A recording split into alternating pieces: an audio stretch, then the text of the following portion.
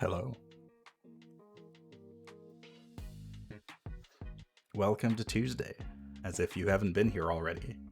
If you're If you're just aware that it's Tuesday right now, then I don't know what to say. Although, if you challenge me that it's not Tuesday, then you probably live in another time zone. But it's still Tuesday here for a little while. Oh, I'm going to do worse than ranking the films.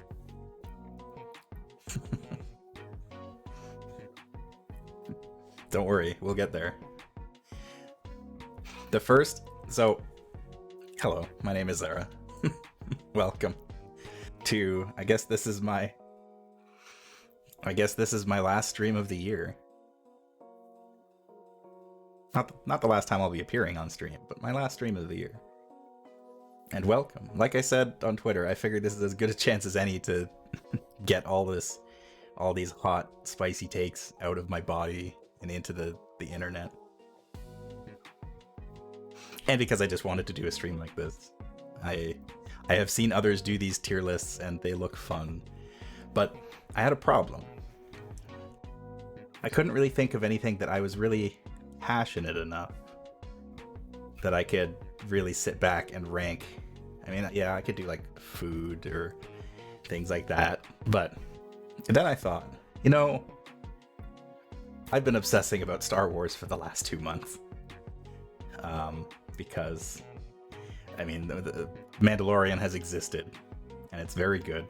I am going to do my absolute best not to spoil any major things from the second season, because I know some people haven't seen it yet. And I would ask that anyone else here try not to spoil season 2. Season 1 is fair game. It's been out for a year already, so it's kind of, the statute of limitations is up on that one. But season 2, some people still haven't seen it. It's only a couple weeks old. It shouldn't come up, but we'll see. But I do like Star Wars. I've been playing lots of Star Wars games lately too, and that got me thinking that, hey, you know what I should rank? I should rank Star Wars video games, because I've spent my whole life playing them. But I looked all over Tier Maker, and there was no template that gave me the kind of satisfaction that I wanted out of a tier list. There was none of them that, I didn't want to just rank the Lego Star Wars games or rank the mainline Star Wars games or the Xbox Star Wars games. No, I wanted to rank all the Star Wars games, or at least as many as I could find.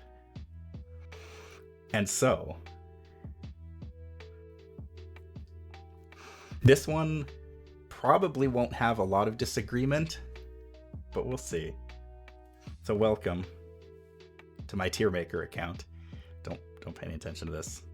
This was done a while ago. That doesn't exist. We're here for the Star Wars video games. This is a tier list that I created specifically for this. And I got every Star Wars game I could possibly find. There are some that are missing. I will concede to that. Okay, maybe we'll do the power ranking. I have a picture somewhere on my PC that actually has it like completed already. I don't have very many OCs on there, but we'll get there at some point. But anyway, I went through a list on Wikipedia of Star Wars video games, and these are the ones that I could find pictures for.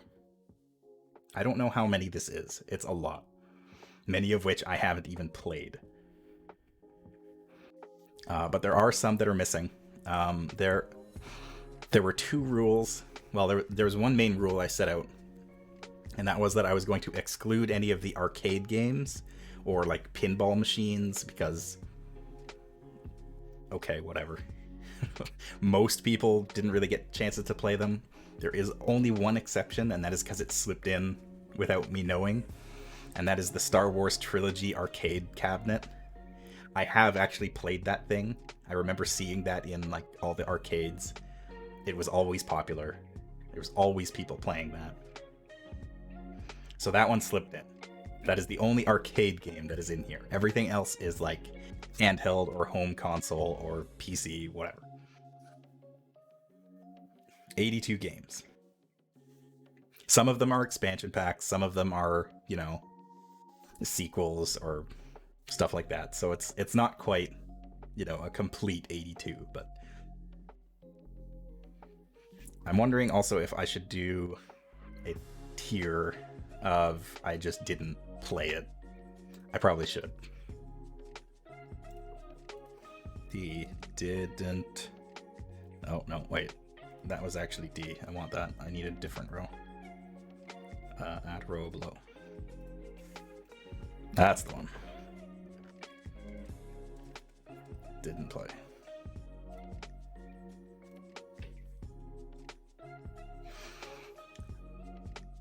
And so here we go, in no particular order.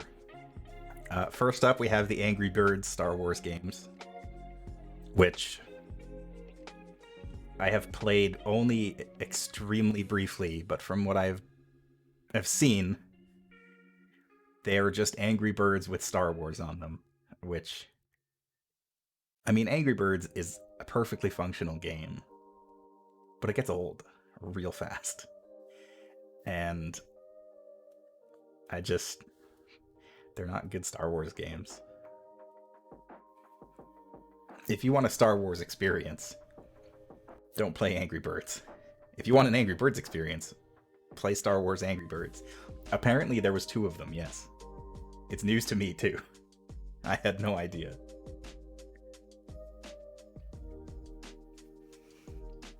There was 1 and 2. That is the extent that I know about Angry Birds Star Wars. And so I'm placing them at D because they're just bad Star Wars games. Even though I haven't really played them, I'm still going to rank them there. This is Battlefront Elite Squadron, which was one of the 2 Battlefronts for PSP. I never owned a PSP. I did not play these games, so I do not know what quality they are. I have played the Battlefront games, but I have not played... where's the other one? There's Elite Squadron, and there was one more Battlefront game for PSP. Where are you hiding? Maybe I didn't have a picture for that one, so... Oh, there it is. Renegade Squadron was the other one.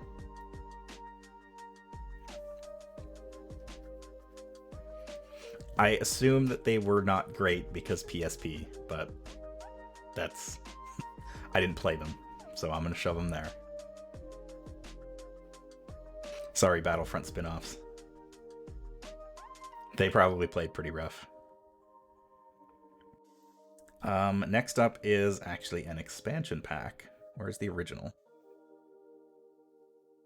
Where are you? There you are. Galactic Battlegrounds. So Galactic Battlegrounds, or SWGB, as it will always be known in my heart, was essentially a reskin of the game Age of Empires 2, Age of Kings, but with Star Wars. Like, literally, it played exactly the same way as Age of Empires. Exactly. Same tiers of buildings, it's just all of your guys could shoot because they had guns. Not all of them, but most of them. And it was still a lot of fun. Yeah, I think it had some of the same cheats.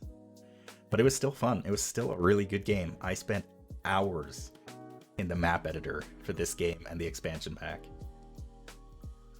So this game is extremely important to me.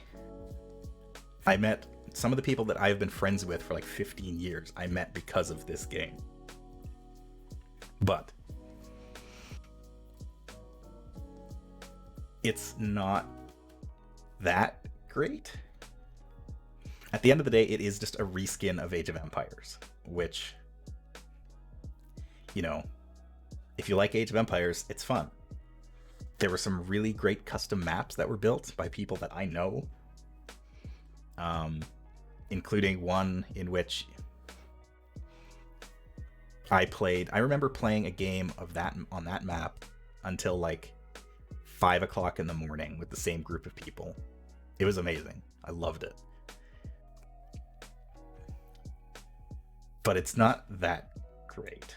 So I'm going to put Galactic Battlegrounds and the expansion pack clone campaigns, I'm going to put them at solid B. They're very good. Like, they do what they set out to do. But there are better Star Wars games out there. They're very important to me personally, and so I don't take any offense if anyone thinks they're not that great. But I think they're pretty solid. Jedi Power Battles is in here.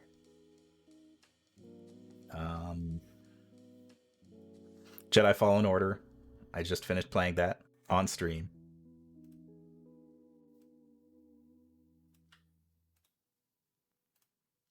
Jedi Fallen Order is pretty good. As far as Star Wars games go, I'd give it a solid A. I wouldn't put it up in the top rank just because there are things I would have loved to see out of that game. I would have loved to see more out of it. And I feel like they were maybe rushed a little bit. Star Wars Demolition. Oh, we're getting there. But yeah, Fallen Order was very good. It's one of the best Star Wars games that we've had in years. And I would highly recommend it to anybody that likes, Sekiro or, the Dark Souls kind of gameplay. I would recommend it because I had a blast with it. I played it twice now. It's a lot of fun. It's good. It's not the best, but it's very good. Dark Forces. Of course, Dark Forces is the game that launched a franchise. But how good, really, is the original Dark Forces?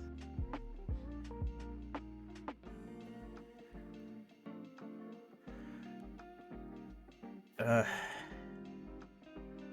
have to see if... I'm sure it's on here, but I have to make sure. Where is it?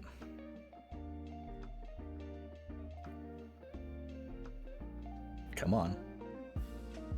Do I not have Dark Forces 2? Oh, there it is. Jedi Knight. Okay. Okay, Dark Forces, I'm giving a C because it's a very important game. It introduced the world to Kyle Katarn, who's a great character. But I've gone back and I've played Dark Forces. It's not that good. It's not that great. It's perfectly serviceable. But in all honesty, if you're gonna go back and if you're gonna play one of those games, play Jedi Knight. Jedi Knight is a good game. And if you really want to do that, Jedi Outcast is an even better game.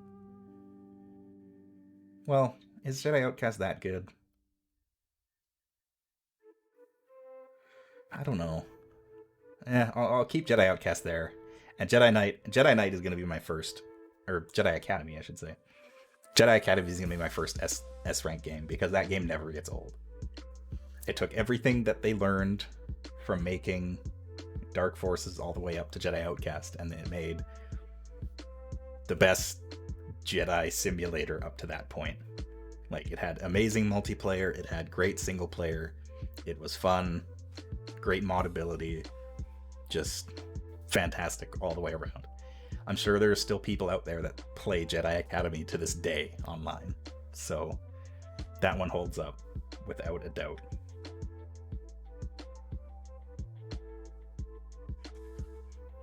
No questions from me there. Star Wars Demolition. Now, I have played a very small amount of Star Wars Demolition back in the day. Pio, if you have any strong memories of Star Wars Demolition, do you remember if it was any good or not? Because I don't. I seem to remember it not being that great, but it was also fairly late in the whole life cycle of the demolition shooter game, that whole genre. So I think it kind of missed that boat. The only thing that I remember is that Boba Fett is one of the vehicles. Like Boba Fett himself just flying around on a jetpack, and his legs just kind of like dangle beneath him and wiggle around as you fly. It's very silly. I seem to remember it not being that great. And because, I mean, sure, Twisted Metal was fun and everything, but how good were those kinds of games really when we think back on them? There was one thing that you did, and that was it. They were pretty good for like a party game for a while, but they didn't really have a lot of lasting power. There's a reason why those games don't really exist anymore. I'll put it at a C, because I'm pretty sure there were much better games out there that you could play. They do. Demolition shooters still exist. Star Wars video game fact.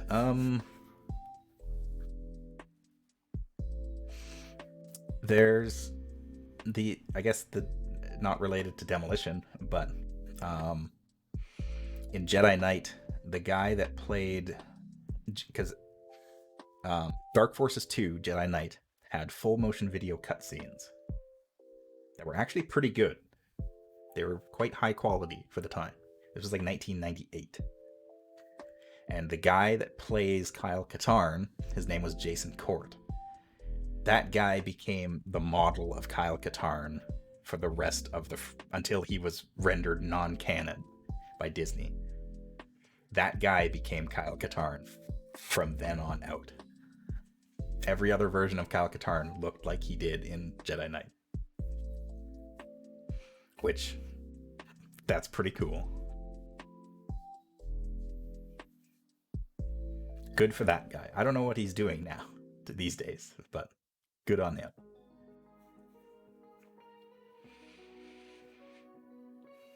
I have no doubt that a demolition shooter could get popular again, but it's...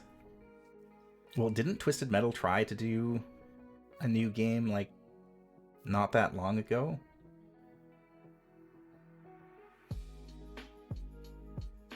I feel like Twisted Metal was trying to do like a new game not that long ago, and nobody really cared. Yeah. That one was just bad. Not a good demolition shooter. Yeah, that's true. It's just the landscape of video games has changed. The demolition shooter needs to evolve as a genre. It needs to bring something else to the table, or else it's just an old game. All right, moving on. We got Star Wars Flight of the Falcon for the Game Boy Advance. I never played it. There's a bunch of Game Boy Advance games in here that I haven't played because I didn't. No, I did. I did own a Game Boy Advance, but I never owned any Game Boy Advance games. Don't ask me how that happened.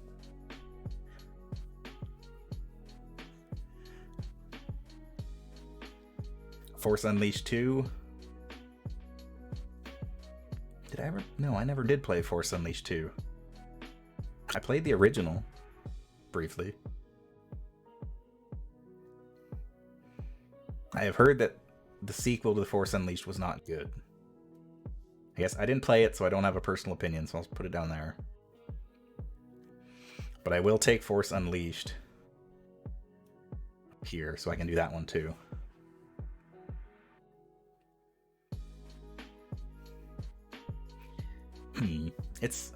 It's tough.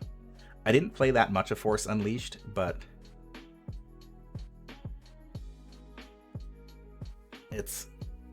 it felt kind of janky to me.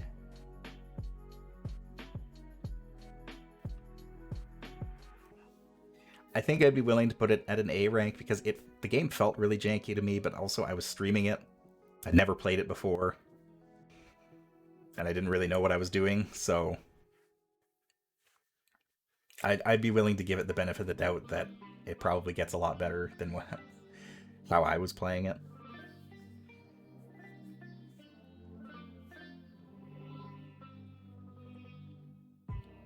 the PC versions were not good ports. That would explain it, yeah. That would explain a lot, because I never did play them for consoles. So I went real old school with this. I went as far back as I could. So next up is Star Wars Jedi Arena for the Atari 2600. I have never played this game. I've never played this game, but I have seen gameplay of it. And honestly, I'm still going to rate it because I think it looks terrible.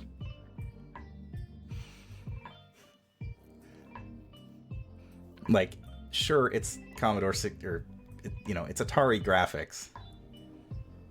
But it was incomprehensible. I've seen footage of it, and it's just, I can't parse what is happening. There's like electricity flying around, and you've got to move your lightsaber back and forth. It doesn't look good. It doesn't look fun at all. Maybe for the time, but it has aged like milk.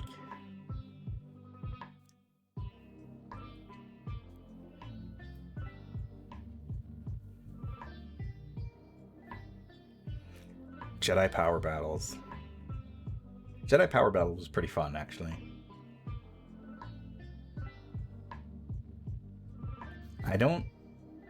I remember playing Jedi Power Battles on the PS1 with my brother, like a long time ago.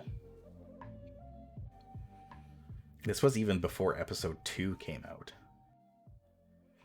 Because there are characters in this game, playable characters. You can play as Plo Koon and Ayla Secura and Depa Billaba.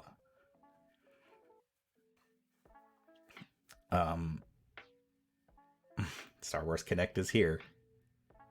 It's coming. Jedi Power Battles was a lot of fun, but the thing is, it came out before Episode 2, so everyone's lightsaber colors are all weird. Like, Plo Koon had an orange lightsaber, which got me super excited because I was like, oh man, orange lightsaber, sweet. And then it turns out, no, he's just got a blue lightsaber in the movie. Oh, well, that's boring. But it was very arcadey. Hack and slash, jumping around. You can get a power-up that makes your lightsaber blade super long. It was funny. It's solid. It's not the greatest game ever made, but it's not bad. Not bad at all. I'd be willing. It's perfectly middle of the road. I don't remember which one this is. I think that might be Star Wars for the... This is either the Famicom or the NES version. Which, again, I did not play. I didn't play. But the footage that I saw from this game, it's a really weird platformer. If that's the game, I think it is. It is basically the Japanese produced version of it, which is like, everything's really weird. It has nothing really to do with the movie. And at the end of every level, you fight Darth Vader as a boss, who then morphs into an animal. And you have to beat the animal as the boss. It's weird. I think that might be that one.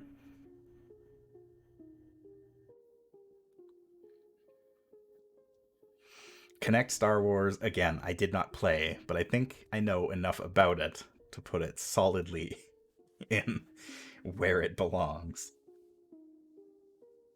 Scorpion Darth Vader is the strongest Darth Vader. It's true.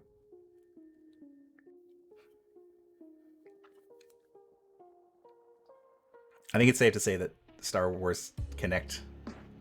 Is it Kinect Star Wars or Star Wars Kinect? Whatever it is, I think it belongs in the lowest tier I can put it in. Fairly. Because that game... It didn't seem like it worked very well. The only redeeming quality is that it gave us those songs. It had the Star Wars Just Dance sequences in which we got to hear Han Solo sing about being Han Solo, and Emperor Palpatine sing about how evil he is. That is the only thing I'm willing to give it credit for.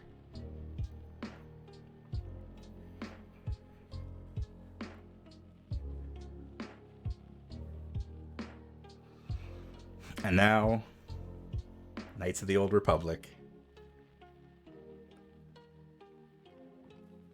We all know about Knights of the Old Republic, about KOTOR. If you don't, you should go play it, because both of them are quite good in different ways. The first one is very good in a very straightforward Star Wars adventure way. The second one is very good in a very not straightforward Star Wars way. All in all, KOTOR 1 is very much an A-rank game. I enjoyed it, but I've played through it a couple times, and I'll be honest, I haven't really felt a strong need to go back to the first one. It just doesn't really interest me that much. I feel like I got what I wanted to out of that game. KOTOR 2, on the other hand, I think KOTOR 2 is easily our second S rank. Even despite its imperfections, its rushed release, I think I've gone back and I've played through it like 3, maybe 4 times. It's one of the best examples of a Star Wars game. It's one of the best Star Wars RPGs. One of the only Star Wars RPGs. It's good. It's all the way around. It's good. It's fun. It's got great writing. If you haven't played a KOTOR game, play the first one and then play the second one, because just playing the second one will feel weird. Because it definitely is an iteration on the first, and not having that context. I guess not having that context isn't the end of the world, but I would say play the first one first, play the second one second, and enjoy both. It's a little bit broken. It still works. It still works just fine. And if you ever wonder whatever happened to KOTOR 3, well, so do the rest of us.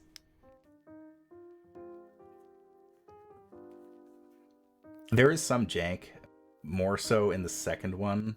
The second one is Obsidian, not BioWare. But the first one is surprisingly non-janky.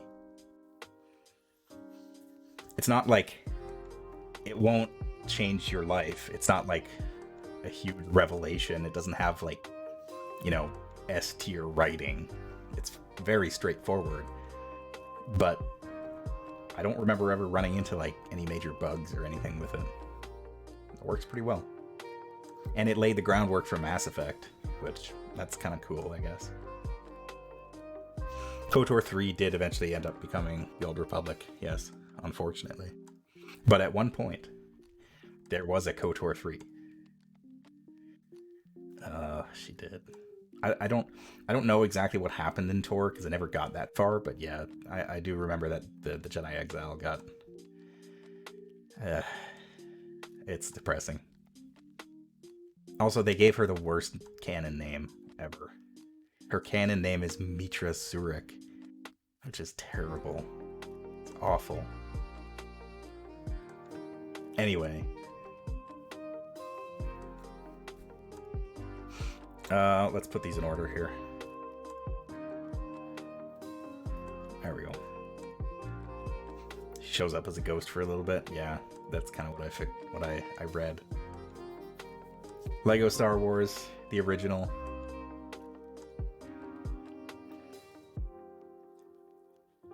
Lego Star Wars, the original video game.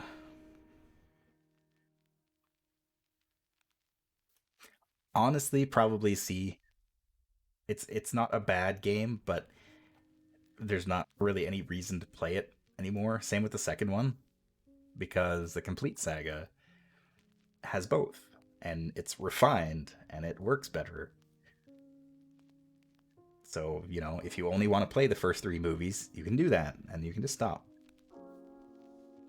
Or if, you can play whatever you want. The only thing that it's missing is Dex's Diner as the hub world. That's the only thing that we didn't get in the complete saga, which is unfortunate.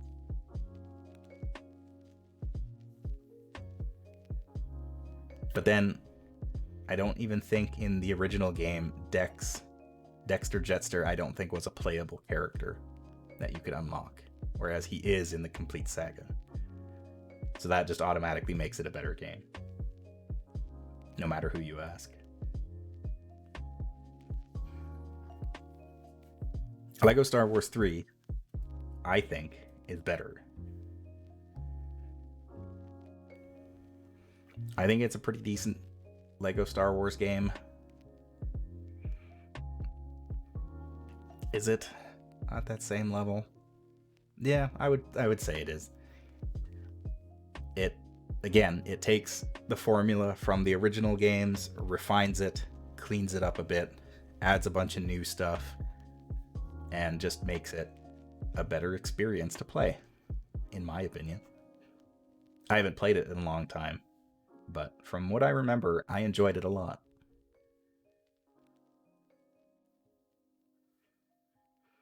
And there was a lot of content. Enough that I did not feel like going back and unlocking everything because I didn't want to play through all those stages again.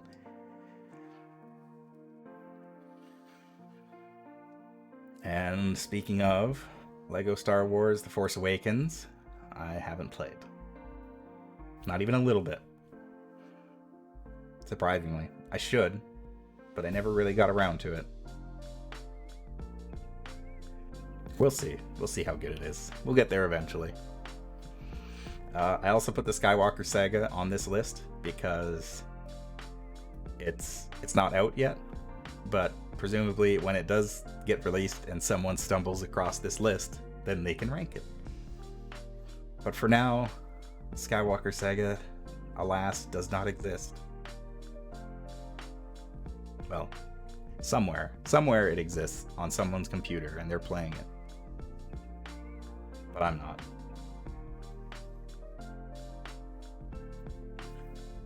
Alright, now we're getting into the good stuff. This is Masters of Teräs Käsi. This is the Star Wars fighting game for the PS1. Kudos to anybody if they remember this. I've played this game.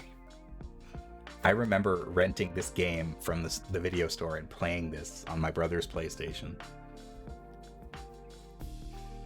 And it is bad. Let me tell you how bad that game is. It looks bad, it plays bad, there are characters that are obscenely overpowered. It's terrible. The only redeeming quality about it is that one of the characters you can play as is a Gamorrean guard. Oh, I think a Gamorrean guard is playable. There's also a Tusken Raider that you can play as, a sand person, whose name is Whore. So, have fun with that.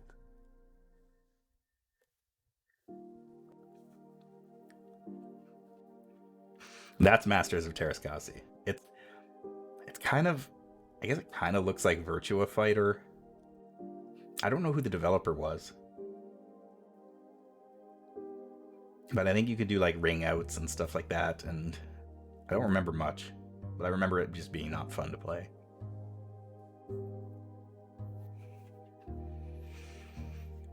Star Wars Monopoly. My family had an actual, like a real life Star Wars Monopoly board. Like the one from the 90s when they re-released the original trilogy. That's the one that we had, and I played a lot of that when I was young. More than I should have, because Monopoly is a bad game.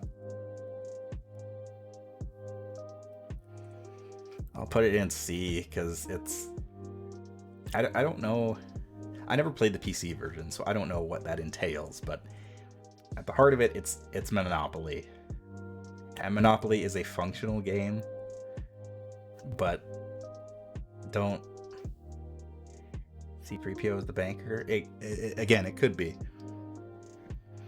In the board game version, it was just, I think C-3PO was a piece you could play as. I think it might have been both droids. But that was before the prequels even came out. That was like old school.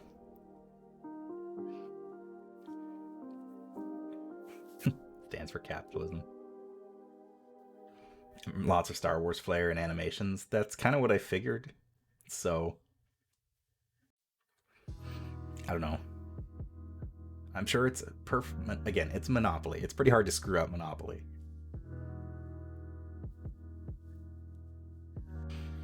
Jedi Knight Mysteries of the Sith. Oh, right. I forgot about this. Mysteries of the Sith was the expansion pack for Jedi Knight that I never actually played. I'll stick it with Jedi Knight, just because it was basically the same game functionally, but it's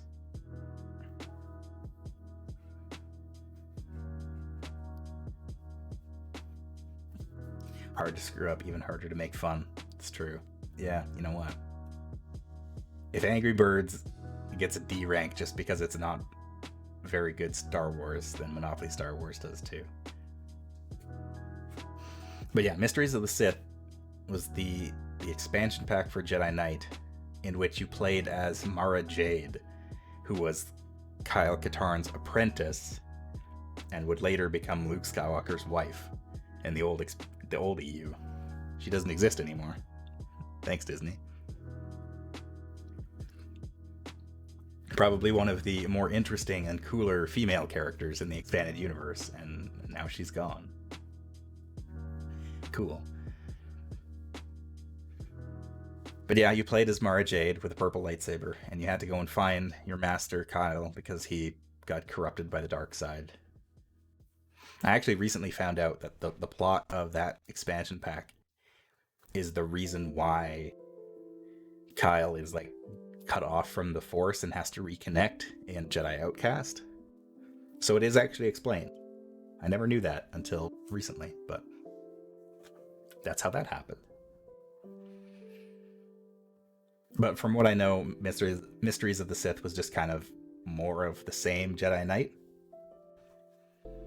A little bit, some new character models, some new toys and stuff, but largely it was still just kind of the same thing.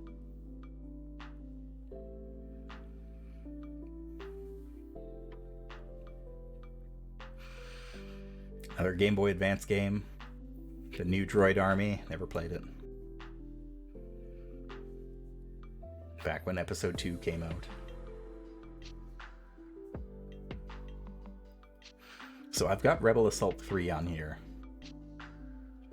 I'm pretty sure there are 3 Rebel Assault games, but I don't know if I have the other ones. Here's Rebel Assault.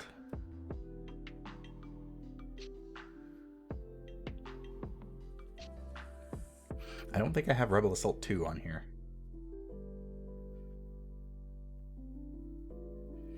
I'm pretty sure I have played a Rebel Assault game on like the PlayStation. It was like a rail shooter. Maybe it was Rebel Assault 3. It wasn't very good, but I can't confirm which one it was.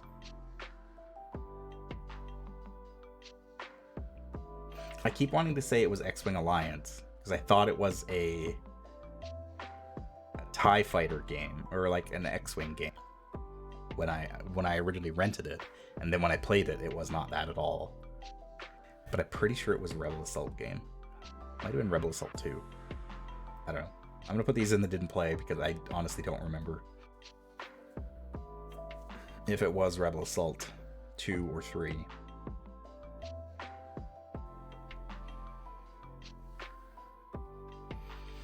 Oh, Star Wars Rogue Leader. Okay, we'll start with Rogue Squadron, I guess. Rogue Squadron, everybody's played Rogue Squadron. At least that's what it felt like. if you had an N64, you had Rogue Squadron. It was the definitive flight sim of the time. And that was after the days of X-Wing and TIE Fighter. I was on the console, and Rogue Squadron was a very good game. However, Rogue Leader took everything about the original and improved it with much better visuals. And like that, I think Rogue Leader still looks good even today. Even for being however old it is, like 15, more than 15 years old. Rogue Squadron was very good, but it looks dated now. And it just, I feel like there's no reason not to play Rogue Leader if you can. It's that much of an improvement over the original. And it's got more interesting scenarios, especially for me. I love the Battle of Endor. I love it so much. And Rogue Leader finally let me play the Battle of Endor firsthand. There was no Battle of Endor in the original Rogue Squadron. There was the trench run. But I mean, come on. The trench run is overdone. Everybody's done the trench run. Let me blow up Super Star Destroyers.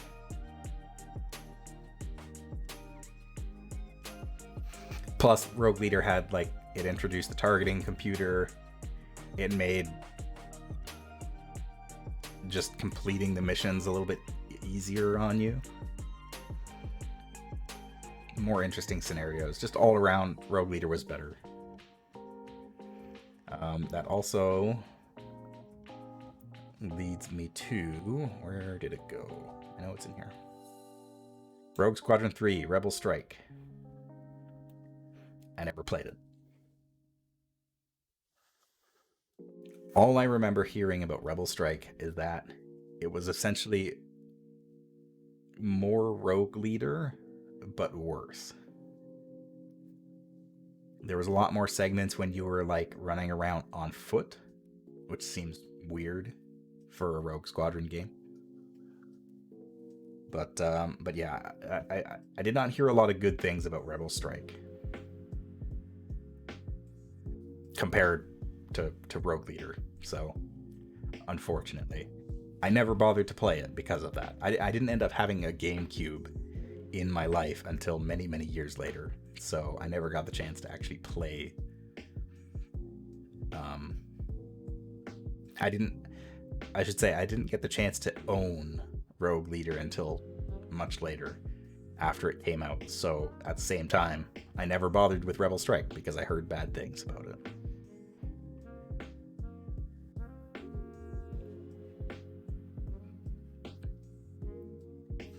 I guess continuing on with the flight sims, we got Star Wars Starfighter, which I think was kind of a spiritual successor to Rogue Squadron in a way.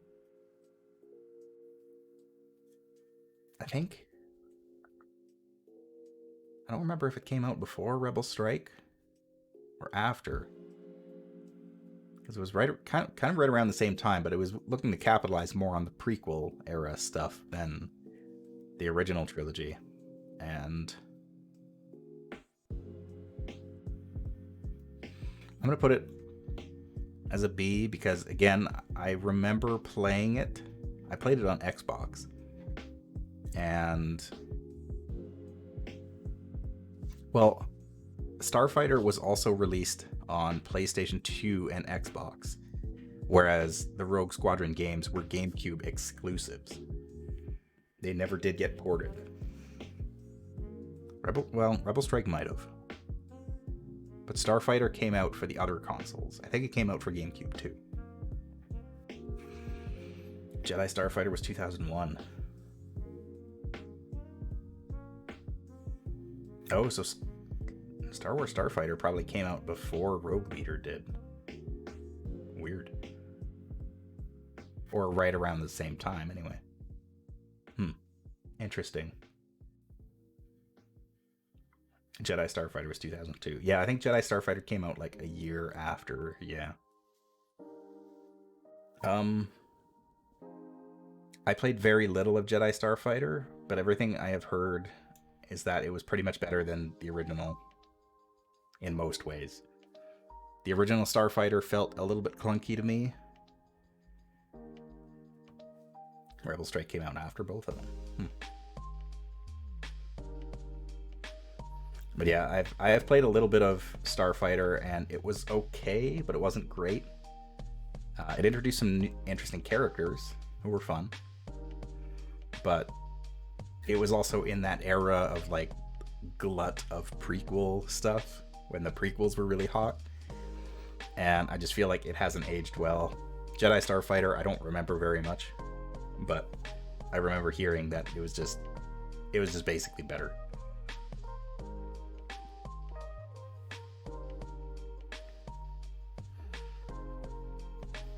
Where are we at? Empire at War.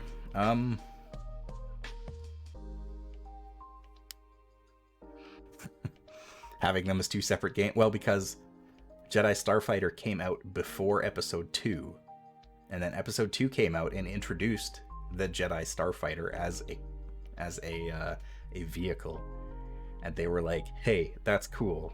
We're gonna make that a game."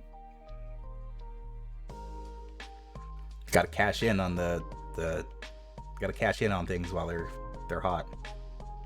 Strike while the anvil's hot. Well, the anvil isn't what gets hot. Anyway, Star Wars Empire at War was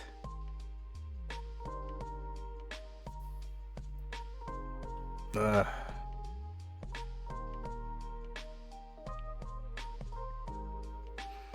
do I put Empire at War? Where did it go? Empire at War is pretty good. I'd give it an A rank. It's a strategy game, real-time strategy. The space...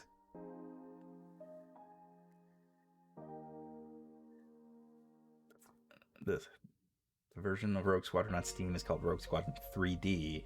Yes, P.O., you're right. I don't know why, but it is.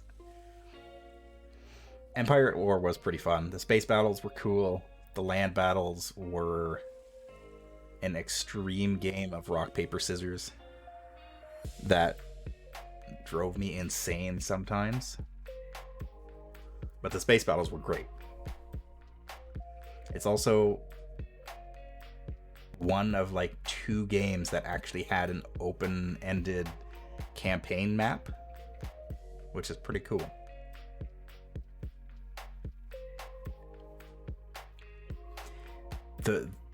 PO, the Rogue Squadron games, even Rogue Leader and Rebel Strike, are notoriously difficult to emulate as well. I don't know if it is actually possible to emulate Rogue Leader at all. I don't know if anybody has ever figured it out. I don't know why, but it's one game that's just we can't figure it out. It can't be done. We don't know how to emulate it smoothly. We just can't do it. If you want to play it, get a GameCube. Maybe Dolphin did it last year. I'm not sure. But I remember like a few years ago, it was just no. It was just good luck. You can't do it. I wouldn't be surprised if somebody figured it out, but so Empire at War also had an expansion pack called Forces of Corruption, which completely broke the game's difficulty over its knee. I'm going to give it a B because while Forces of Corruption introduced a lot of interesting new content, it made the game really easy. It introduced a third faction for you to play as, like the Underworld.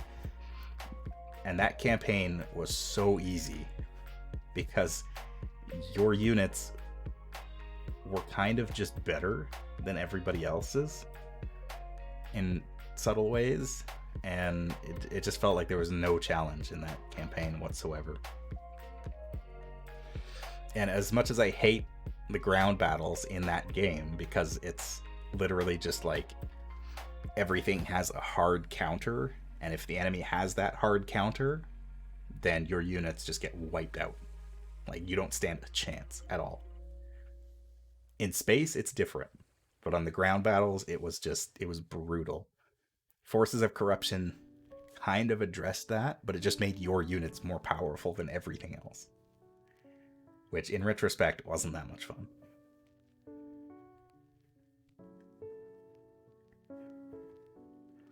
But it did introduce Super Star Destroyers. I can't be too mad about that.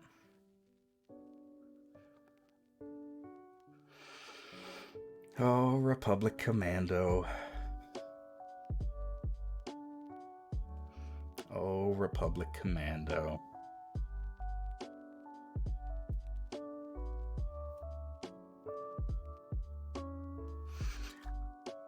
I gotta put Republic Commando at an A because I have tried playing that game multiple times, and it has never gelled right. I recognize that everyone who likes the game loves it. They think it's like one of the best Star Wars games ever made. Period. End sentence. I have never really liked it that much. It has always felt weird and janky to me. So I recognize that it is a good game, and I like the characters. But I could never get into it for some reason. I played the demo. I remember playing the demo of Republic Commando when it came out. They released, before it came out, they released a PC demo, and I played it, and I was like, okay. And I never did end up buying it, but I remember renting it for Xbox way back in the day, and I played it a bit, and it just never clicked. I can't tell you why.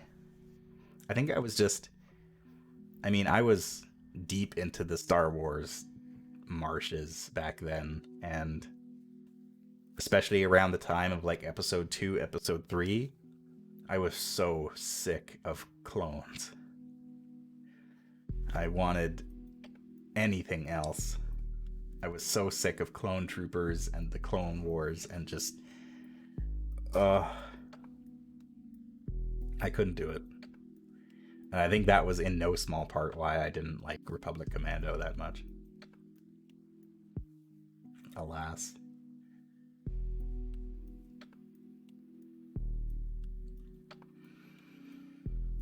This is Return of the Jedi. Might be for the Famicom. I don't know. Either way, I didn't play it.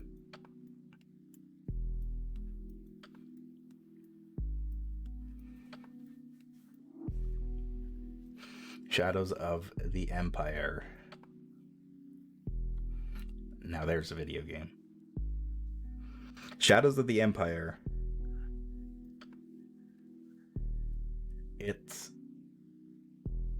I don't want to say it hasn't aged well, because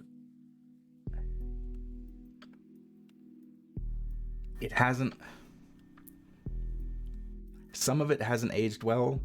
Some of it has. It's still fun to play, but it's weird. It's an old shooter, so it doesn't feel very natural anymore.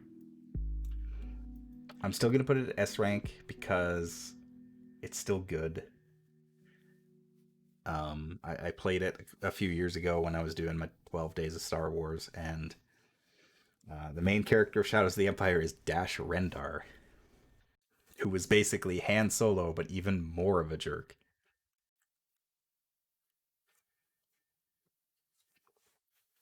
And then he was never seen again. Dash Rendar, as a character, never really kind of took off beyond the Shadows of the Empire project. Shadows of the Empire also gets credit for being basically the closest thing that we ever got to a new Star Wars movie in the 90s. There was a lot of talk back in those days that Shadows of the Empire might actually get made into a full-fledged movie, because it was a whole media project. Like, all around the same time, there was the Shadows of the Empire video game, there was a comic book series, there was a novel, and there was a soundtrack.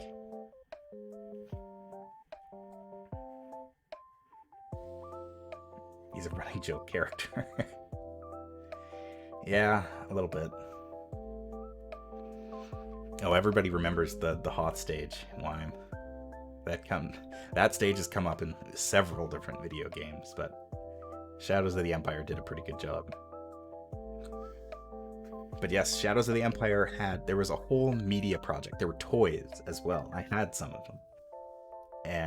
But we got pretty much everything other than an actual movie. There was everything else. And it didn't all tell the same story either. Like, the comic books, I think, focused more on Boba Fett and like the bounty hunters. The novel was actually like following the main characters. Like, we actually follows like Leia and Chewbacca as they infiltrate Prince Shizor's palace and that stuff. The video game focused on Dash Rendar and his story and how he affected things. So it was really weird. It was really different.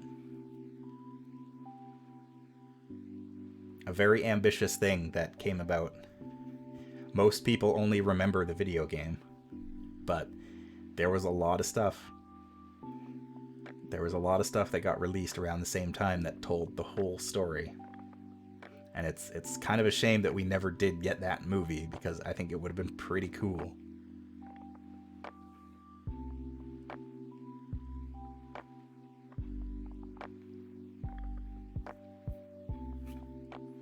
What is this?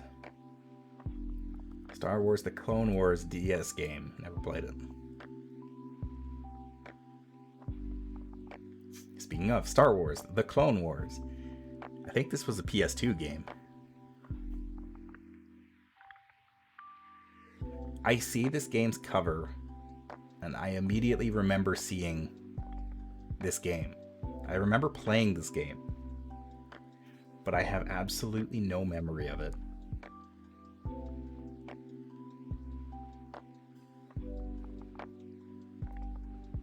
I'm gonna put it as a C. I definitely remember that game, and I remember playing a bit. It was like driving vehicles around. When I was making this list, I looked up some screenshots of it, and I definitely played it. I know I did. But I remember nothing about how it played. So, a C it is. Star Wars The Empire Strikes Back for the Atari 2600. I also have not played. I think that's the one where you literally just fly back and forth in a little speeder, and you have to shoot the weak points on the walkers.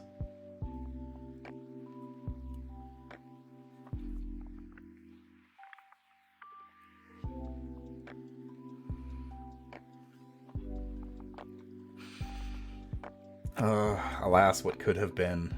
Star Wars The Old Republic.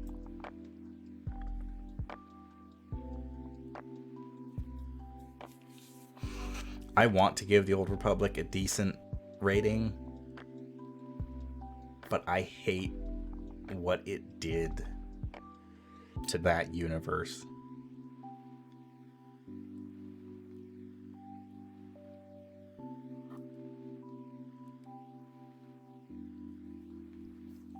Like, the way that everything, that the universe is set up in the Old Republic is just, I just hate it.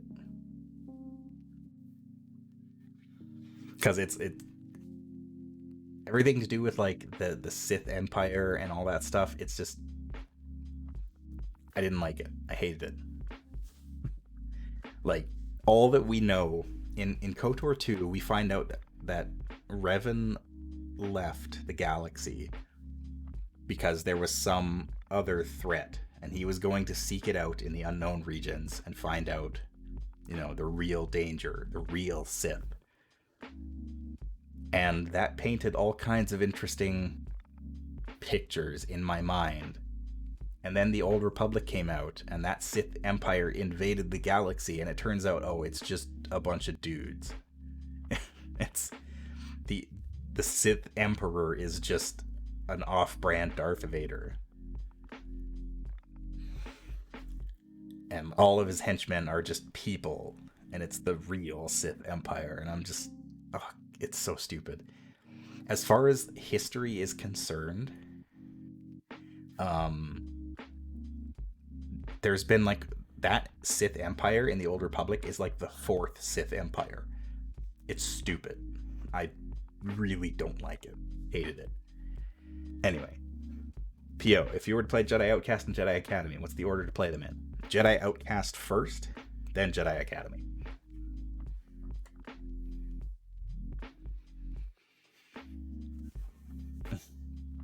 It's Dark Forces was the original, then it was Dark Forces 2, Jedi Knight, then it was Dark Forces 3, Jedi Knight 2, Jedi Outcast, and then it was Dark Forces 4, Jedi Knight 3, Jedi Outcast 2, Jedi Academy.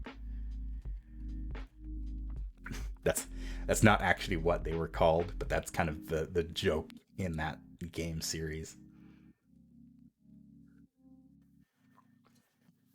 Technically, Dark Forces 2 was the second, yeah.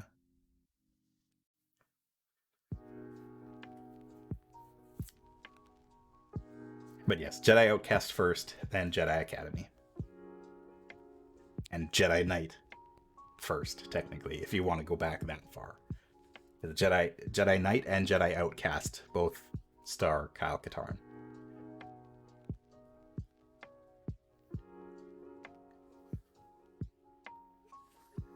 But yeah, I wish the Old Republic was better.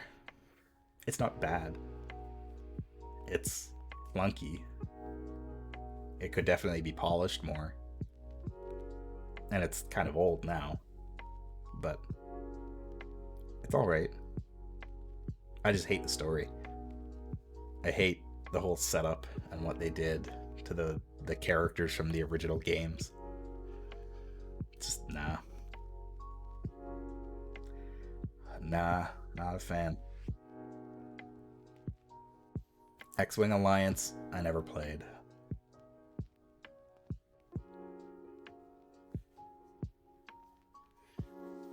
Oh, Yoda stories. Yoda stories. Let me tell you a Yoda story. So Yoda Stories is a PC game that it's one of those like weird kind of like desktop games in the same vein as like Chips Challenge and that kind of stuff. It's a puzzle game basically, but it ran in like a window with like Windows assets kind of thing. And it was a puzzle game where the locations of items were randomized, and so you had to like go and talk to NPCs and go collect stuff. And you played as Luke. You could attack people with your lightsaber and blaster, and you had to go and find the items that would complete the level, and then you would move on to the next level. That was the PC version. It was basically a Star Wars roguelike, kind of. I had the Game Boy version.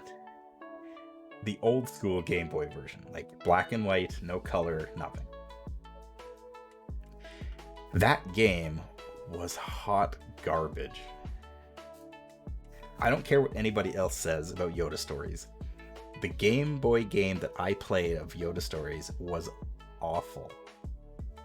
It wasn't randomized, but as a kid, I literally could not figure out how to beat the first level. I couldn't do it. It just didn't make sense to my little child brain at all, and I never beat the first level. I think eventually I looked up like a walkthrough and managed to get to the second level, but even then, it was also really hard.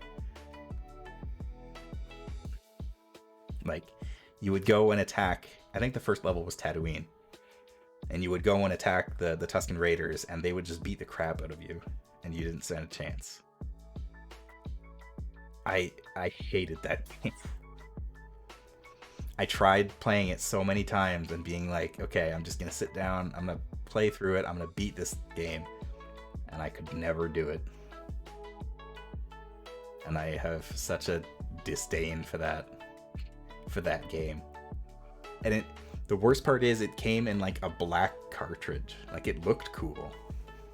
The cartridge itself looked cool with like the black and the yellow text, but it was awful.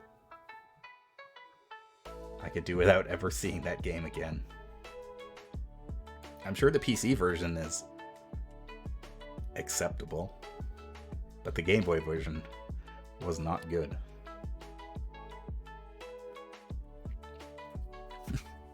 Hopefully, Shakes never gets there in 50 Shades of Grayscale. I'm sure that there are many better Game Boy games to choose from, but God help her if she does. Star Wars Episode 1 Battle for Naboo. I also never played that.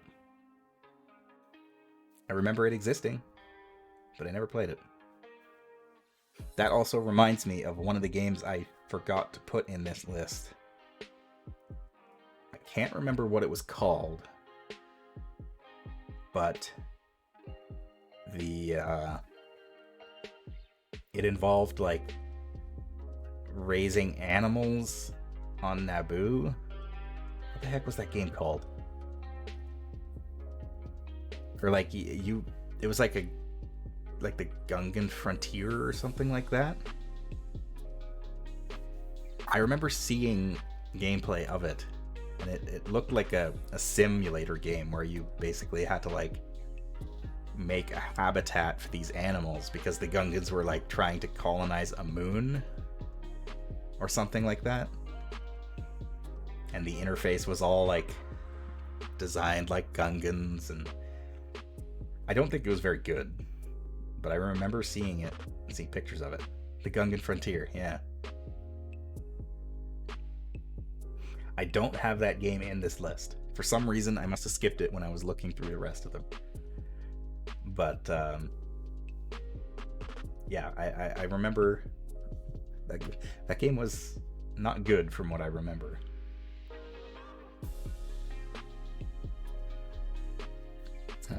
Let's do these. Put these in the right order.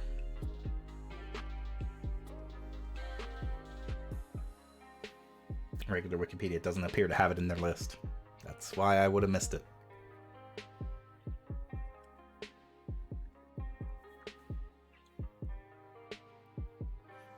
Star Wars Battlefront. The original Star Wars Battlefront.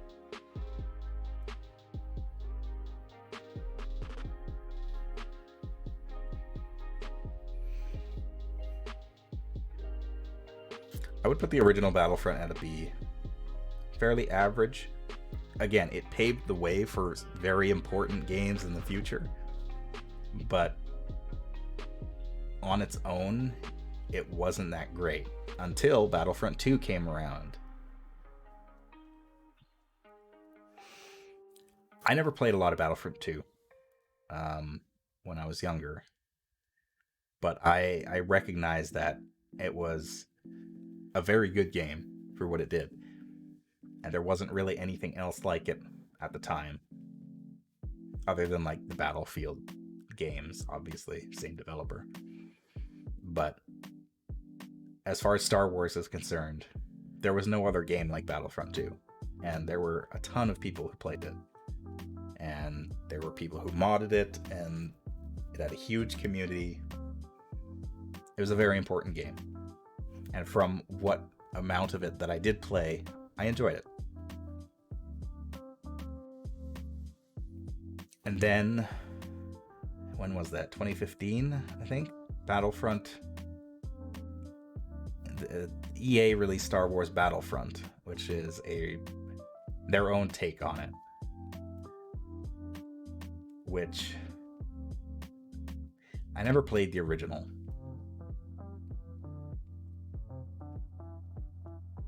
I don't remember why I want to give this a lower ranking.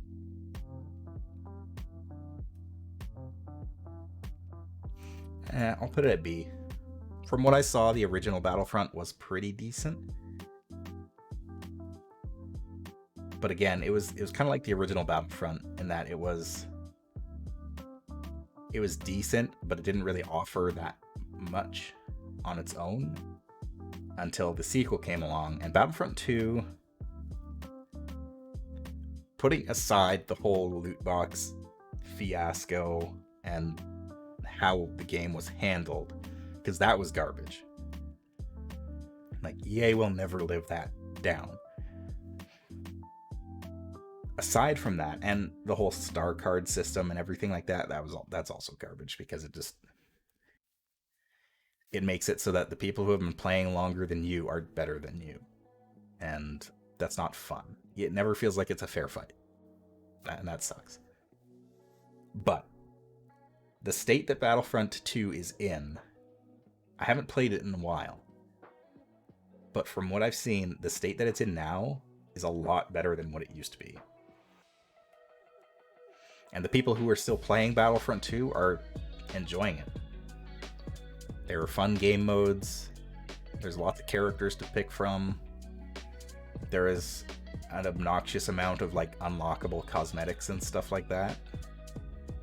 But on the whole, it's pretty decent. And even from what I played, it wasn't bad.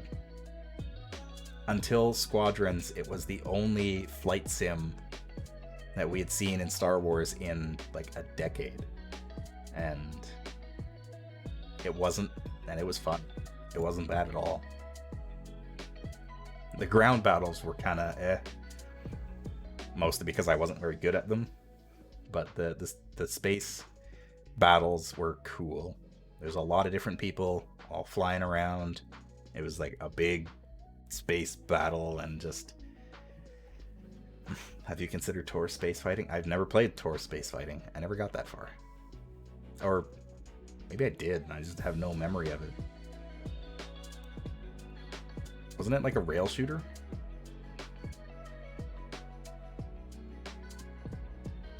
That's what I seem to remember.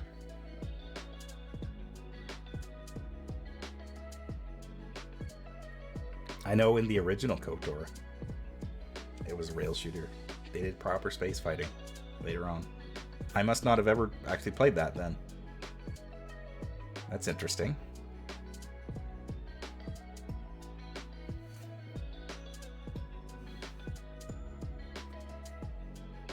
Star Wars Bounty Hunter. Again, Star Wars Bounty Hunter is a game that I never played that much, but I always wanted to play more. So I'm going to put that in A.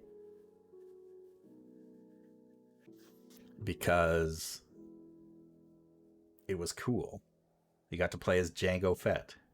You were a bounty hunter, and you got to like hunt bounties. And there was a whole system of like, you could lock onto multiple targets because you had two pistols and you could shoot at two different targets at the same time. It was cool. I remember it being kind of revolutionary, and you know, you had a jetpack and other tools and whatnot. The little of it that I played was a lot of fun, and I always wanted to play more, so I would say that Bounty Hunter is up there as far as fun Star Wars games. And I don't think it ever got like a re-release on like PC or anything like that. Sadly. So you pretty much have to just go back and emulate it, which is a shame, because I think that is a game that deserves more love for what it was. It was a cool concept that was executed well. Thumbs up.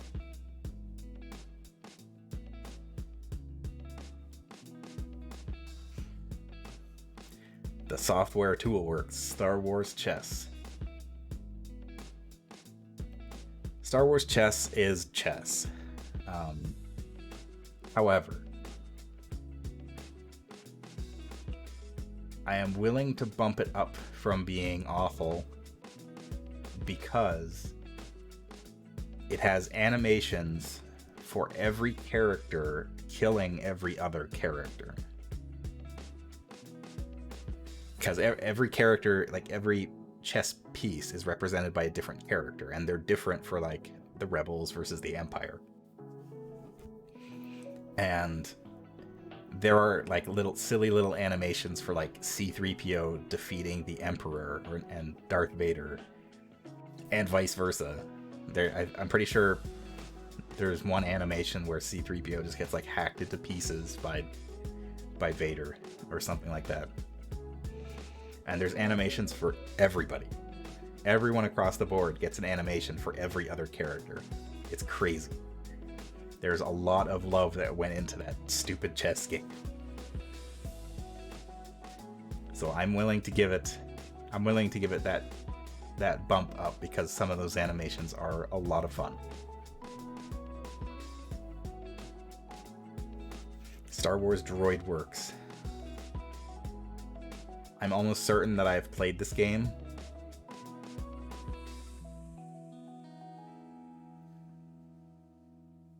I'm pretty sure I played that at someone else's house.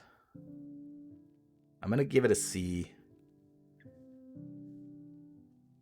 Yeah, I'm gonna give it a C because it's like a puzzle game, but you got to like build droids. And from what I remember, it wasn't good, but it made me kind of want to keep playing. So I'll leave it as C. It was one of those, like, I'm pretty sure it was supposed to be an educational game. Like, it was meant for kids. And me and my friend had some time just kind of messing around with it. And we had some fun with it, but yeah. Pro Droid. That's right. Okay, this game is... I don't know what the title of this game is. It might just be Attack of the Clones, just episode 2. But I never played it. It's a Game Boy Advance game. I never played it.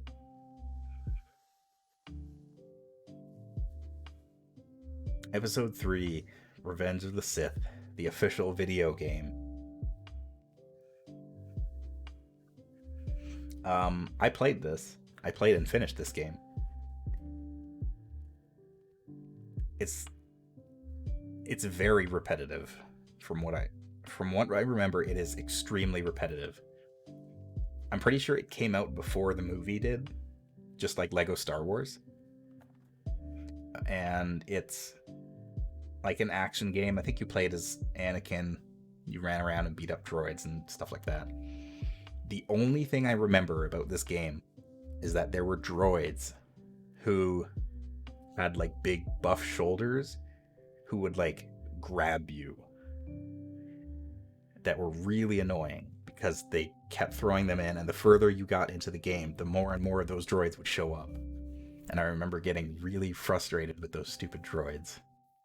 I still beat the game. I rented it over a weekend and I beat the whole game. So I'll give it a C because it is a Star Wars game, but I remember getting really frustrated with just how repetitive it was.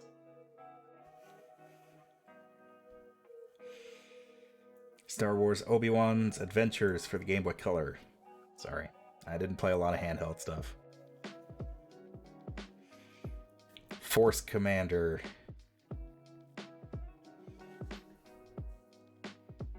I never actually played Force Commander. It is a strategy game, but I remember hearing it is not a very good strategy game. I'll put it in the didn't play category because I don't want to unfairly say something. But yeah, it was a strategy game for PC. I remember hearing bad things about it. I don't remember why, but I also remember that it included a bunch of like rock remixes of Star Wars songs, of the like specifically the Imperial March. It had like weird remixes of songs as background music, and that's weird. So yeah, I don't remember why that game was not well received, why it was poorly received, but apparently it was, but I never played it. I played other strategy games. I played Galactic Battlegrounds, wherever that ended up.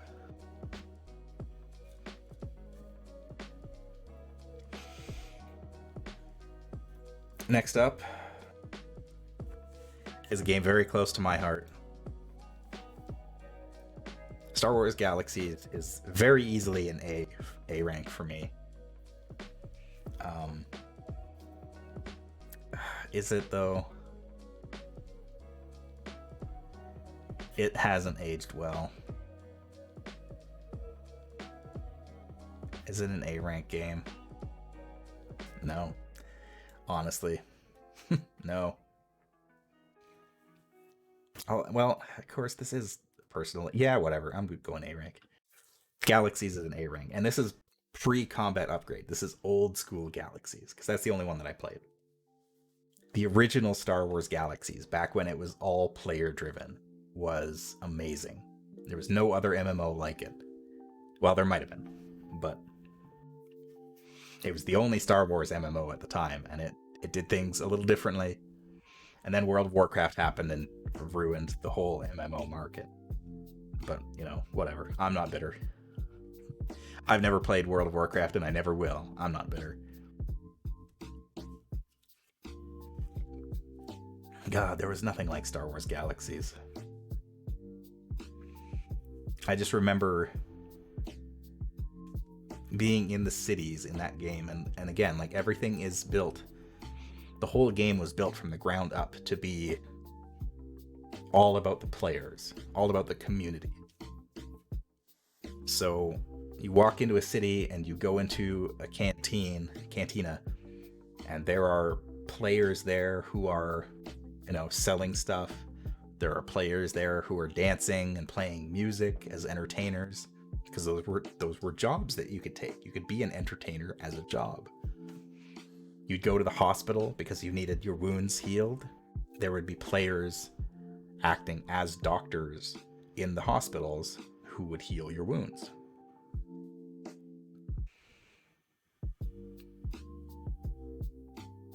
Crafting wasn't a side hustle that everyone could do.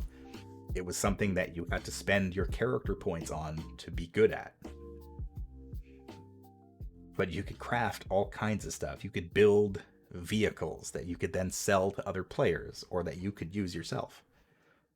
But you had to go and gather the raw materials yourself. You had to go and build, you know, extractors out in the world.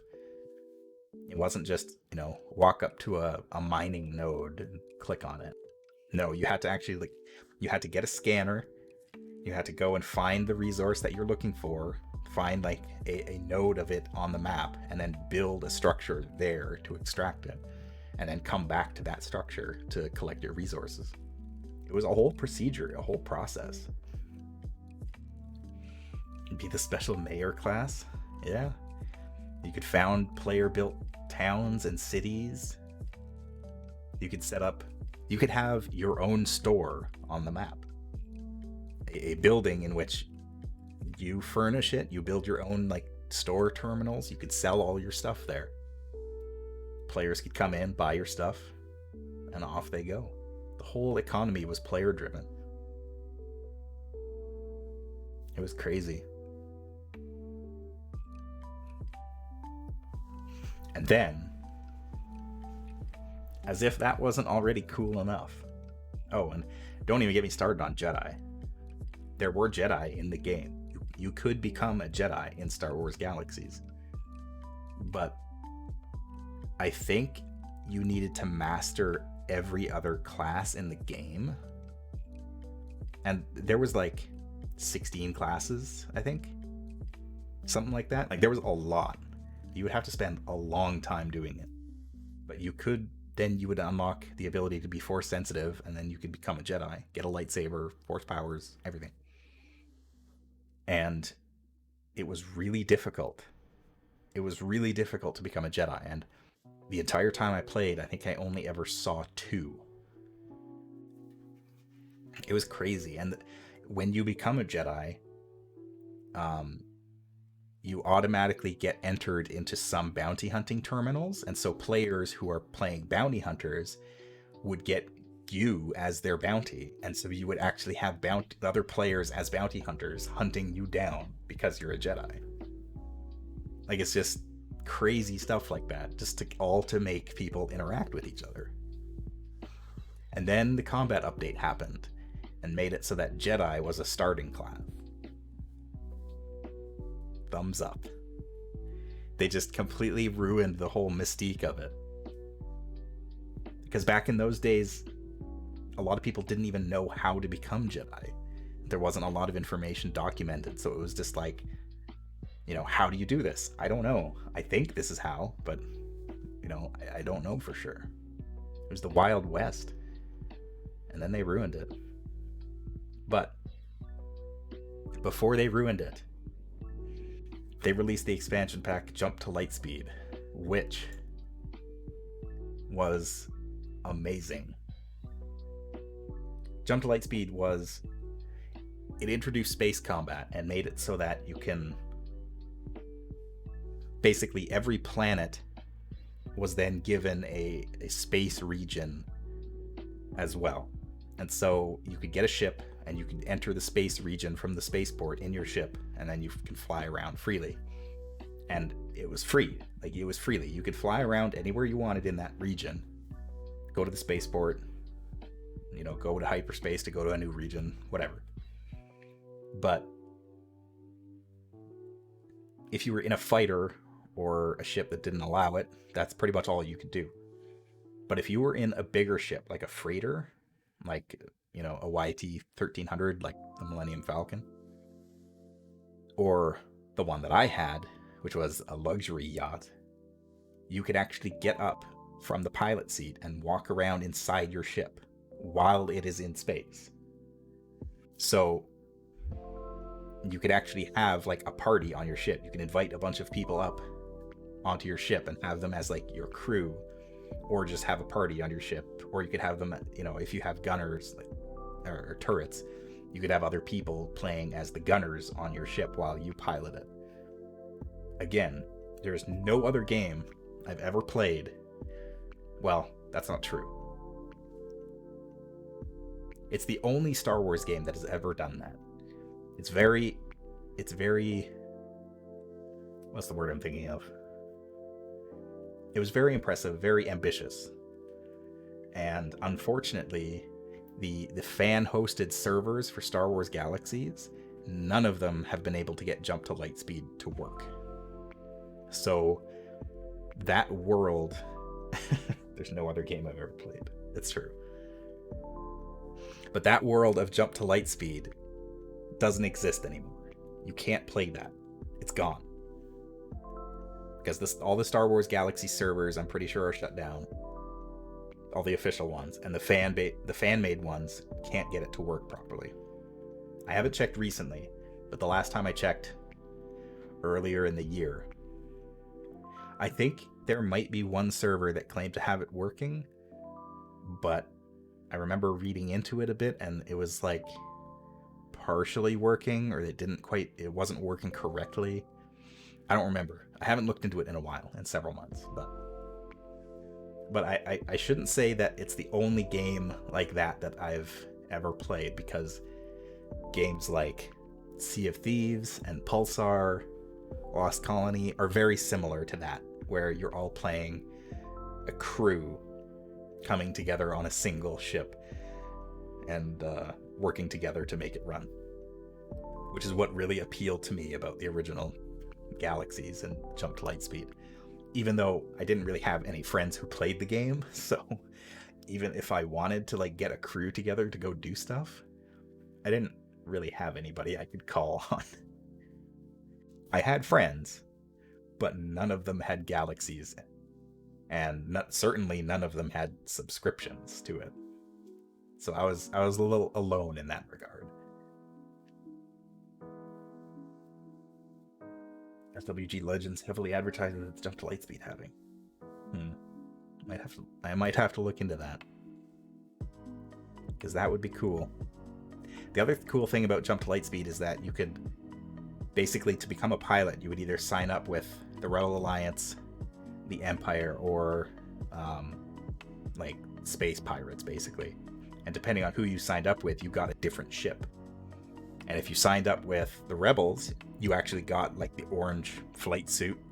If you signed up with the Empire, you got like the TIE pilot uniform. And I think you got a TIE fighter. I can't remember, but there was like a progression. There were a lot of different ships in the game, like X-wings, TIE fighters, TIE interceptors, A-wings, Y-wings. I think TIE bombers were in there, and then there was a bunch of bigger ships too. There's a lot of content, surprisingly. Now, those weren't the only Galaxy's expansions, or Jump to Lightspeed wasn't the only expansion. There were 2 more, but they weren't really full-fledged expansions. I couldn't find good pictures of them, and I also didn't really play them that much. One was about the Wookiees, and the other one I think was more of a content update than a expansion pack. But that's basically when they started ruining the game, and they revamped all the combat and how the whole like class system worked, and they basically looked at World of Warcraft and said, hey, that's getting big numbers, let's do that. And they just completely ruined the whole game. Everything that they had built was just broken, and lots of people stopped playing the game at that point, myself included, because it just didn't appeal anymore. It isn't what I wanted it to be, so I moved on.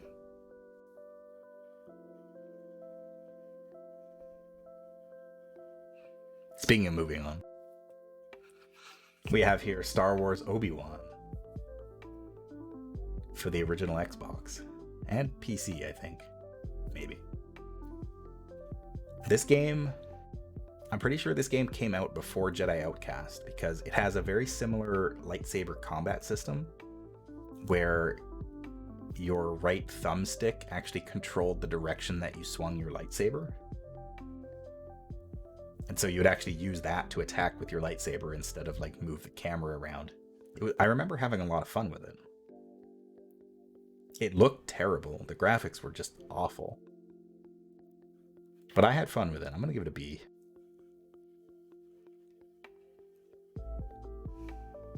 It also introduced me to Cortosis Ore. There's a whole plot line in that game about Cortosis manufacture and droids that could like block your lightsabers. It was weird, but I had fun with it. Star Wars Racer Revenge, never played it. Again, one of those games that I saw in the video store every time I would go to like rent games. And that's it. That's all I remember about it. Obi-Wan was Xbox only and came out before Outcast. Yeah, it felt like a spiritual predecessor to Outcast and Jedi Academy with the way the lightsaber controlled. Oh boy, Star Wars Rebellion. Star Wars Rebellion. Rebellion easily gets an S rank. Now, Rebellion is another strategy game, but it's like it's basically a grand strategy game in the same vein as like Crusader Kings or Europa Universalis. If there's any one game on this entire list that if somebody came to me and was like, we're going to remake an old Star Wars game, I would point directly at Rebellion and be like, that one. Remake that one. No question about it. It is the most in-depth strategy game in the Star Wars franchise. It's got a bit of a steep learning curve, but man, when you get into it, there is nothing else like it. It is so good. But it hasn't aged well. Even for the time that it came out, it looked awful. The interface isn't very good. The space battles look terrible. The camera controls are in the space battles are just abysmal. Yeah, you can send Bothan spies off to die. Or you can be the one to murder them.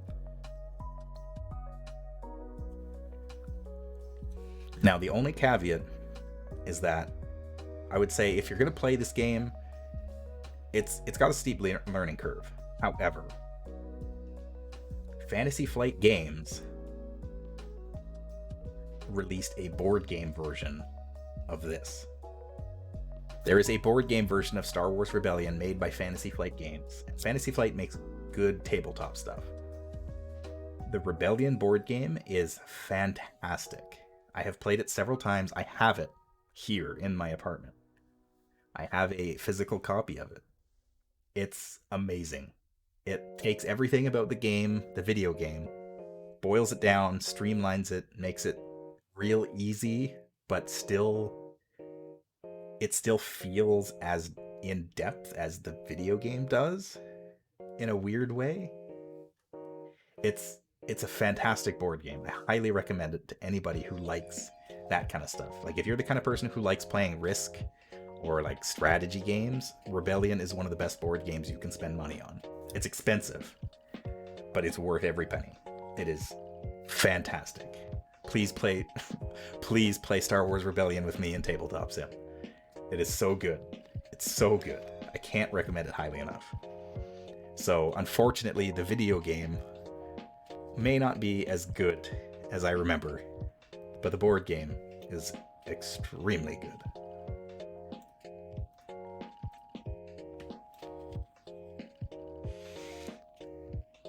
Star Wars Squadrons.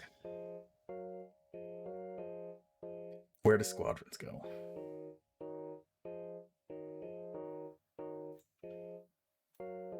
Squadrons is a solid A. Rebellion is also on Steam, so it's not impossible to get working. It is very old, so it only runs in an extremely small resolution. The GOG version might be a little better in that regard. The Steam version doesn't run well on modern resolutions. It runs, but it squishes everything. But yeah, I would say Squadrons is a solid A. I had a lot of fun with it. I only ever did play through the campaign. I didn't get very deep into the multiplayer aspects, but it does what it sets out to do very well.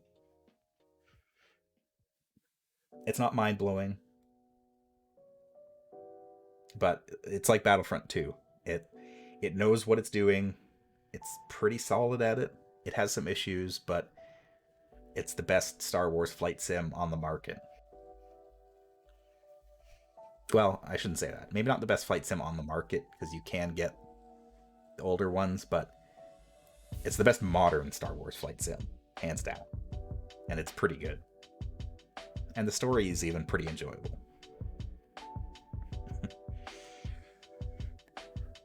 Alright, we got some weird ones. This is a bit of a weird section. We got Super Bombad Racing, which is the Star Wars kart racer. I never played it. That was kind of... By the time that came out, I was already kind of... I don't know. It doesn't really seem like a kid game. I think I always saw it as a kid's game, so I never played it. I'm sure I would have had fun with it, but I never did. I never did go that far. I never played Super Bombad Racing. Sorry. Giant head Darth Maul. Honestly, I don't remember much about Super Bombad Racing, but from what I heard, I think it wasn't bad. It was serviceable. As a kart racer, it was serviceable. It was just Mario Kart with Star Wars. For true fans only. It's true. Star Wars Clone Wars for the Wii. Never played it. Star Wars Clone Wars Republic Heroes for... I don't know. Didn't play. Star Wars Trilogy Apprentice of the Force for the Game Boy Advance. Didn't play it. Lots of handheld games I didn't play. And I never did own a Nintendo Wii. I also wasn't into the Clone Wars at all, so I probably would have skipped over that one anyway. But the Star Wars Trilogy arcade game.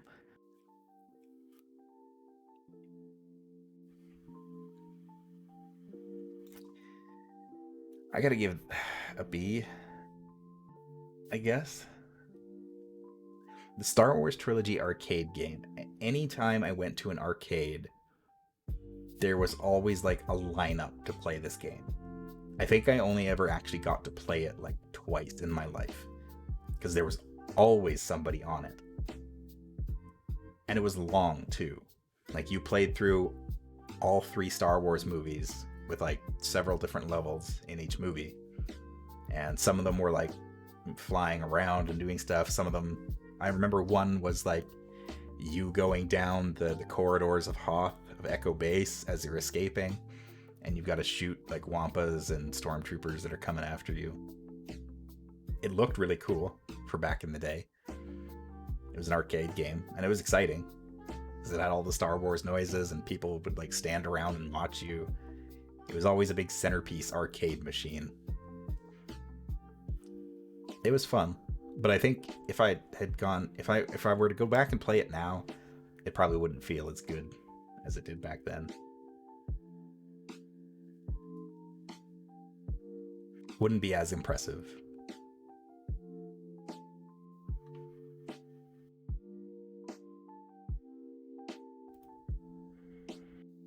X-Wing versus TIE Fighter.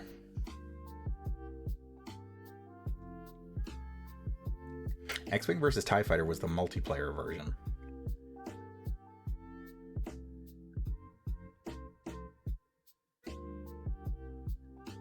I only ever played X-Wing and TIE Fighter separately, and I'm pretty sure X-Wing versus TIE Fighter was like the one that was primarily multiplayer and let you play against other people.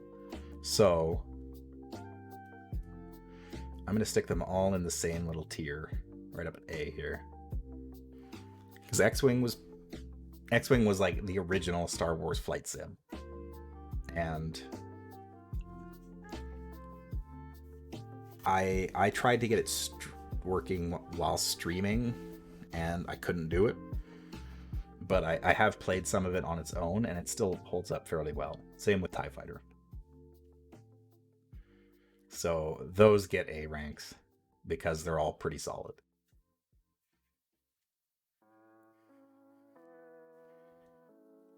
Oh boy. Next, we've got some of the games that inspired me to make this list. The Super Star Wars Trilogy on the Super Nintendo. I have played these games a lot. I owned Return of the Jedi back in the day. But how do they rank?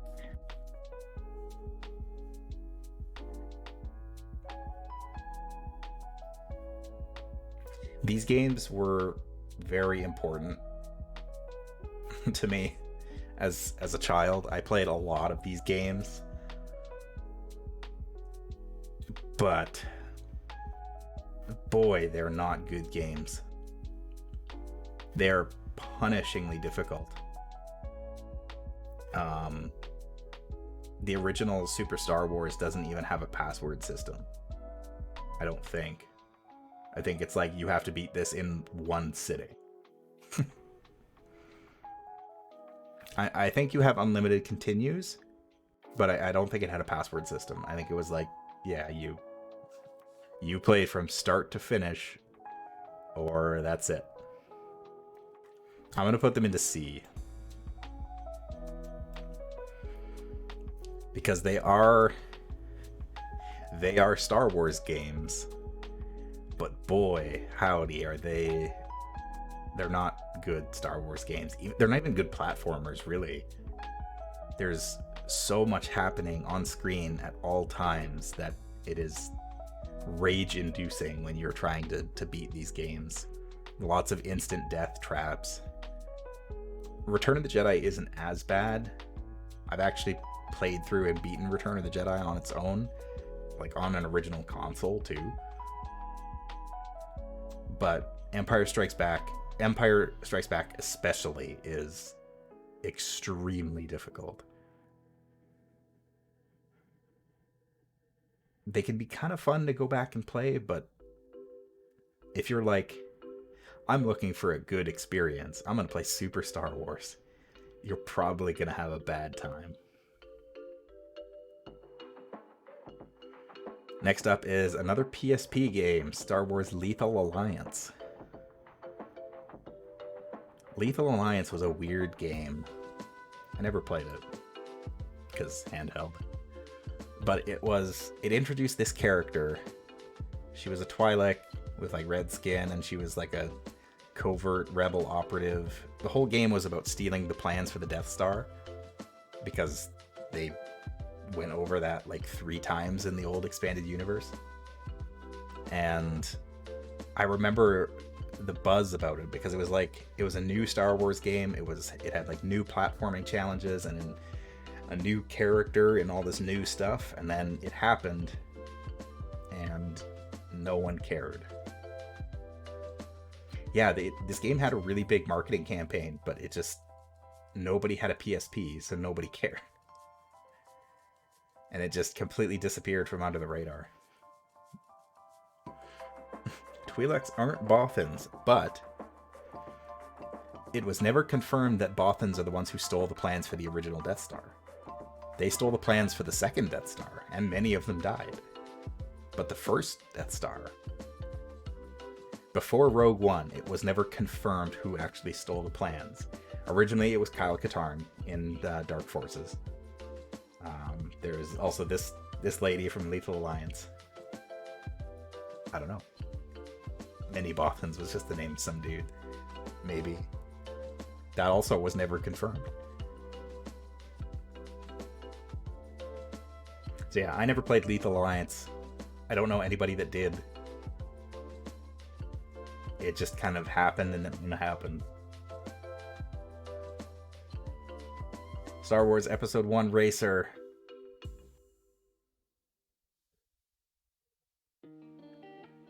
I never played a lot of it. It is very good. I never played a lot of it. For N64 back in the day. And I mean, it was always good. I played what little I played, I had a lot of fun with. In fact, I don't think I really knew anybody that actually owned the game. I always wanted to play the arcade version of it that actually had you actually had like the pod racer controls, like the levers that you would move forward and backward. That thing was cool. But Episode 1 Racer was pretty good. It was fun. There was a lot of variety. You could pick all kinds of different pod racers. You didn't have to be boring old Anakin if you wanted. You could play as Mars Guo if you wanted to, I think. Neva Key was special because the ship was all one piece instead of detached pods. Fascinating. Yeah, Episode 1 Racer was pretty good. I don't know what the difference is between Racer and Racer Revenge. I have no idea. Apparently his species is Zamster.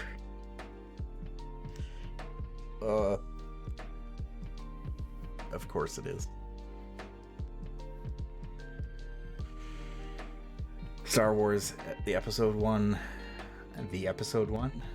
Phantom Menace. I'm gonna have to put it into C. Phantom Menace was an interesting game because it was just one of those, kind of like Episode 3. It was just like a game that didn't really have its own genre, kind of like an adventure action game that was based on the movie.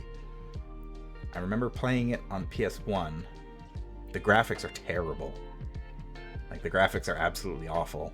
but it was okay from what I remember. And it was just based on the movie. Racer Revenge was a sequel by a different dev that was worse. Alright.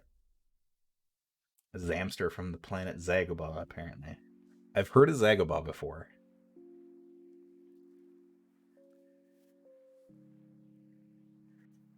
But yeah, Phantom Menace deserves a C rank, I think. I would say it's not terrible, but it's probably not really worth revisiting if you're looking for something to play. Vader Immortal is a VR game, or rather like a VR experience. It's not really like a game per se. I think it's only on PlayStation Online, because I'm pretty sure it's not on Steam. I could be wrong. I've heard it's okay. It makes Darth Vader look really scary. So maybe someday, if possible, I'll check it out, but I haven't played it. And I don't really have any intention of it. So I just included it on here because it was in the list. And it counts as a Star Wars game, I guess. That's it. That's almost every Star Wars game ranked. I have played a lot of over the years.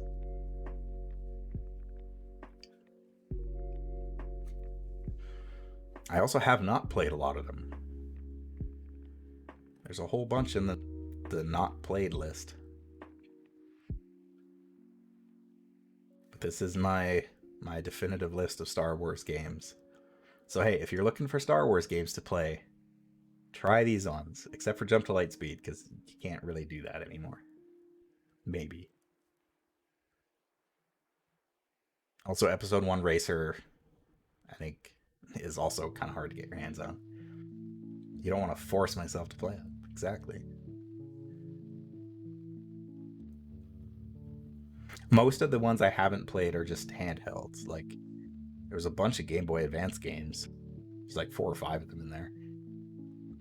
There's a DS game, Game Boy Color. I'd never played any of the handheld games. I've never been a big handheld gamer.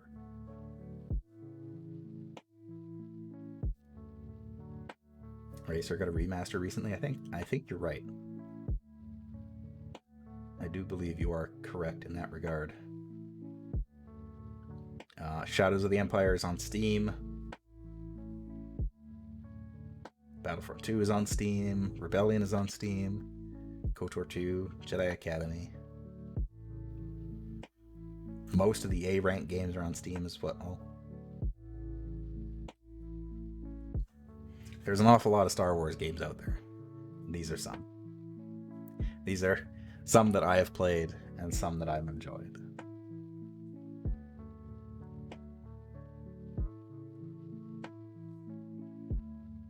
Don't play these ones. I mean, play the Angry Bird ones if you really want, if you like Angry Birds. But other than that, don't play these ones. Especially don't play Star Wars Jedi Arena if you have it for the Atari 2600, because that one is probably worth like $1 million if you have an actual copy of it. Probably not that much, but if you have a copy of it, it's probably worth money, would be my guess. Same with the Empire Strikes Back. If you've got old school console cartridges of those kicking around, I would hang on to them.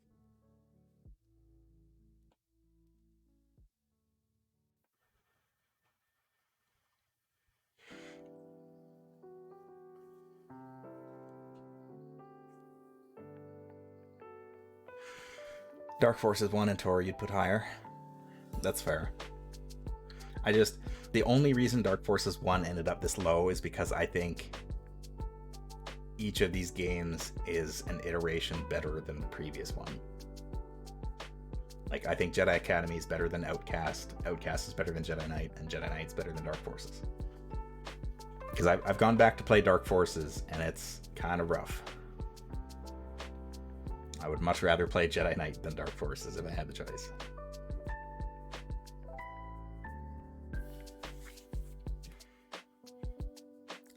And I guess there's a bunch of stuff I need to play. Although I'm probably not going to play most of these. I mean, Lego Star Wars Force Awakens will happen. Same with Skywalker Saga. Force Unleashed 2. Maybe I should play that at some point. I'm pretty sure I have it. I bought it on Steam, but I never did get around to playing. Maybe.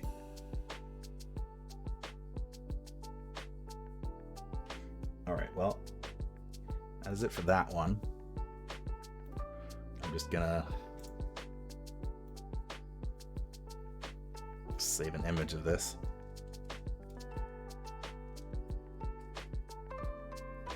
You legit don't think the PC versions are worth playing? You really like the games? That's fair.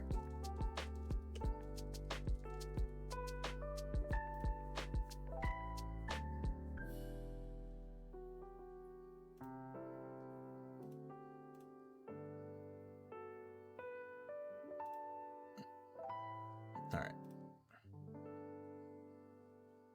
I've got the image downloaded.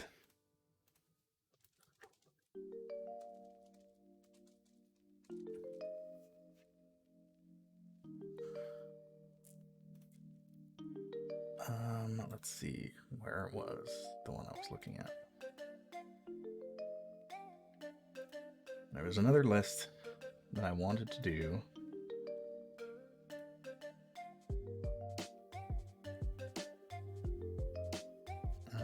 Let's see.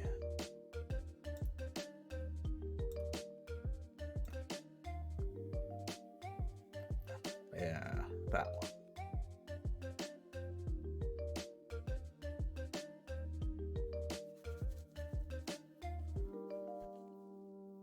Is KOTOR 2 weighted based on the restored content or not? Based not on the restored content. I think it is an S tier game all on its own, even without the restored content. I'm sure I've never actually played it with the restored content before, and I still think it's leagues better than the original.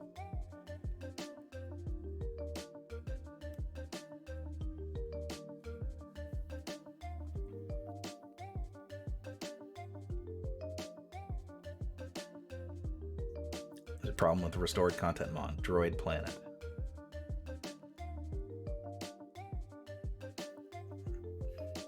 Yeah. I don't know. The restored content clarifies some things, especially with the ending, and I guess that's good. But again, I still think that the game holds better on its own as a whole more than the first one. The first one is much more coherent and straightforward, but the second one is just more interesting. Has more interesting things to say about Star Wars. Which... Now...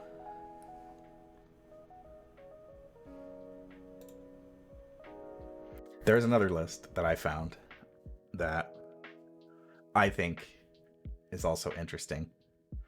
It is the Star Wars character tier list, and it has every character from the movies, the live action movies. It doesn't involve anybody from the Mandalorian or the TV shows or anything like that. It's only from the live action movies, but it's everybody, or a lot of people. So I'm going to quickly run through this and see how this ends up. See who my S rank characters are.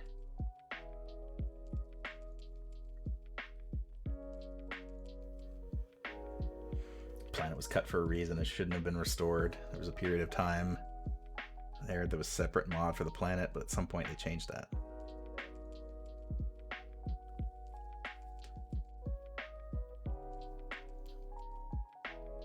I've got the Smile version.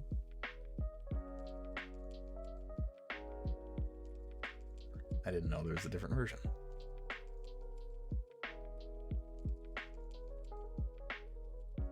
of the dude. Of which dude?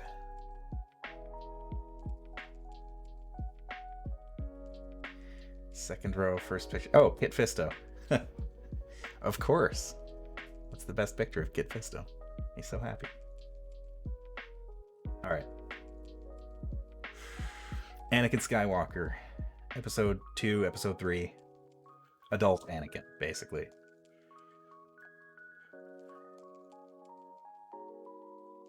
I want to put him in a B.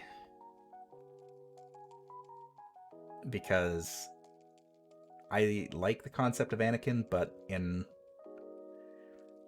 having things kind of explained a little more, his reasons for falling to the dark side don't really make a whole lot of sense.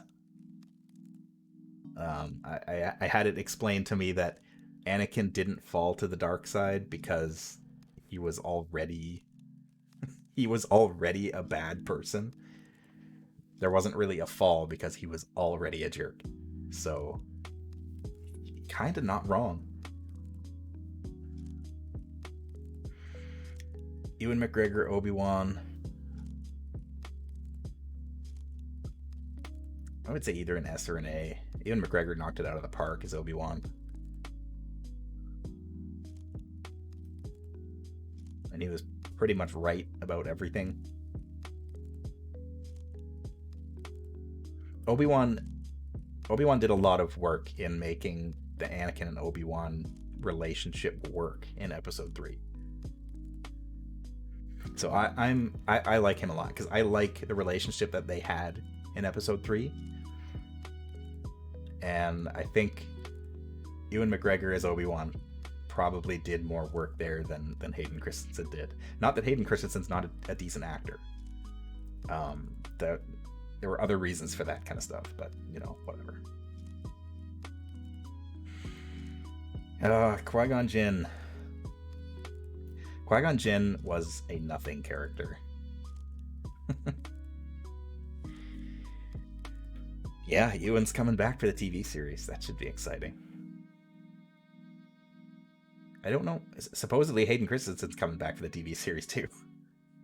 Which, I don't know how that works. But that's what they've said. Flashbacks, maybe? Hello, Dino Nuggets. Qui-Gon Jinn is a C. He's perfectly average. He didn't need to exist. Episode 1 didn't need to exist. And Qui-Gon was kind of cool. He was the closest thing that the movies had to, like, a gray Jedi, I guess, because he didn't really follow the Council's wishes. But, yeah.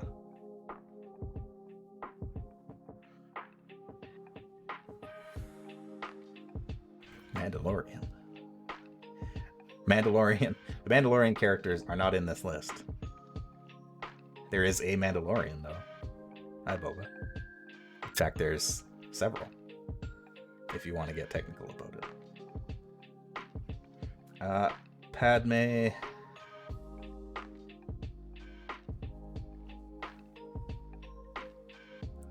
Qui-Gon was the one who said, leave the kid's mom to be a slave, so he wasn't a particularly good person.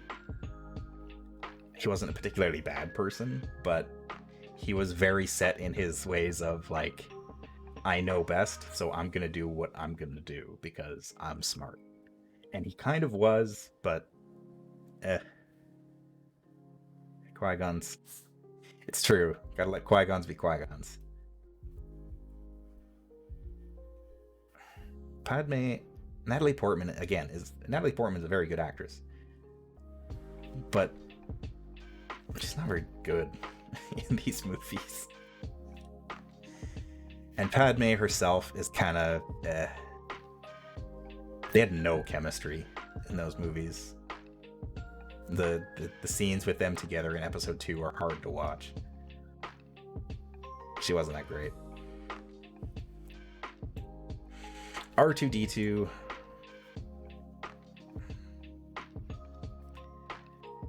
Is R2-D2 worth an S rank? He's a very good character. I'm not as in love with him as a lot of people are. I think he's maybe a little bit overrated, but he is still very good. He's worth it. All right, I'll put him in S. He is one of the only characters that appears in all 9 movies. So that's got to be worth something. R2 is the real Sith Lord. There is no confirmation that R2 is not a Sith Lord. Are you willing to flirt with death? Oh god. It's a B-raid. Behold. Welcome. Welcome, Raiders. We finished doing the Star Wars video game tier list. And I've just started in doing the Star Wars character tier list. Excited for these hot takes. We haven't quite got to the hot ones yet, but we're getting there. How did the BTuber stream go? I caught the first little bit of the anxiety-inducing kitchen adventures, but I did not see where you all left off.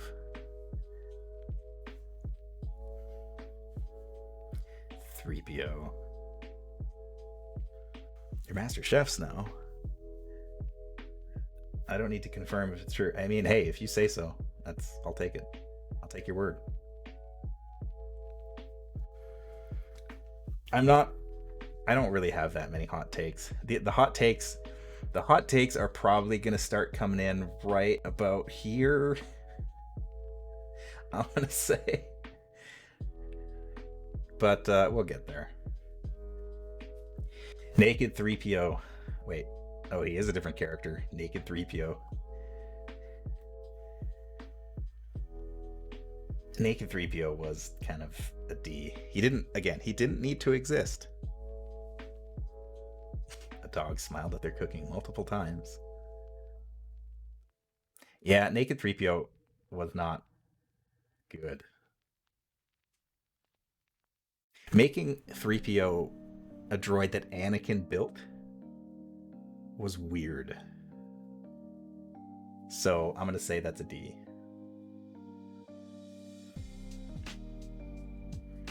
Yoda, I have to see. Is there a different version of Yoda for like crazy hermit Dagobah Yoda? No, there isn't. Okay. Yoda then is gonna get a B. Because I like him on Dagobah when he's being crazy. But otherwise, he's kind of awful for everything that he does. Am I a servbot? Maybe. It is There's no confirmation that I am or am not a servbot. There's also no confirmation that I've played Mega Man Legends or not.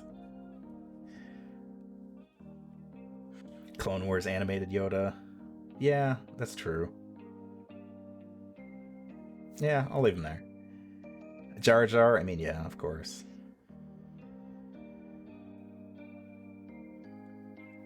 I don't know. I'm not as down on Jar Jar as a lot of people are. Like, a lot of people hate Jar Jar, and a lot of people like Jar Jar ironically, but he is there to do a very specific job of making people laugh. And I think he does that. He's silly and he's funny, and he's not meant to really be anything other than that. He is also the character that gives Supreme Chancellor ultimate power. It's Jar Jar's fault that the Empire happened. Remember that. That is a scene that happened. Jar Jar is the one who called for a vote to give Palpatine supreme powers. It's his fault. Blame him. Right there. You don't remember that? It happened. Episode 3. There is a scene in which Jar Jar he's the senator from Naboo, and he just says that we're gonna hold a vote, and Palpatine manipulated everybody to vote him to vote to give him supreme power, and so he got it. So the Empire is your fault, Jar Jar. I hope you're happy. Speaking of, We've got prequel trilogy Palpatine. Not Emperor, not Sith Lord, just regular Palpatine. Who I'm going to give an A rank. Do it. I'm going to give him an A rank because he is very, very memeable, but he doesn't quite chew the scenery as much as his his hooded version. Once the hood comes on, boy howdy, does he become amazing. Is all Palpatine forms considered separate characters? Not really, but it's... The Palpatine that we get in Episode 1 and Episode 2 is very different than the Palpatine we get in Episode 3 and eventually Episode 6. He's a very different person. Text lapping it. I love it. You wonder what happened to Naboo during the Imperial era. I believe they got under Imperial occupation.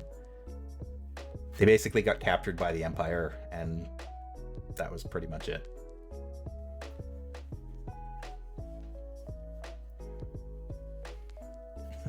Yeah, the theater scene was great. I like that Palpatine. Mace Windu.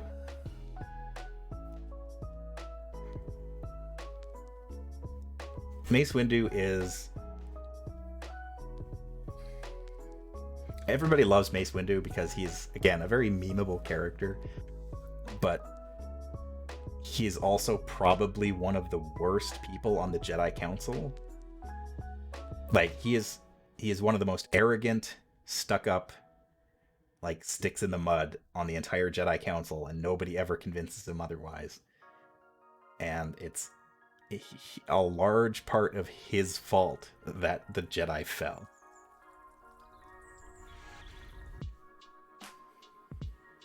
Jedi Council bad, indeed. Yes, he had a purple lightsaber, but there's no proof that Jar Jar wasn't a powerful Force user. Next up, we have Admiral Bad, General Grievous. Qui-Gon kind of low. I feel bad about putting Qui-Gon that low, but in the grand scheme of things, he didn't need to exist. He did also willingly separate Anakin from his mom, and basically told him, "Nah, your mom still has to be a slave."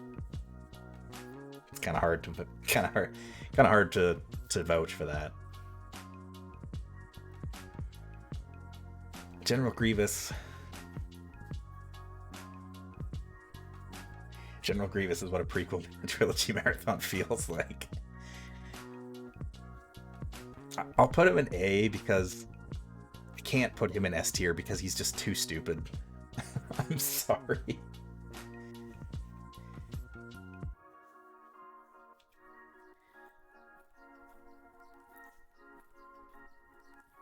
He is great.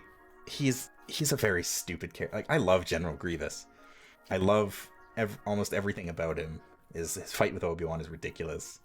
4 lightsabers. He's terrifying in the Clone Wars cartoon, like the 2D version. But he's so stupid. he's so stupid.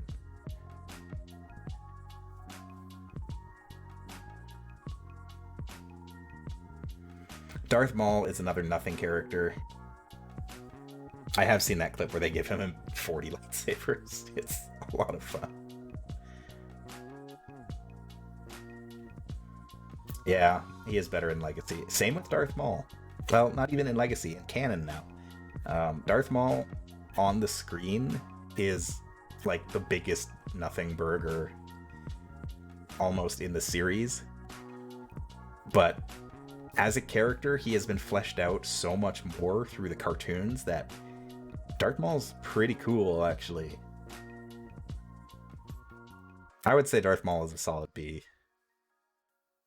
I think maybe he got a little bit overused in the newer content, but especially for what he did. Where do I put the Techno Union Army representative for episode 2? I mean, he's S tier, definitely. Only because he made that silly noise with his voice modulator.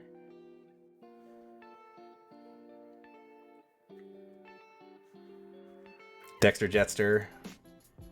I mean, I think there's no question there.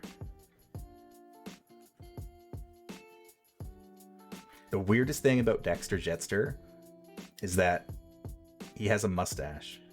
Like a big bushy mustache on his upper lip. It's hard to see because it's like the same color as his skin. But he has a big bushy mustache. Why is there an alien running a 50s diner in Star Wars? Why not?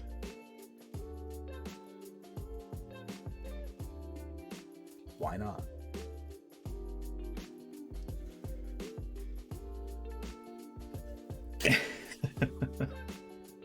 I am only... Okay, you know what?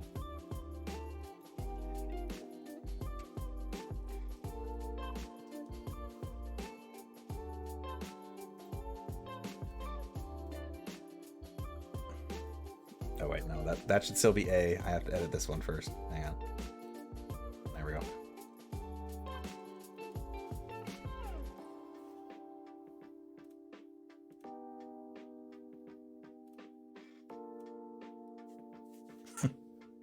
There. Now everything is right. Dexter Jetster is his own tier of character. Oh yeah, that was A. That was supposed to be S. There we go. The two tiers, A and A. You got red A and you got orange A. What's an S? Alright, Count Dooku. Christopher Lee's great. I like Count Dooku. I'd easily put him at the same rank as the other villains. Don't ask why I did that. I just felt that it was right.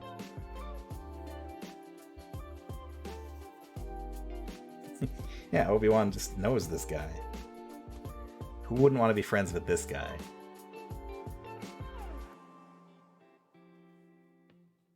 Count Doo-Doo. Kit Fisto. Kit Fisto is fantastic.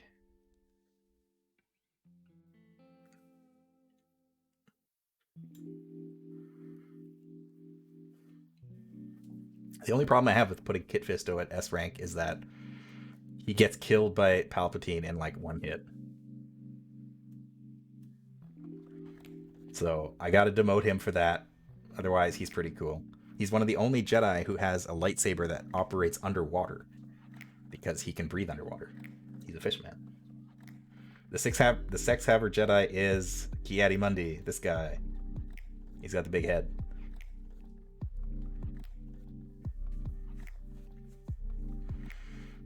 Ki-Adi-Mundi's a B tier. He's kind of eh. He's got a few lines, so he's semi-important. But he gets punked by his clone troopers real bad. He doesn't even really put up much of a fight. He gets shot a bunch and then he falls down. It's kind of hard to cheer for that.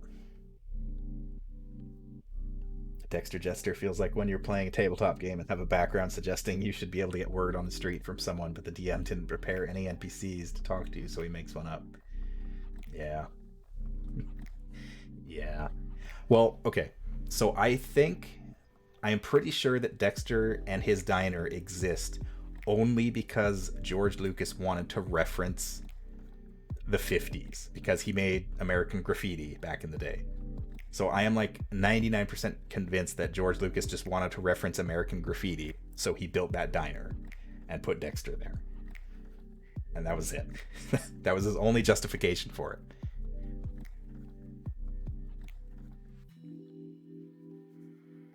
And then the NPC becomes the party's favorite character. It's true. You watched a video why Ki-Adi-Mundi is the worst Jedi Master and it makes a strong argument. He's not great. He doesn't really do much. He sits around. Plo Koon. I love Plo Koon, my boy. but man, you don't do anything. You look real cool, and I really wanted you to be cool. And I thought you had an orange lightsaber because of Jedi Power Battles, the video game. But you didn't. You have a blue lightsaber, and you just get your ship blown up. And that's it. I don't even think you have a speaking line in the movies. Sorry, bro.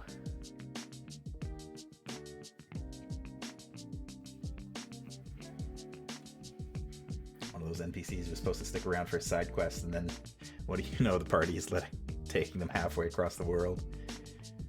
That would explain a lot about Dexter.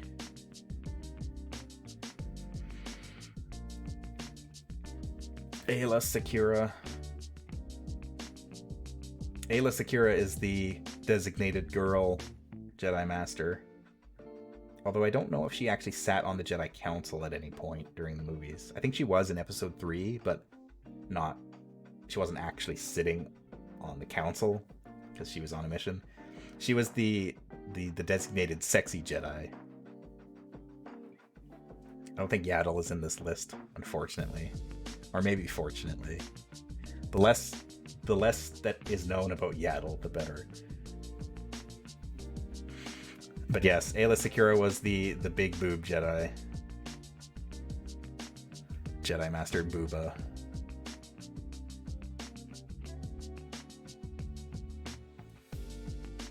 Again, she does nothing in the movie except get shot in the back.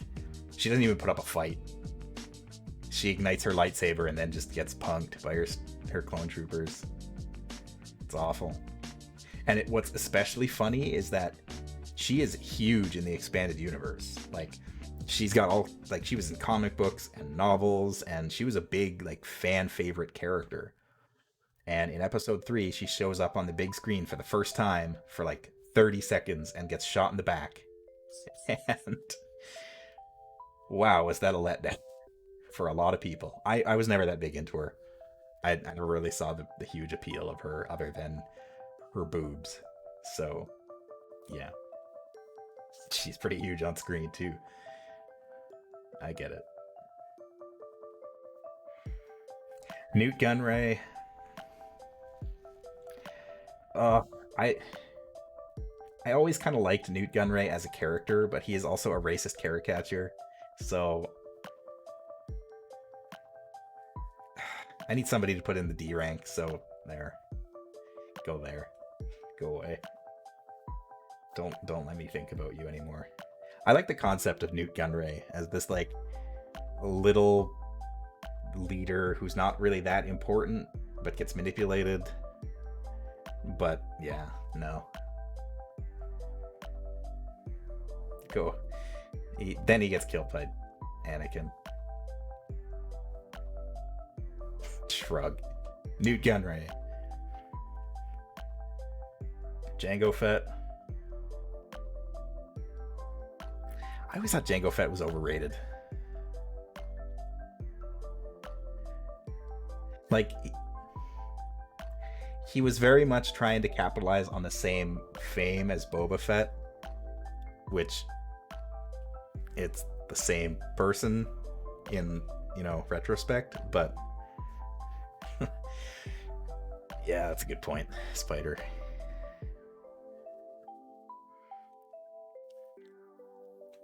Yeah, I always thought Jango Fett was kind of overrated. He was cool. I think I like him more in retrospect than I did at the time, because I always thought Boba Fett was cooler. Jango Fett kind of felt a little boring, like smooth around the edges, so to speak. I don't know. Which is weird, because he's played by Tamara Morrison, who is a big dude. He is big and scary. Yeah. I'll keep him at A. I like Django more in retrospect than I did at the time, so that's fair. Kid Boba. I didn't like Kid Boba. He does do more than Boba did in the trilogy. Yeah, it is very true. Still, not much. If you really think about it, Jango Fett doesn't do a whole lot. He is used to create the clones, which is very important, but as far as the actual movie is concerned, he doesn't do much. He doesn't really need to be there. The only plot relevant thing he does is that he leads Obi-Wan to Geonosis with the tracking beacon. That's it.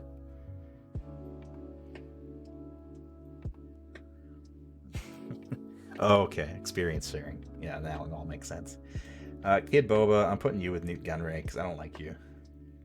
I'm sure that kid is a lovely person, and that kid is probably like 25 years old now. But nah, I didn't like you. It's your fault that Boba Fett got retconned into being a clone, and I don't like that. I always thought Boba was cooler when he was not a clone. So there you go. Child Boba Fett's actor is now 33. He's older than I am. Jeez.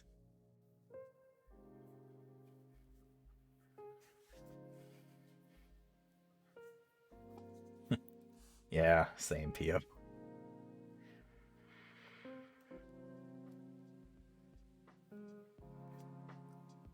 Commander Cody.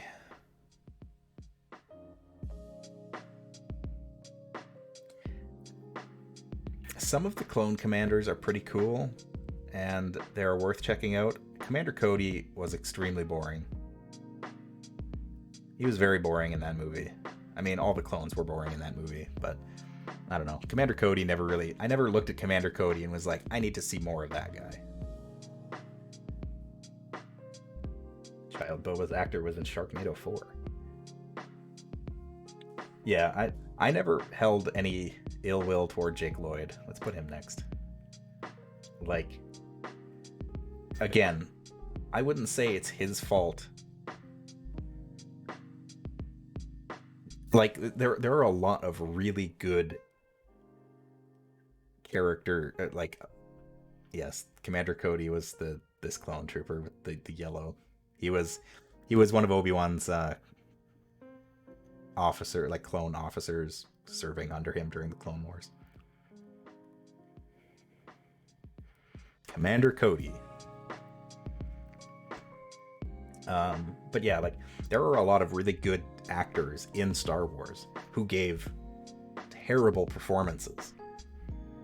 So I don't really blame Jake Lloyd for his performance as Anakin. It wasn't great, but you know, George Lucas isn't a particularly good director either. So, I don't know. I never really got the hate for him.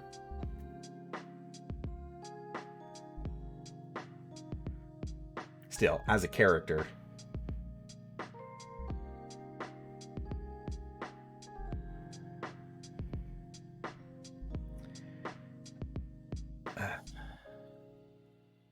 yeah, whatever.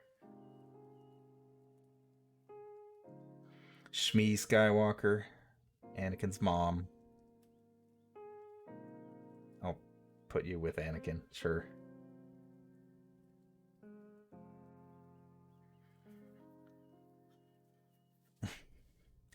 Yeah.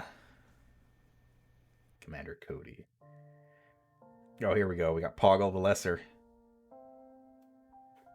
The Geonosian commander in episode 2. Poggle the Lesser, whose name never shows up anywhere in the movie. Poggers the Lesser. God. I'm putting him in the question mark tier because he is so far the biggest nothing character in the entire tier list. He does nothing in the movie. He has like 2 lines that he exchanges with Count Dooku. He gives him the Death Star plans, and that's it. That's all he does.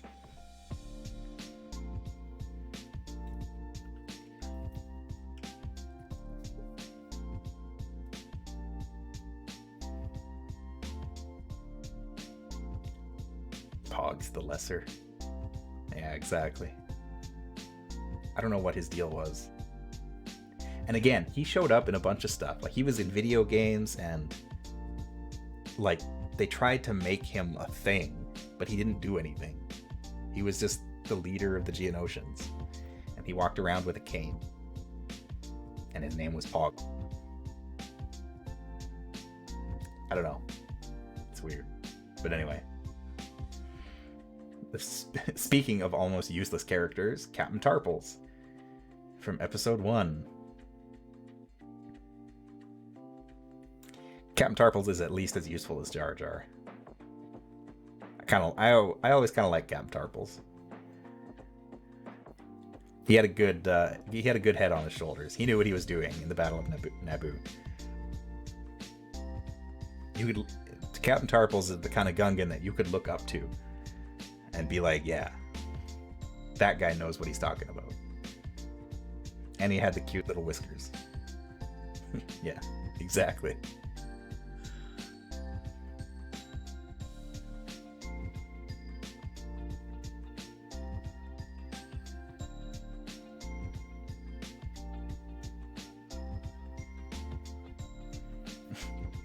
Captain Tarple syndrome. I'll do Captain Panaka first. So Captain Panaka was the Queen's right-hand man in episode 1. He was also kind of a nothing character.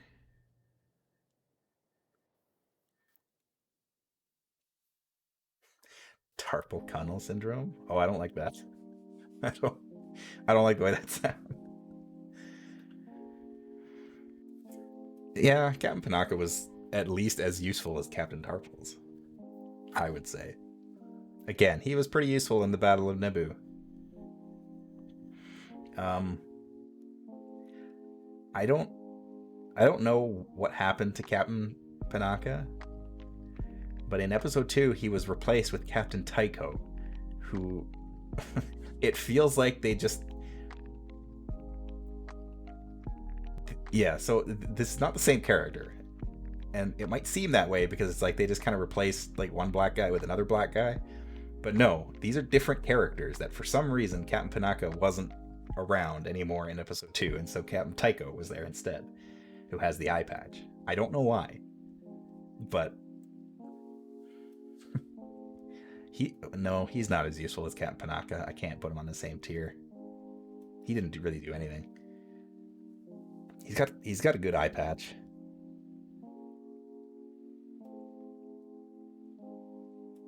I'll put him there. He's got a cool eye patch, but that's it. Probably Anakin's fault somehow. Yeah.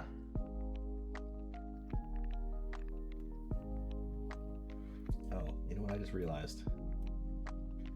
This has all been over top of the chat, the alert box and everything. No wonder.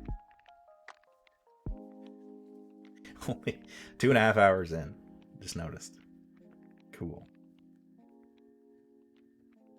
God, what is your name? I know your name. You're in Jedi Fallen Order.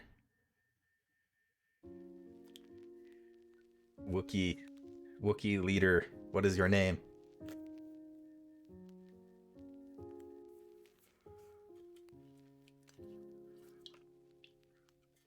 I think it's Chewie's dad. Tarful, yes. That is Captain Tarful.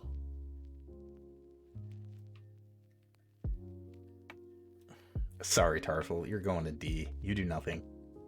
There's no reason for you to exist in that movie. That's... Captain Tarples. He might not be captain. I think it's Chieftain Tarful. Something like that.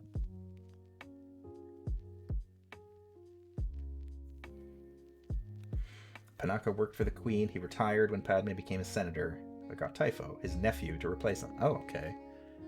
Captain Typho is Captain Panaka's nephew. I guess that's true, because episode 1 and 2, there's like 10 years between them. I guess that makes sense. Oh, it's Watto time. America's #1 Watto fan. Turned down for Watto.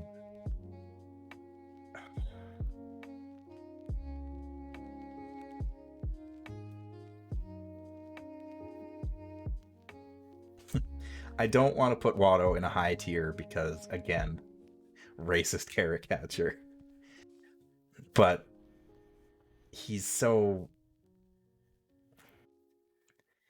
The meme power of Watto is extremely powerful. If you put him below a B, okay, I'll tell you what. I'll put him in Dexter's tier. It's not an S rank, but he exists outside the basic tiers because he is Watto. He found a way to be out there somehow. He paid off the right people. Watto is unfortunate, but he remains, despite all else, Watto.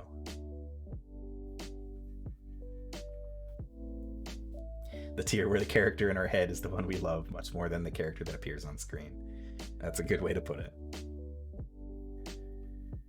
Jedi tricks just don't work on him. Yep, that's true. He's immune to the Force. Or to mind tricks, anyway. Speaking of, it's time for Boss Nass.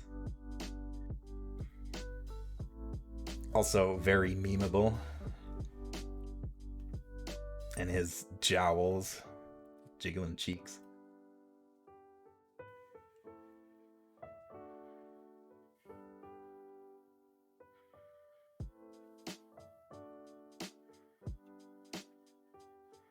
It's got to be at least B. He was important. Yeah, I'll give him that. Yeah, it's the way that Watto appears in episode 2 is also really weird because he's got like a heavier stubble and he looks just like older and gruffer. It's just uncomfortable. Not even in a racist way. It's just like, it's just weird. Like, why is this? I don't need this. B for Boss Nass. That's true. Oh yeah, the stereotypes are bad in the prequel trilogy. Like, really bad.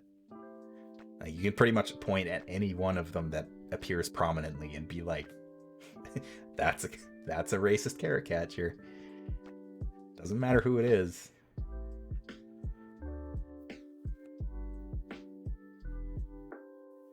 Mr. Lucas kind of sucks.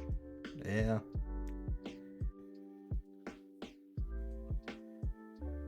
Oh man, that's not Padme. That's Sabe, I think. I can't remember exactly which one of her decoys this is. It's either Sabe, Dorme. I can't remember the other ones now.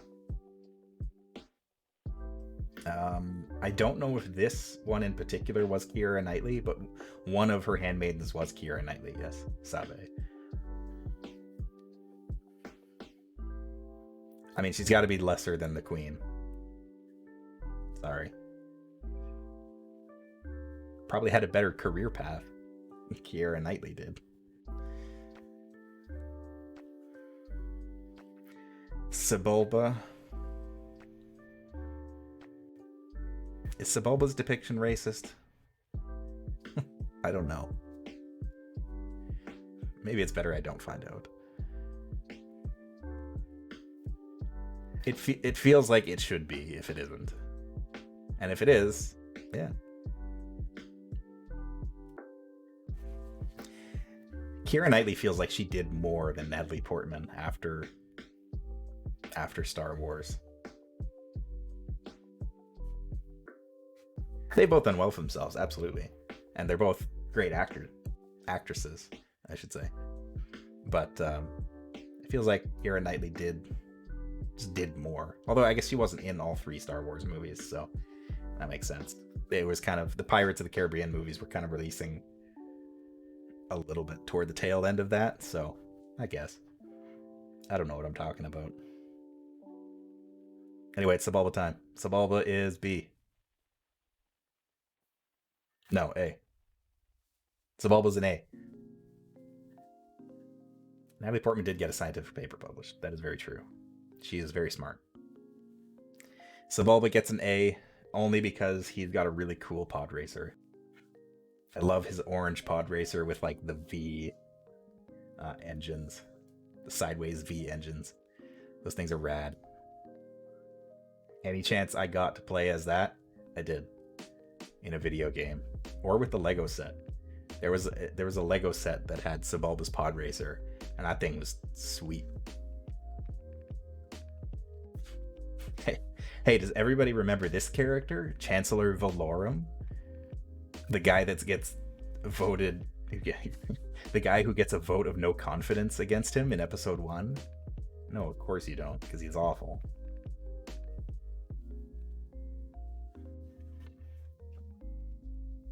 Star Wars is Neville Chamberlain. Yep, that's him. He's in like 3 scenes, and that's it. And then he sits down, all sad, because democracy has spoken. And then Palpatine comes in. Sorry, bud. You are awful.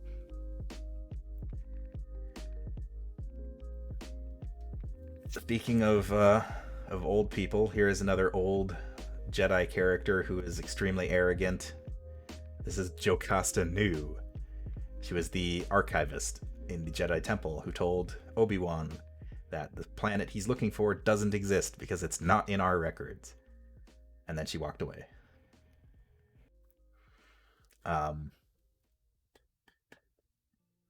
She's also kind of awful. I love the Jedi Archivist is a position in Star Wars that I love because in KOTOR 2, Atris is a Jedi Archivist. She's even wearing very similar robes that Jocasta Nu is. And I love Atris as a character. She is also kind of a giant asshole, but I like her a lot more than Jocasta Nu. Also, Jocasta Nu is, I'm pretty sure she's in episode 3 in the hologram. There's a hologram that Obi-Wan and Yoda watch of Anakin fighting other Jedi, and I'm pretty sure she is one of the other Jedi that he is fighting in that brief little hologram. So, Anakin kills her. Thumbs up.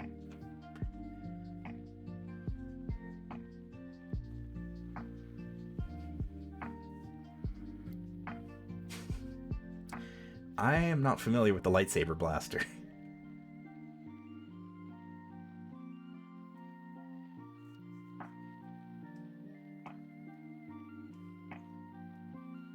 Natalie Portman has achieved a lot in her lifetime. Good on her.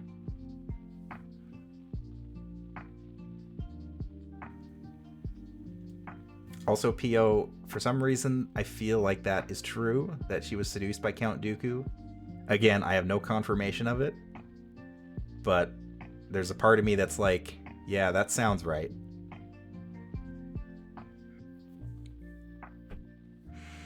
Okay, here we go.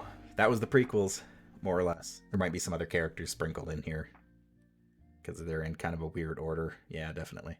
But that's the main prequels out of the way. Now we go into the original trilogy with Luke Skywalker. It looks like they don't have pre-Jedi Luke, so just Luke in general.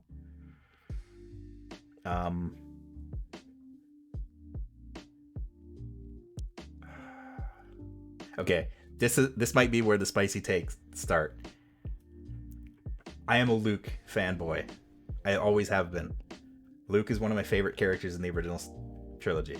Everybody always says that he's super boring. I love him. I've always loved him. I like playing as Luke. I like doing stuff. Luke is great, yeah. Like, even Farm Boy Luke is a little bit but Jedi Luke, especially Jedi Master Luke, is like, oh, he's so good. I love it. I think Luke is better than a lot of people just think Luke is boring. And to be fair, he is the protagonist, so yeah, he is a little boring. But I like him. He's cool. He's fun. He's adventurous. I like him more than Leia and Han. I think Han Solo is overrated. Mark Hamill is real cool. Mark Hamill likes Luke. Oh, hang on. I gotta look at this.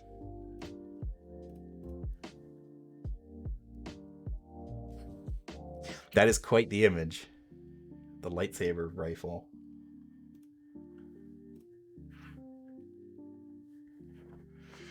Yeah, Luke is protagonist.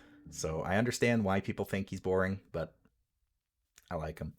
Again, I think I like him more than I like Leia and Han. I think Han is overrated, personally.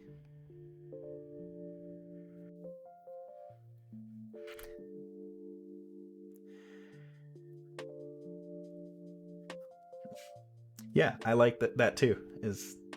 I like the fact that Mark Hamill basically heard people say, like, asking if Luke was gay or bisexual, and he was just like, yeah, if that's what you want, then he can be that.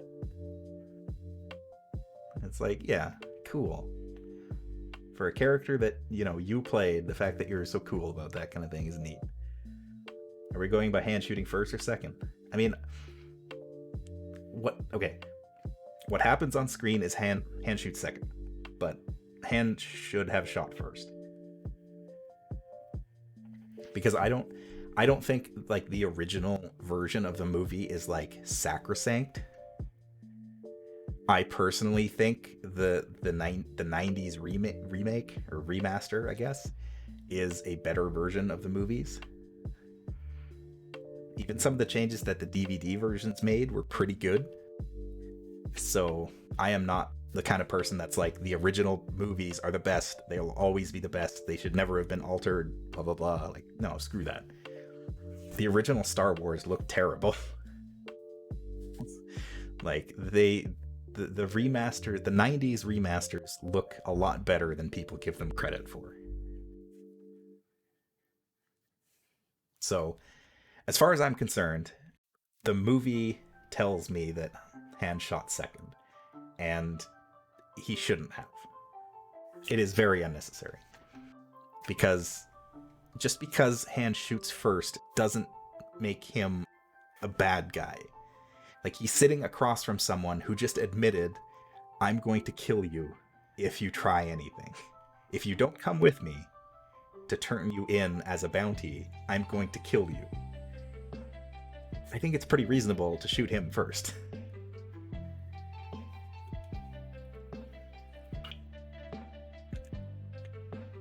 Yeah, he's a scoundrel, yeah.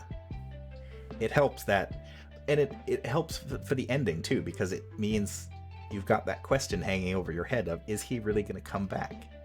He doesn't necessarily have to be a good person. The fact that he comes back in the end scene to help at the Death Star is the big character arc for him in that movie. So it works. Alright, Darth Vader. I think Darth Vader's got to be an S tier, just because he is probably the most iconic Star Wars character of all time. Like, him and R2 are basically, if you hold them up in front of anyone, they'll be like, oh yeah, Star Wars.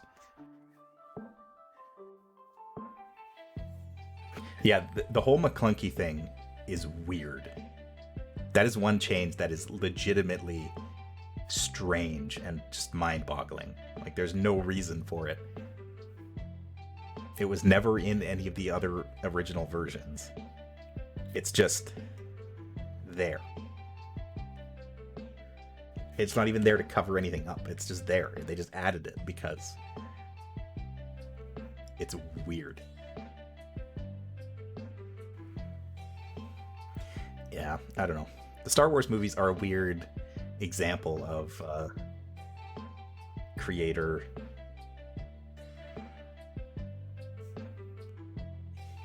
I don't know, purity. I don't know what I'm trying to say. They're a very strange like case study in this kind of thing. Money is a big part of it. C3PO.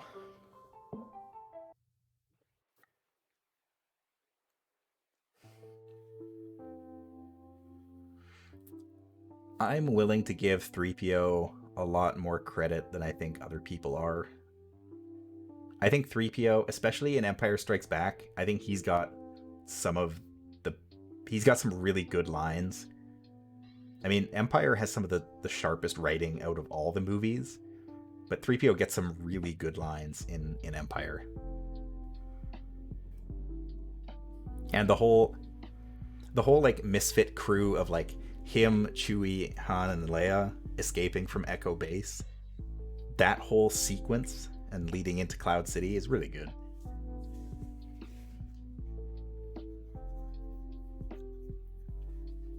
Yeah, for sure. There definitely should be a version, like an original cut of the movie that is officially released by Disney. Like if Disney wants to do that, I think they should, and just say like, you know, here's the original cut of Episode 4. Here you go. Enjoy. Rather than have fans like cobble it together from various sources and then cease and desist them because Disney.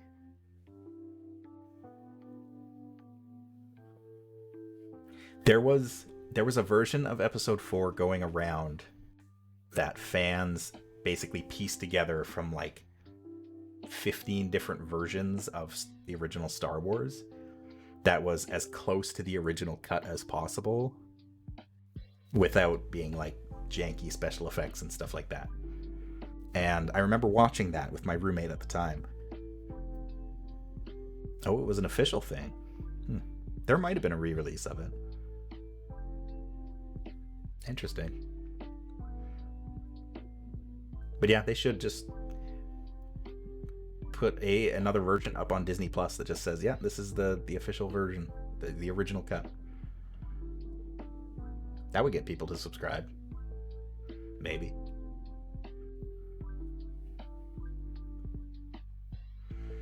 Alright, Obi-Wan Kenobi. Ironically, I think Ewan McGregor's Obi-Wan is better than Alec Guinness's.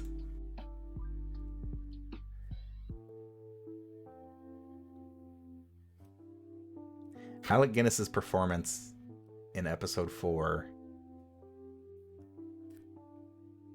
he's kind of insufferable. I'm actually going to bump him down to C. He's important, but he's just not very pleasant to be around, it seems.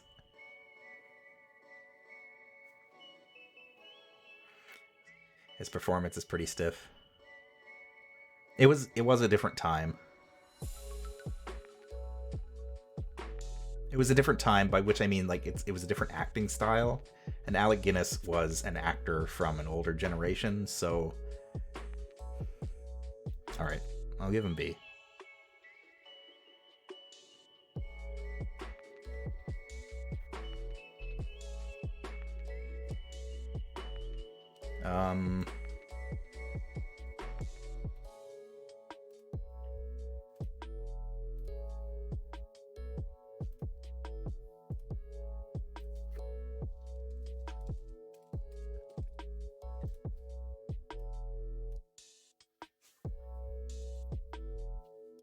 Moving right along, we've got Dennis Lawson, good old Wedge Antilles, right here. One of the only times you see him without his helmet on.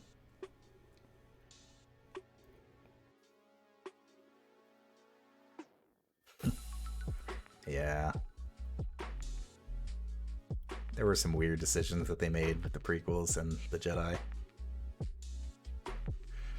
Wedge Antilles. I always liked Wedge. He's going an A. He was cool. Again, seemed really down to earth. He knew what he was doing. And he was one of the only X-Wing pilots who was there for both Death Stars. One of the few X-Wing pilots to survive both Death Star attack runs, Wedge Antilles. Which is funny because that actually, it comes up in the old expanded universe, like before Disney. That would be brought up. That was basically his legacy, that he was there for both Death Stars and he lived. So he's got to be a good pilot.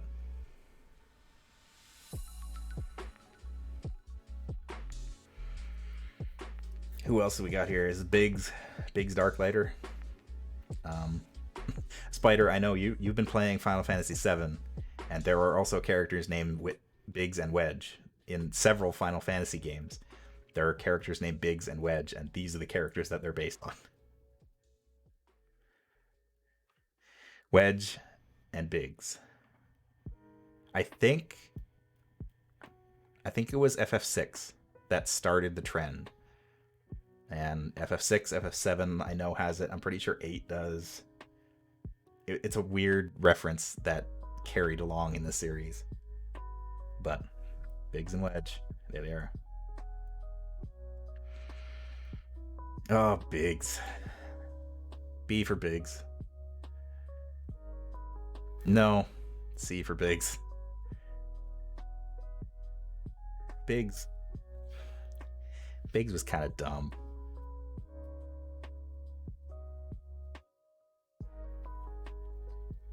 I don't remember why Biggs died, but I'm pretty sure it was his own fault. Like, I'm pretty sure they basically told him, like, get out of there. And Biggs is like, no, I'm okay, I got this. And then he blows up. It's like, well, alright. Biggs and Jesse die. Yeah. Wedge is the only survivor.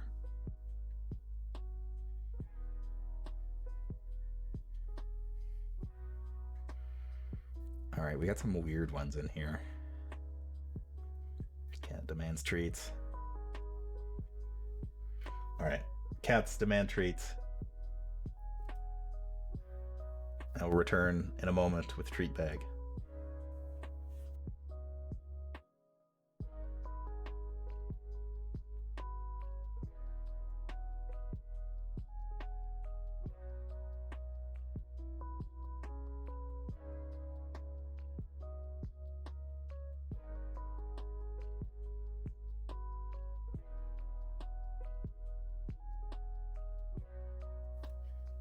I've returned with treat bag.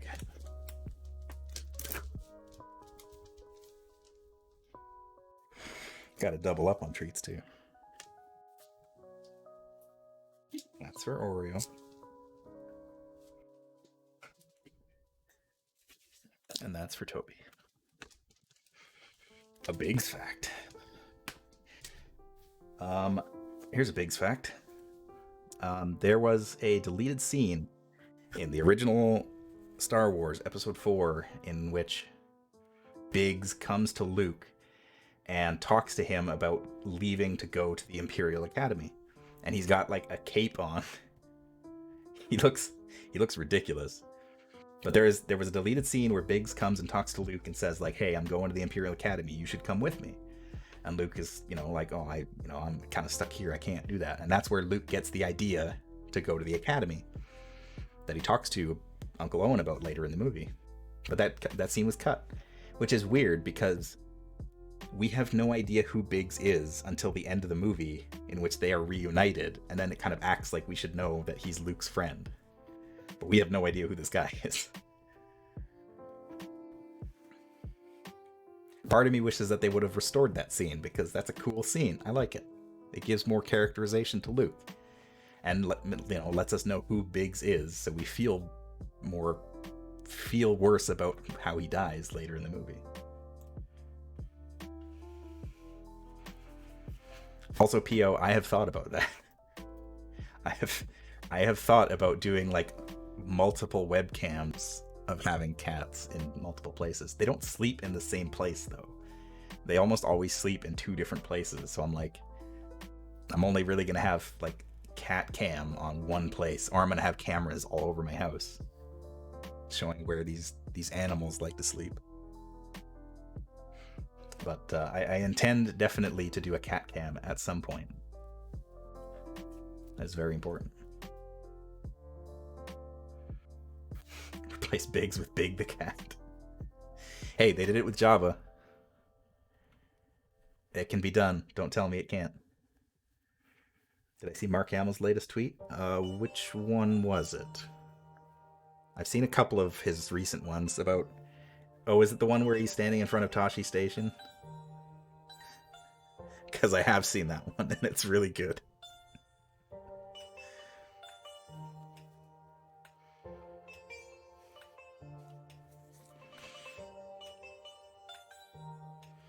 I don't know if they sold power converters there. Tashi Station with the power converter in his hand. That's good. I didn't see that he had one in his hand, but I saw that he was standing in front of a Tashi Station. It was pretty funny. Okay, so we got kind of a random mishmash of characters here, but first up, I think this is...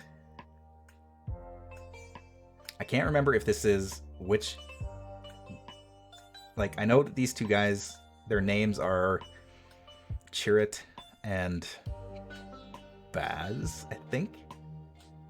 I think this is Baz, and I think this is Chirrut. Chirrut Imwe, I think was this guy's name. Played by Donnie Yen. I think his name was Baz. But anyway, he was cool.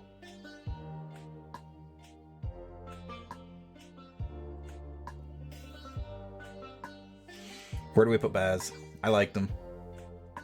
I like Rogue One a lot, so he's gonna get a pretty decent spot. He's an A. I like him. He was fun. Same with Chirrut. I'll put them together where they belong.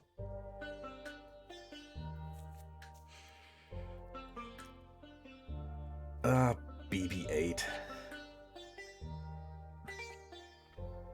BB-8 was a more gimmicky R2-D2. I'd put him in B tier at best. Like, he was the model that they built for BB-8 was amazing. It's like it was an amazing model. I appreciated what they tried to do with BB-8, but everything that BB-8 did in that movie could have been done just by R2-D2. Like, they could have just made R2 that character and had a closer tie to the rest of the series. He is just R2 and 3PO's son. It's true. It felt too gimmicky. It felt like they wanted to do R2-D2, but look at this. We made this crazy model that rolls around and it's real, and it's just like, yeah, okay. It's impressive, but why? So, I don't like him. I don't like him as much. I like him as a droid, but I don't like his purpose. Especially because, does he even do anything in The Last Jedi? Like, after The Force Awakens, is BB-8 even relevant at all?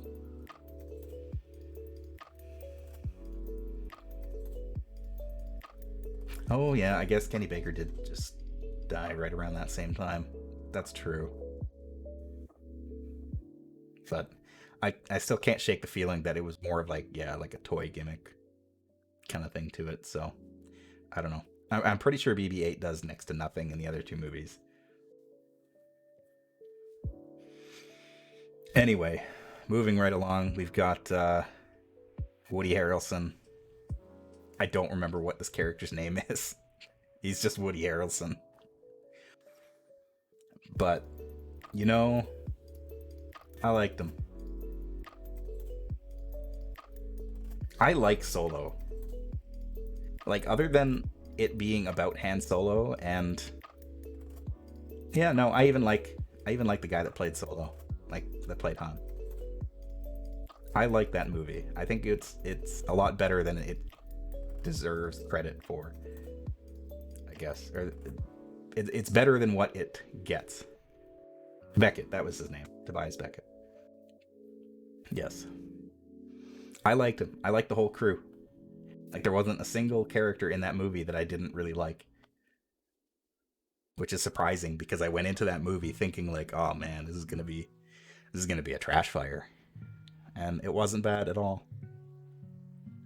I mean, the whole Kessel Run thing is stupid, but yeah, the droid too. I forgot about that. I always forget about the droid. That is entirely fair. But Beckett and his crew, I like them. Beckett comes across as somebody who is just a jerk and like a big antagonist for Han, but he really, like, after the first mission that they do, he kind of comes around on him a little bit, and I don't know, I liked him.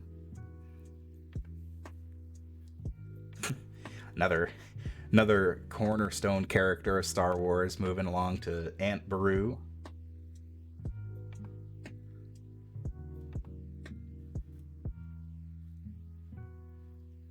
Aunt Beru is not a particularly important character, so unfortunately she doesn't get very high on the tier list.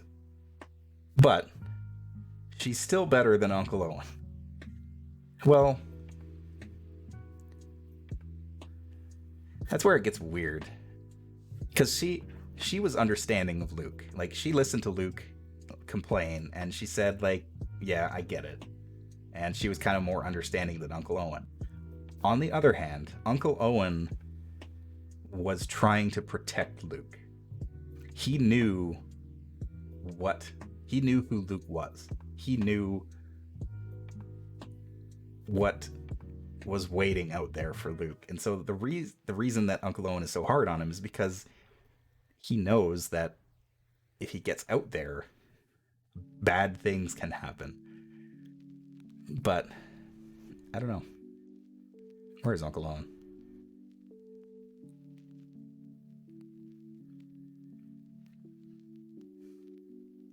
Don't tell me that Aunt Beru is on here and Uncle Owen isn't.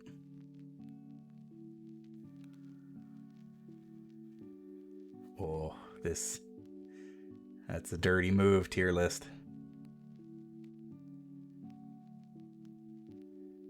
Oh, there he is. Okay. Yeah, all right.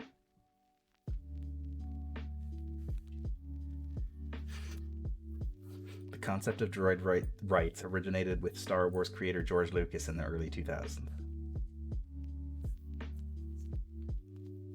Yeah. Yeah.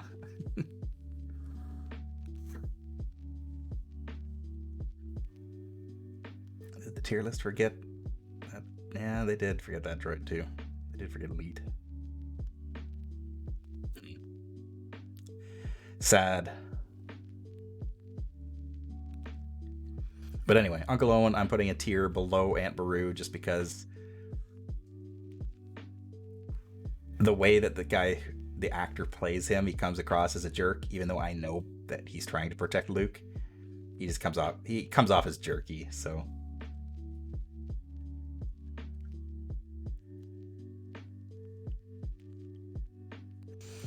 Bib Fortuna, I have to put up there because he's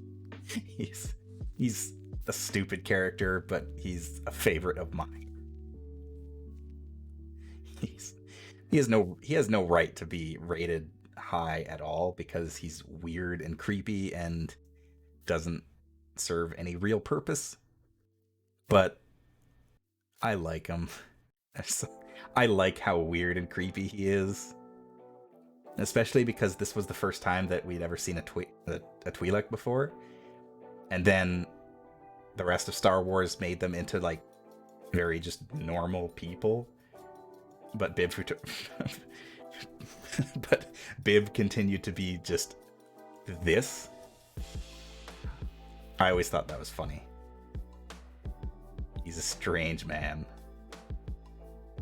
Boba Fett is absolutely an S tier. I don't care what anybody says. I know that Boba Fett doesn't do anything in the movies other than get owned. I know. But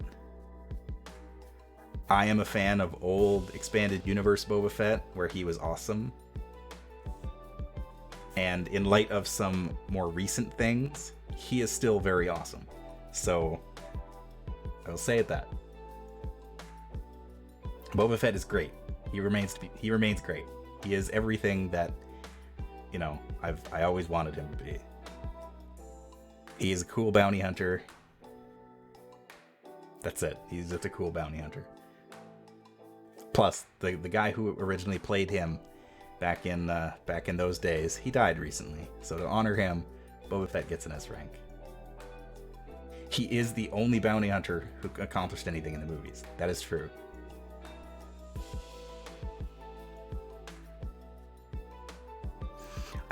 I didn't read that comic. There's also a book called Tales of the Bounty Hunters that basically, that lineup of bounty hunters in Empire Strikes Back, it is their adventures during that period. And Boba Fett kills like half of them. In fact, I think he kills IG-88 twice because there's 4 of him. Whatever. But yes, those bounty hunters are super cool. They're some of my favorite characters. We'll get this guy out of the way. Again, I don't remember what this guy's name was. That was... I feel like I should remember his name, but I don't. But he was in Rogue One. He was kind of cool. I'll give him a B. He didn't really do much. B. One of them looked like a bug. You're probably thinking of Dengar and Zuckuss. Maybe? Zuckuss was a... Oh, what is the species name? I know this. Come on. Gand. He was a Gand. They're short, they're stubby, they got like the big bug masks on. Yeah. Zuckuss and Dengar, I think, were like a bounty hunting team that they teamed up for a while. And then I think Boba Fett showed up and like beat the crap out of them. Because of course he did. But I don't think he killed them. I think he like teamed up with them for a while and they did some stuff. All of those bounty hunters screwed each other over a lot in that little short time span. Gand, who were a playable race in Star Wars Galaxies. Were they? I don't think they were originally. I think they got added in later. Because I don't ever remember seeing Gand back in those days, but I think they did get added. Yeah. Bosk. Personally, Bosk is going to be... Oh, man.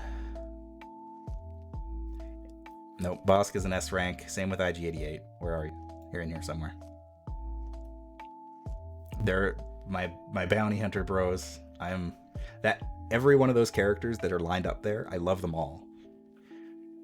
Boba Fett is obviously the fan favorite, but Bosk and IG-88 are also 2 of my favorite characters, even though they don't do anything. IG-88, his whole story is absolutely insane, and Bosk doesn't get as much. Oh yeah, it was Zuckuss and Forlom, I think, that teamed up.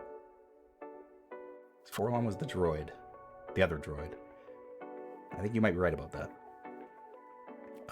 But yeah, Bosk doesn't get as much attention in the expanded universe, but he's really cool. From what I remember, Bosk killed his own father with his bare hands. To become leader of the Bounty Hunter Guild. His father was named Kradosk. Fun fact. And Bosk killed him to become leader of the Bounty Hunter Guild. And he does look like a Gorn from Star Trek. Very much so. But I always liked him. I think if they were ever to do a back when they were still talking about doing a Boba Fett movie, I said, just make a movie about Boba Fett. Yes, he is a bad person, but Boba Fett compared to like Bosk and IG-88, Bosk and IG-88 are like monsters. If Boba Fett is a bad person, they are off the scale. So I think that movie could have been amazing if like Bosk had been the villain, or Bosk and IG-88 being the villains. That would have been great.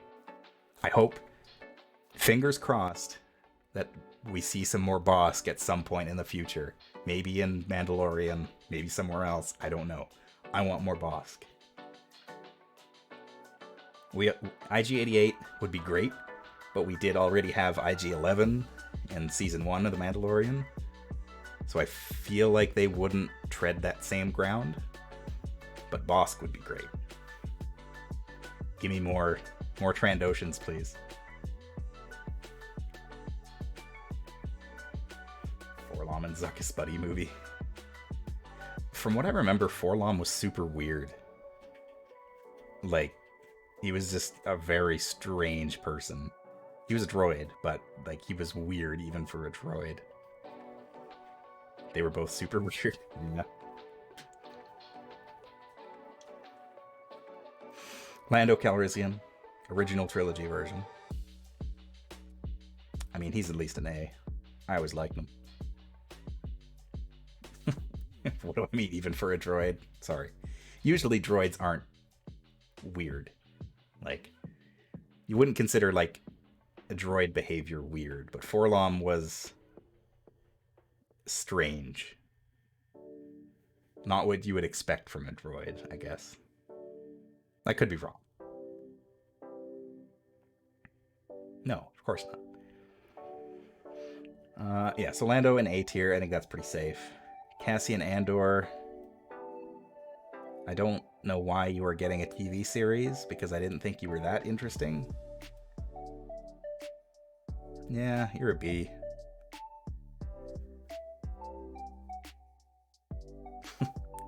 This was a gremlin. I would pick up jars of brine and sniff them in public. Yeah, that checks. I remember hearing that Zuckuss was also really weird. Pilot Bot was a very normal bot who was Pilot. It's true. I want to put Cassian Andor higher, but I just can't. It's just not that interesting. Like, I see that they're making a TV series about him, and I'm just like, I don't want to watch that. Chewbacca. Yeah. Well, I don't know.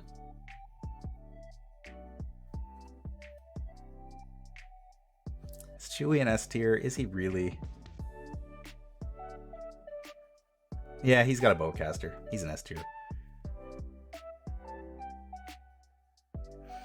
I have no idea what character name this is, but this is Carrie Fisher's daughter. He didn't even get a medal, but he did. He did.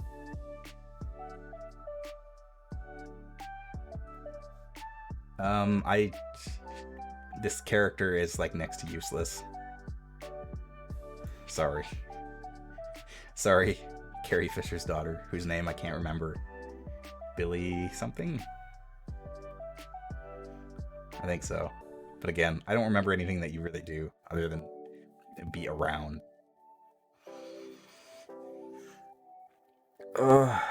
Okay. Benicio del Toro, his character. God, I'm sorry. Just, he sucked. I did watch Rise of Skywalker for the first time like a couple weeks ago.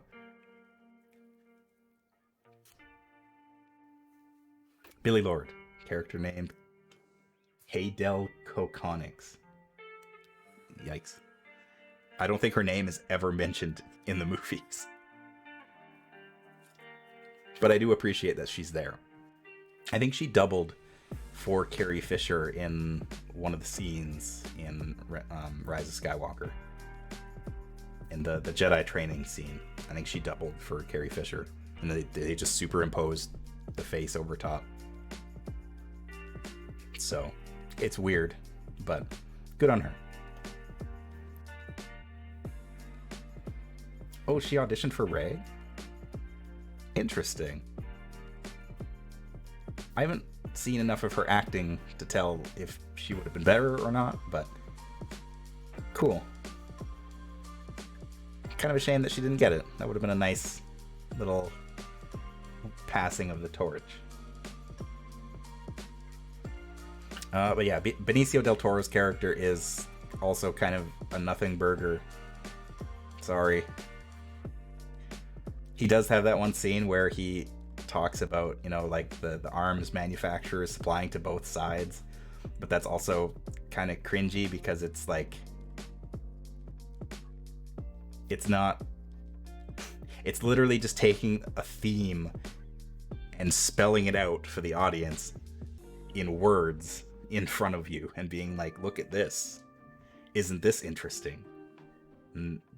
Not when you do it like that. And then it also gets dropped immediately, and that never comes up again. So, thumbs up to you, buddy. You're the real winner in this. Again, I don't remember this character's name, but she was the swoop gang leader in Solo. She was cool. I liked her. She's an A. It's also a surprise that it's a she. She takes off her helmet and she's got I think she had red curly hair. And she explains why they're doing this, why her and her people are trying to stop the Empire and blah blah blah. They team up. She was cool. I liked her helmet. Yeah. Oh, Finn. Finn. What could have been.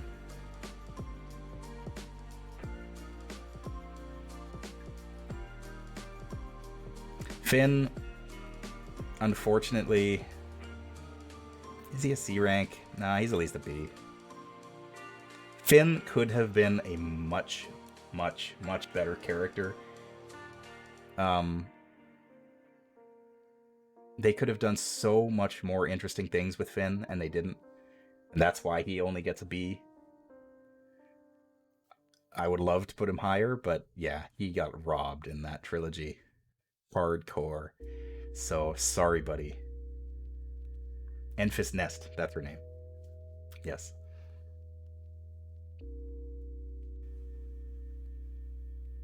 You know what? You're right. He does.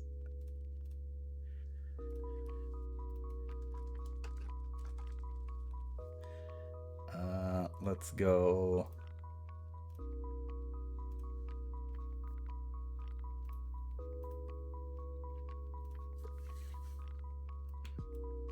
There we go. He deserved better. I can't. Yeah, I think everybody else pretty much belongs where they belong.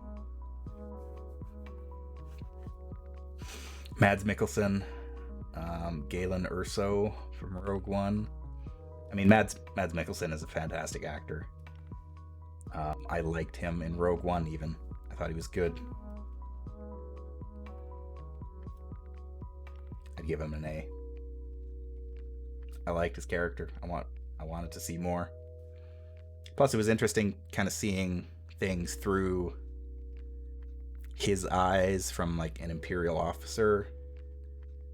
Although he is the one responsible for making the defect in the Death Star on purpose, which is stupid. I liked him.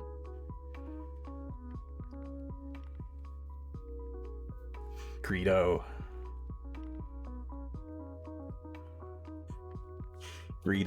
where do you go, Greedo, you're going in the poggers category.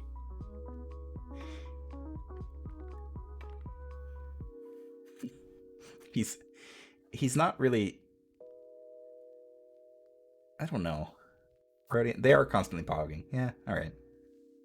Greedo can be poggers. This is, what is this actor's name? It's like Eckenridge or something like that. That's his last name. Anyway, it's that version of Han Solo, which obviously is not nearly as good as the original. he was probably one of the he was probably one of the worst parts of Solo, honestly. Which isn't to say he's bad, but Michael C. Hall. Yeah, a little bit. Greedo deserved better. Did he? Did he? On the topic of Han Solo, we've got old Han. Alden Ehrenreich. Yeah, that's who it is. Alden. That's a weird name.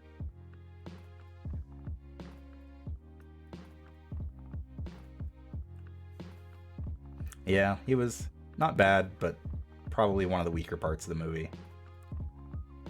as far as I'm concerned. Old Han Solo is definitely not as good as, young Han Solo, young Harrison Ford Han Solo. But he does a pretty admirable job playing an old Han Solo, I think.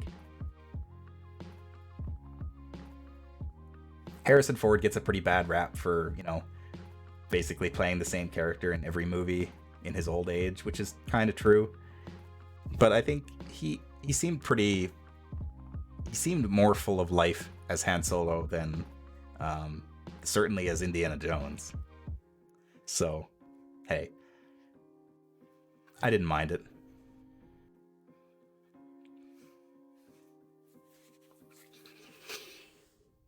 Here we go. All right. I wanted to like Holdo. I really did. When I found out that Laura Dern was in a Star Wars movie as like an important, person in the Resistance, I was like, cool. That sounds great. And then it happened. And boy, I don't like her. Not one bit. I think she could have been way better. In my opinion, Holdo should have taken over as leader of the Resistance instead of Leia. I think she should have taken over as the Resistance leader, because, as unfortunate as it was having Carrie Fisher's death happen right around that time, having a character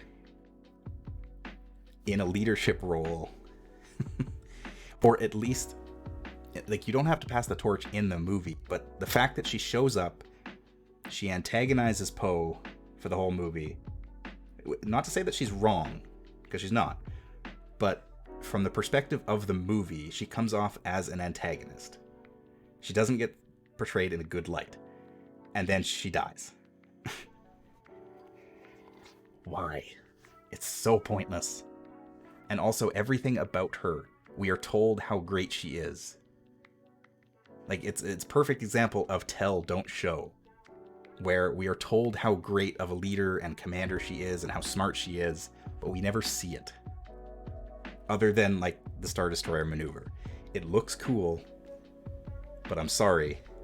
I know that it's a big talking point for all the, Star Wars chuds out there. The maneuver that she does kind of ruins, like, the whole hyperspace thing in Star Wars. Like, it really puts things in perspective of why weren't they doing this ahead of time? Or why weren't they already doing this kind of thing? Especially because in the next movie, they're literally pulling hyperspace maneuvers, like, between trees on a planet to another planet.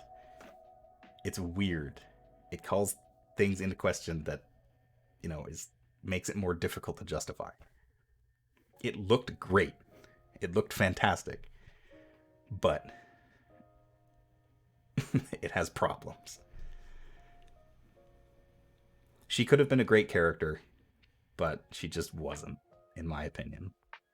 So I think I would put her on the same level as, like, Benicio del Toro's character, because I just didn't like her.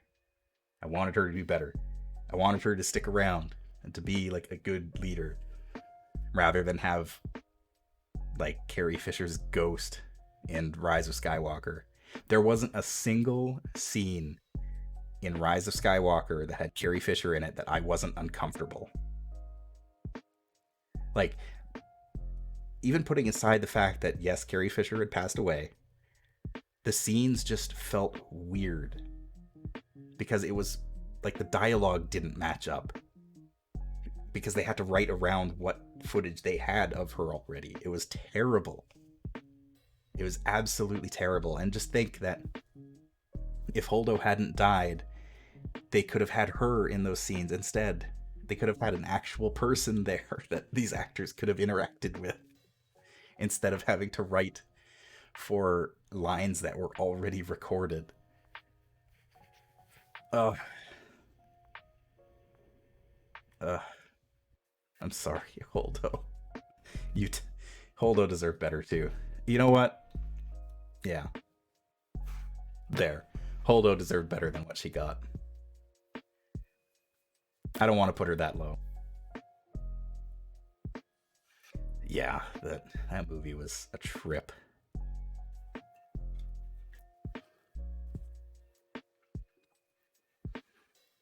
I think if I were to rewrite The Last Jedi, specifically if I were to rewrite that hyperspace ram scene, as much of like a fan service, and I'm sure I would have gotten, like, people would have complained about this, but here's the way I would have done it.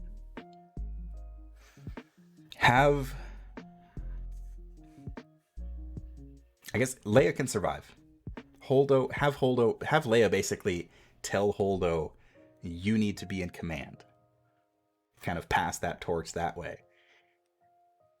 And then have the hyperspace ram be done by Admiral Akbar. Fan servicey, yes, I know. But I think that would have been a perfect send-off for Akbar, rather than having him die off screen in the same movie.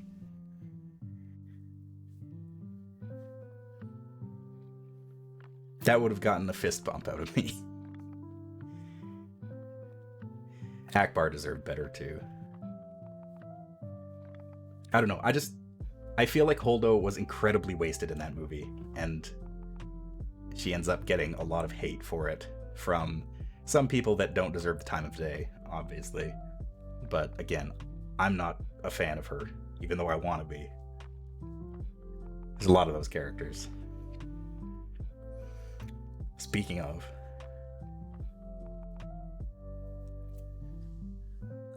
General Hux. General Hugs, where do you go?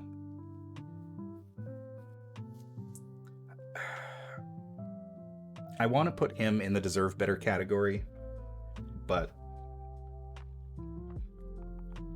I would have preferred to see someone else entirely.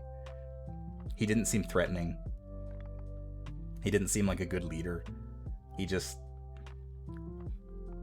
was there for us to laugh at. And it just, I don't know, it didn't sit well with me. Yeah. Sorry, Hux. No, he didn't deserve better.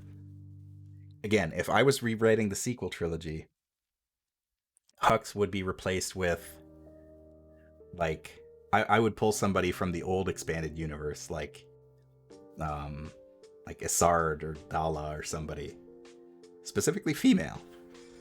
Have a female powerful leader as an enemy, because I think that would be cool, and I like that. But pull somebody from the old canon who has a strong personality that could stand up to Kylo Ren. Because I liked the idea that there's the two, like, leaders of the First Order who are kind of at odds with each other. Kind of the same way that, like, the Imperial leadership was at odds with Vader in Episode 4. That also didn't really get played up very much. Anyway, Jabba. Mara Jade. Well, I think Mara Jade shouldn't have been an evil character, though. I would love to see her, but she shouldn't be evil. Especially not during the time of the First Order.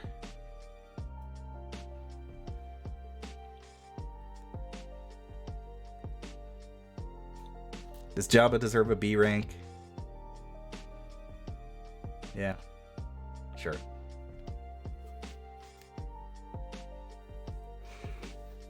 Bail Organa, played by Jimmy Smits.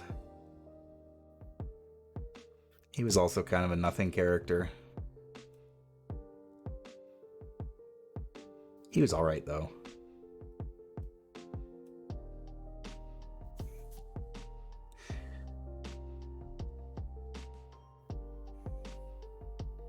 Smits did have a good ship. He had the Tantive 4. He did bail Obi-Wan out. He was a little underutilized, I think. He did get more screen time than I expected.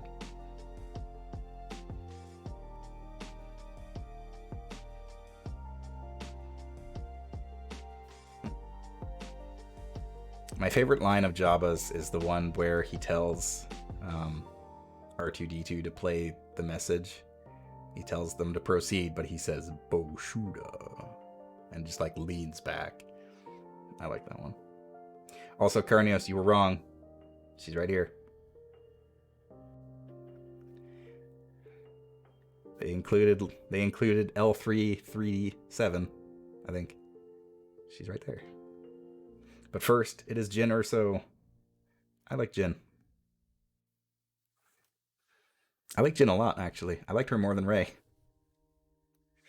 I would have preferred to have her as the primary character in the sequel trilogy.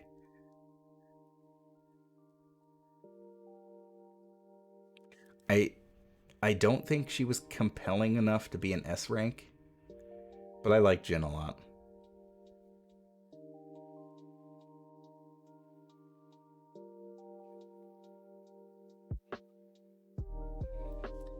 K2SO,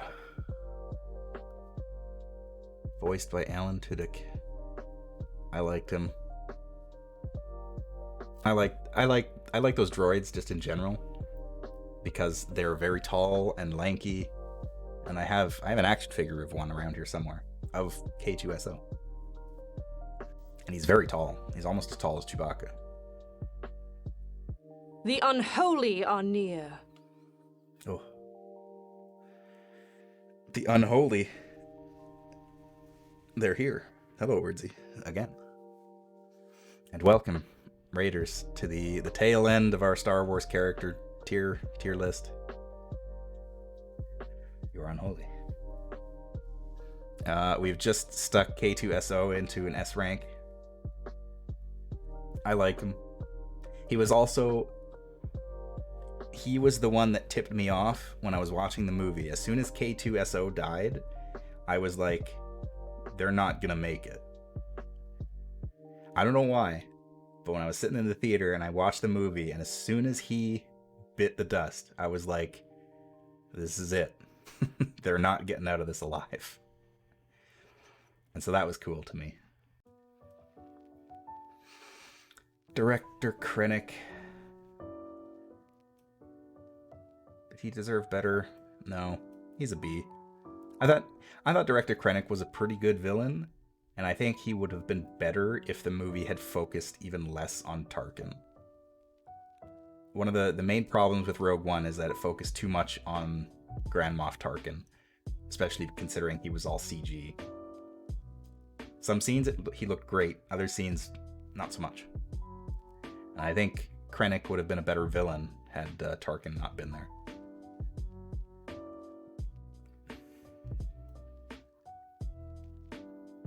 But Tarkin. Yeah, I know. Kylo Ren is probably the best part of the sequel trilogy, hands down. More so Force Awakens and Last Jedi, Kylo, than Rise of Skywalker. So I think I would put him in an S rank for myself. He was very compelling. There was a lot of complaints when The Force Awakens came out, when he took his mask off, and everyone was like, oh my god, he's just a nerd. Yeah, he is. That's the point. He is just a nerd who doesn't really know what he's talking about. And I like that. I think that should have been explored more. But no, instead they were just like, hey, you're Sith now. You've got the training, you're a Sith Lord. All right.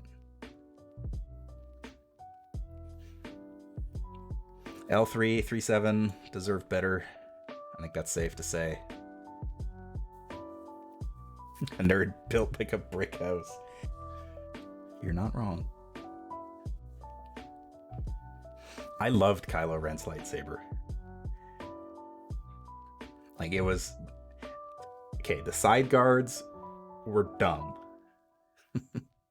The side guards made no sense. But it's one of the most interesting lightsaber designs in the series. Having, like, the unstable crystal inside and the wobbly blade. It's awesome.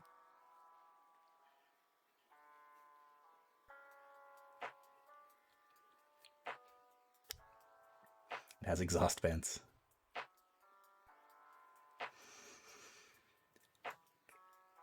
Donald Glover Lando.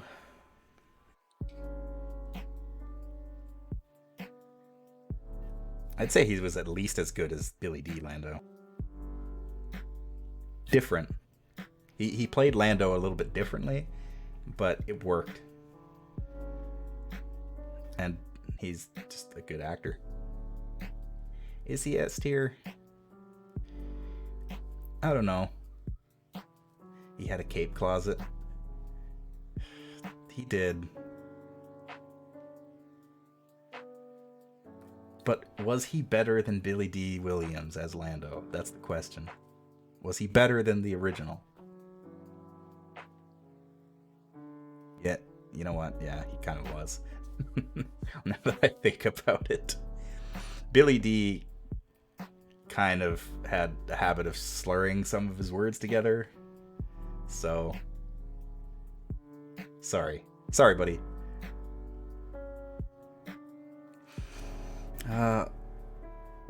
Old Princess Leia, or General Organa, I should say.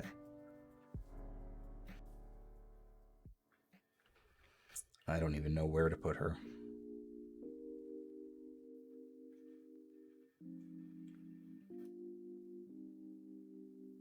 I think he got better at acting between Empire and Jedi. Yeah, I think you're right. I think he got a little bit better. I think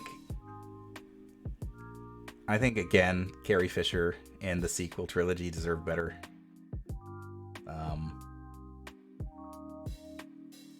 Well, yeah, she did.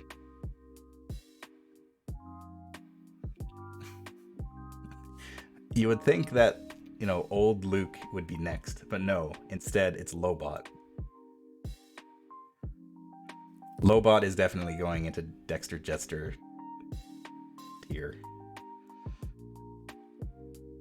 That's obvious.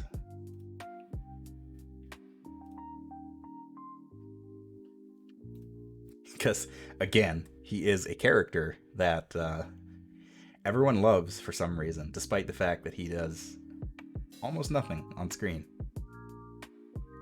He's just a bald guy with a thing around his head. That's it. That's all he is. Because his name's Lobot. True.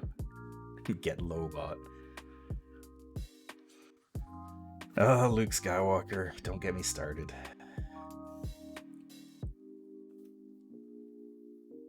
I want to put old Luke low, like D or F tier, but he deserved better.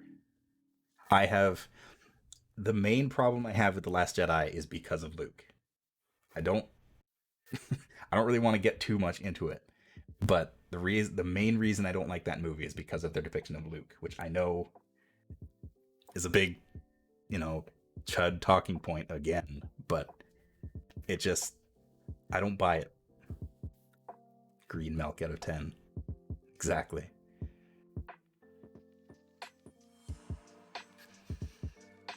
I don't like the depiction of Luke. I'm not saying it's not valid, but I don't agree with it. I don't agree with the way it's presented. I reject your reality. Who is this? This is Maz Kanata. Another nothing character.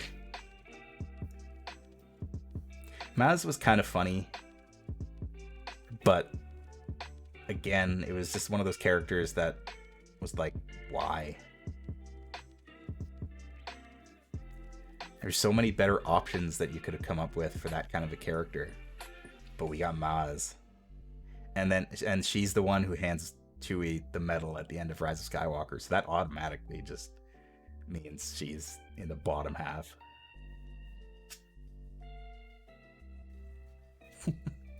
Yeah, tell me about it, Spider.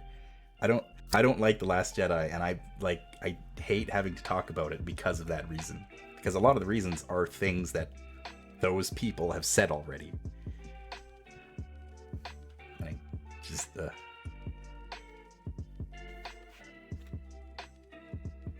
shouldn't be a political affiliation. I agree. Maz Kanata. Does she deserve... I put her in C tier because she's at least funny. I'll give her that. Nine Numb is definitely a Dexter Jetster.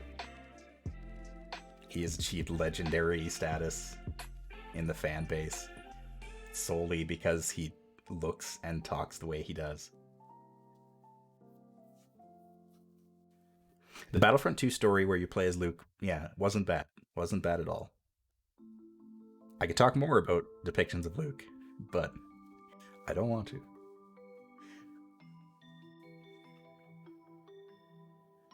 Why is...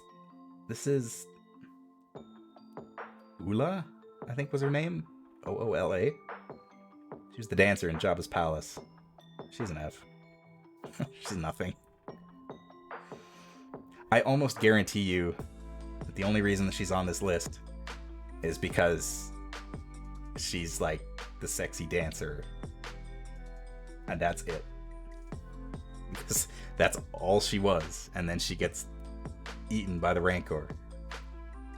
So, no. Sorry, Ula. Although Poggle the Lesser is also here. Is Poggle the Lesser sexy? Depends on what you're into. The Sarlacc is also a character. Yeah, there are some strange decisions. Anyway. This, I believe, is Rose Tico's sister? Yeah, because there's Rose. Yeah, so that's Rose's sister. Who... The not an actual character tier is kind of like D and F. I got nothing against her. She's a very good motivation for Rose. But, well, she did get the bombing run off. I'll give her a D tier. She existed to blow up. She did something.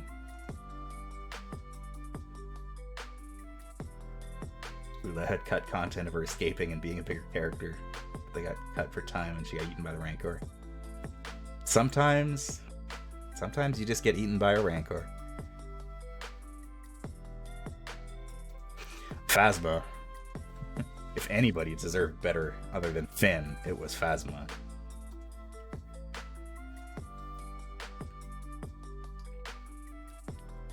Yeah, you're not wrong. I agree. Rose's sister was rad. Would have been cool if she did more.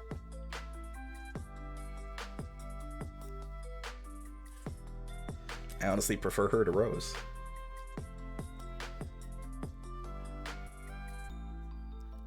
I was super hype about Phasma, and then she did nothing.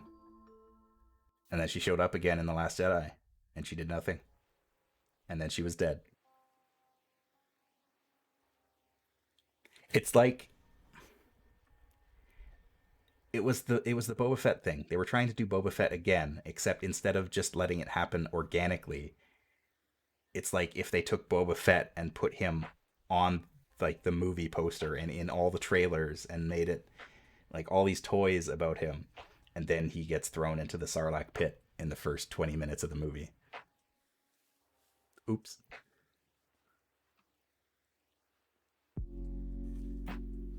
Phasma deserved better. I will stand by that.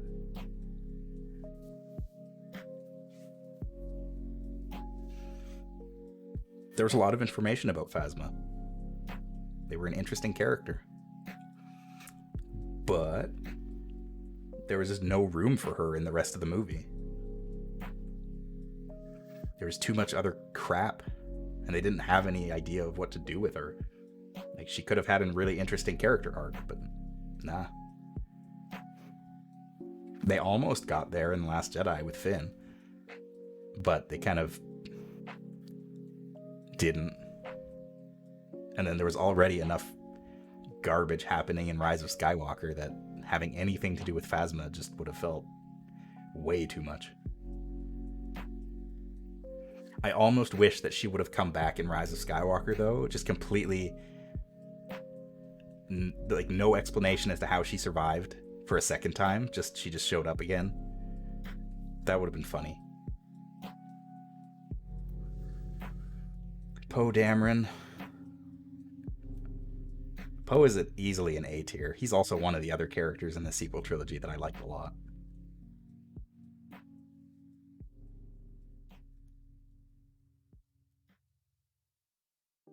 I will say that one of the things they did bring enough people back from the dead. One of the things that they did really well with the sequel trilogy is when it originally started, it felt a lot like Poe, Finn, and Rey were going to be the new Luke, Han, and Leia.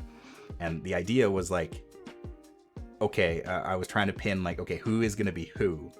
But I think the one thing that they really did well is that you don't get that sense.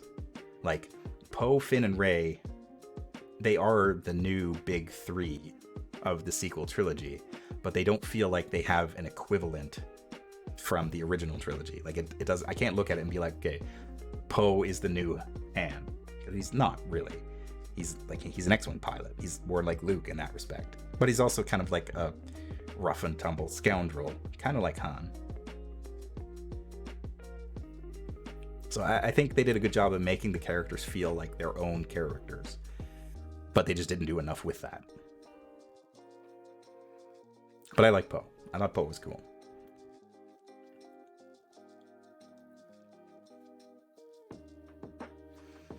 There was a lot of problems with the sequel trilogies, and probably most of which is just the complete and utter lack of planning. Kira. I've always liked the name Kira in Star Wars. I've used it for a few characters in like role-playing games. Although this one is spelled with a Q, and I was excited that, oh hey, Kira is like an official canon name now, but she's kind of an awful character.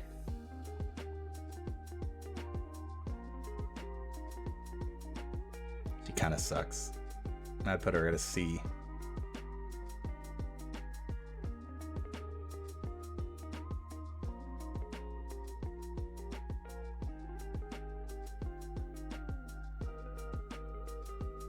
Yeah, her name is QI apostrophe RA, I think. Kira. I guess she deserves to be in the same tier as Alden Han.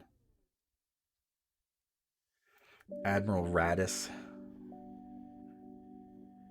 Largely a nothing character, but he deserves better than F tier, because he was kind of cool.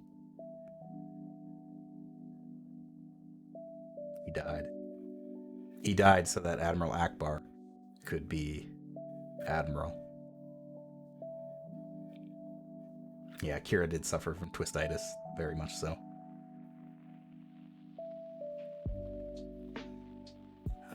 The Rancor.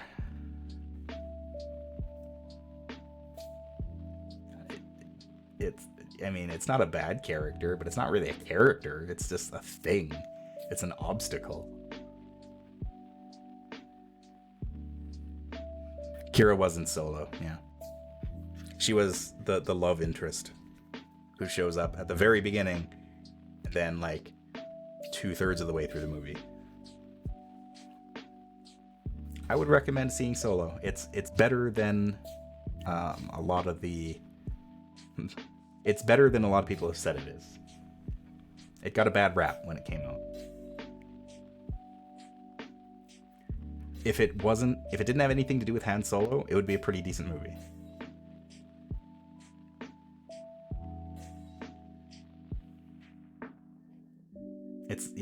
It's not bad at all. It's by no means like breathtaking or mind blowing, but it's not bad at all. It's a pretty decent Star Wars movie. It's pretty decent like adventure heist movie. It's cool. The Rancor's kind of pogging. I'll put him in that tier. Yeah, there are definitely complaints on regards to the droids and the droid character in that movie. Very fair. And other complaints that I'm probably forgetting because it's been a while, but overall, it's not terrible. It's better than Rise of Skywalker.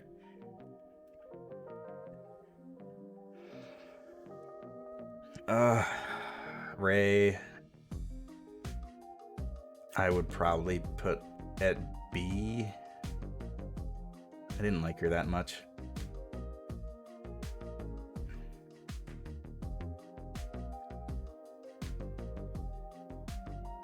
I would say I liked Rey about as much as I liked Anakin.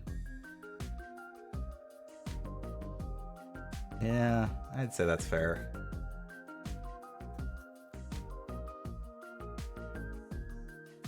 Yeah. I don't know what it is, but I just did not feel compelled to see her develop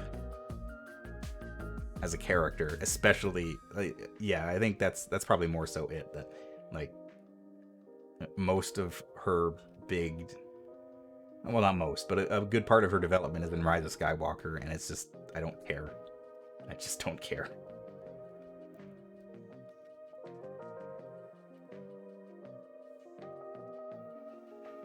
I don't remember this guy, but he was one of the crew members from Solo. I actually liked him.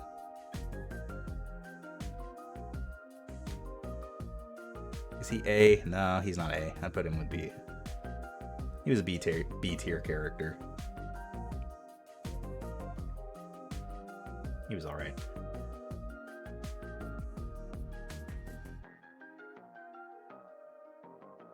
Yeah, I think you're right. Saw Gerrera, played by Forrest Whitaker. Saw Rio Durant. That is the four-armed guy's name. You can't tell in this picture, but he has four arms. Saw Gerrera got he had a lot of content made for him in the expanded universe. He does basically nothing in Rogue One, which is a huge waste of Forrest Whitaker.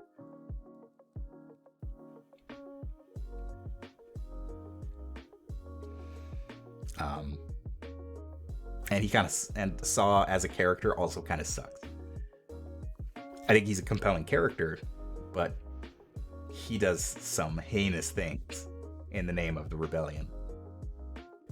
And I remember the big thing about him in Rogue One is that, like, oh, he's like the rebels version of Darth Vader because he's got this suit on, he needs this thing to breathe, and then he does nothing but limp around and then die. That really sums up a lot of Disney's Star Wars work, doesn't it? Oh boy. It's everyone's favorite. It's Salicious Crumb. Yes, that is his name. He's going in Dexter tier. That's for sure. Yeah, he tortures a dude. Saw sucks. Salicious Crumb is poggers. That is true. He is very poggers. That is, Salicious Crumb is basically just poggers in the movie. Like, that's his job, is to be pogging for Jabba at all times. He's Jabba's hype man. Salicious Crumb is just Jabba's hype man. That's the way it is. Poggers the Greater. The Sarlacc Pit. I don't even know where to put the Sarlacc Pit. Poggers, I guess, because it's pogging. Oh, you know where it goes? It's a trap. Because you fall into it when you're not expecting.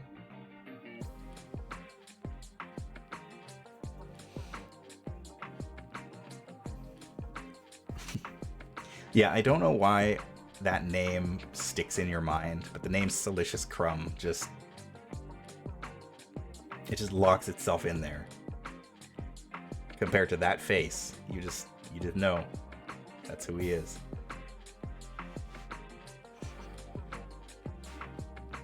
All right, Sarlacc Pit is a trap. Literally. This guy. This is C.O. Bibble. I remember this guy. I think I had an action figure of this guy. He's...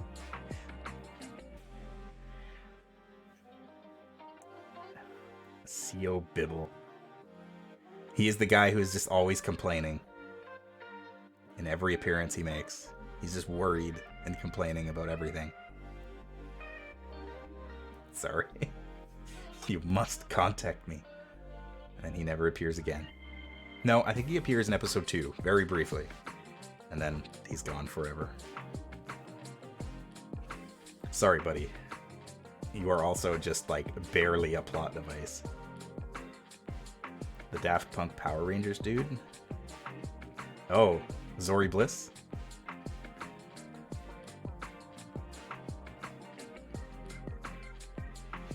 Supreme Leader Snoke. God.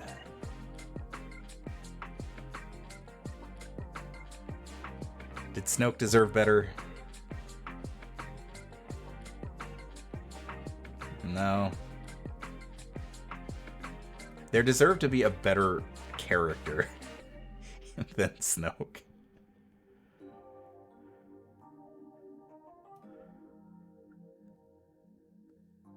I was never a big fan of Snoke.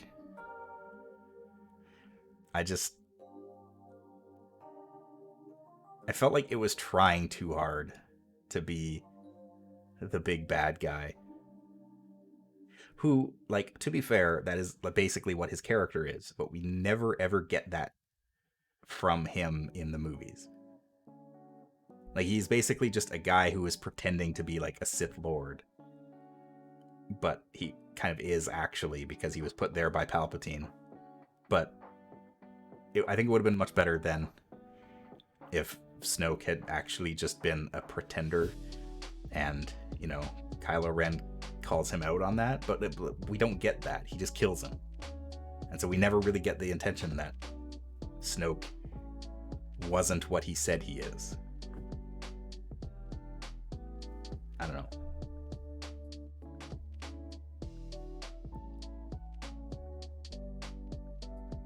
Also, I didn't like his design. It was all smoke and mirrors. I didn't like his design. It just felt too over the top. It was just too much. And it's just like, look how evil I am. Okay. Sure. Like, look at Grand Moff Tarkin. Like, compare these guys. I would say both of these guys, like, Peter Cushing, his face is already extremely, like, he's got, like, cartoon proportions in his face. But there's just, it feels so much more real. I guess it is more real. Peter Cushing did an excellent job as Grand Moff Tarkin. He was fantastic. Yes, he was almost in every scene that he was not being shot from the waist down. Or that he was not being shot, you know, or his feet weren't in the shot. He was wearing slippers because he had a hard time wearing the boots. That is fact. That's why I think I read something that in Rogue One they originally wanted to take a bunch of old footage that they had of him from, like, episode 4 and use it in the movie, but they couldn't because of that reason. Because so many of the shots had him in slippers instead of wearing the boots. They didn't have enough full body shots of him in full costume to make it work. So they had to go CGI. Which is hilarious. Kaminoans, again, sorry. Kind of a nothing character. Long ladies. Hey, I'm not here to judge. They are weirdly sensual. Now that you mention it.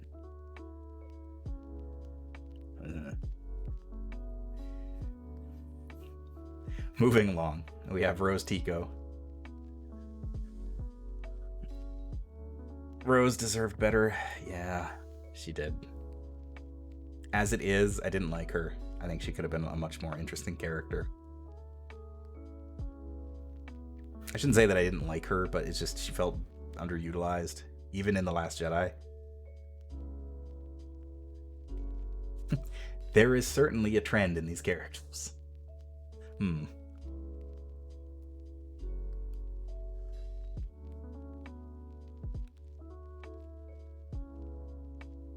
6-fisted Disney.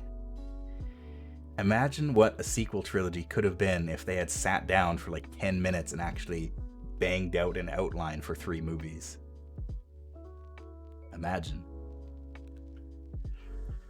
Oh, we're jumping way back to the prequels. We got Shak Ti. Shak Ti is actually cool. I like her. There are no porgs on this list. No, there are no porgs. But it's safe to say that porgs would be in the poggers tier. Porgers.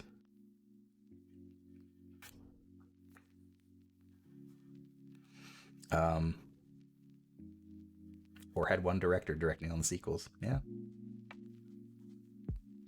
Although that director probably would have ended up being J.J. Abrams, so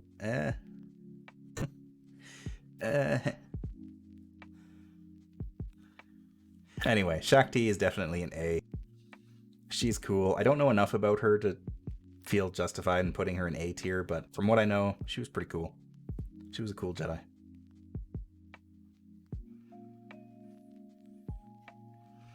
Oh, this guy. I don't remember this guy's name, but he is the guy from Utapau that tells Obi-Wan that there are thousands of battle droids on the 3rd level, I think, or the 21st level, something like that. He's the one who tips off Obi-Wan that there's the Confederacy of Independent Systems and General Grievous is hiding out on Utapau. I don't know why he's in this list, but he is a very colorful character in that movie.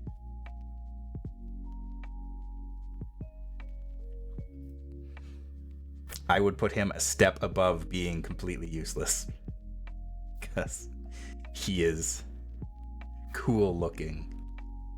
But other than that, he has no reason to be in that movie.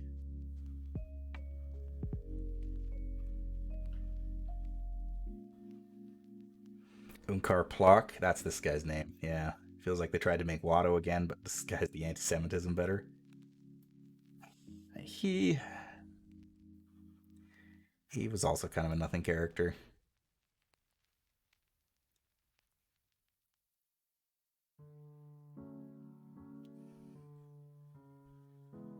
Yeah, he could have been better. One portion. I just dislike it because, again, more so, I don't know if this was J.J. Abrams' fault or Disney, but the whole decision in The Force Awakens to basically say to refuse to put any of the old aliens in any of the scenes and to just make new ones. On the one hand, cool. On the other hand, it makes the whole thing feel completely disconnected. And a lot of the new aliens end up blending together into this kind of like this look. a lot of the Disney aliens look kind of like this. It's unfortunate.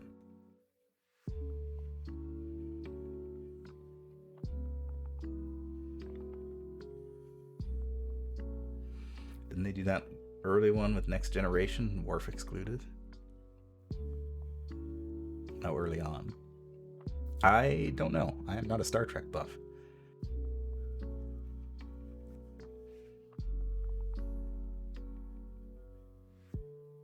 I wouldn't be surprised though. I don't remember her name. She was also in Solo. She was part of Beckett's crew. I would easily put her up with the same guy. She also plays one of the other characters in Westworld too. That's where I know her from. And she was pretty cool. I liked her. This is, what is his name? Dryden Voss. He was the villain in Solo, played by whatever his name is, Vision. He's the Vision. He's got weird scars on his face because he's an alien, I think.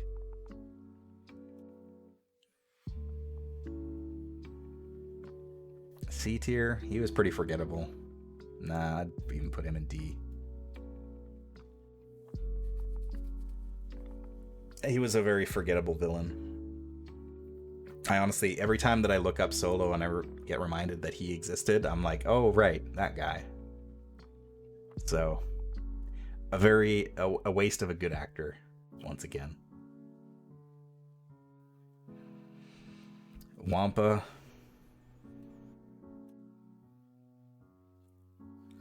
kind of goes in the Poggers category, I think, because, again, they're a non-character that is an obstacle more than anything else. Wicket. Wicket's got to be at least A tier, maybe S.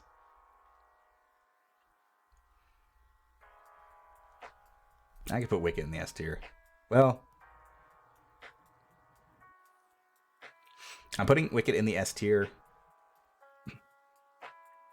only because of that one Ewok who steals the speeder bike and goes for a joyride. That wasn't Wicket, but Wicket is acting as a surrogate. Both Wicket is representing himself and surrogate all of the Ewoks, so you get that.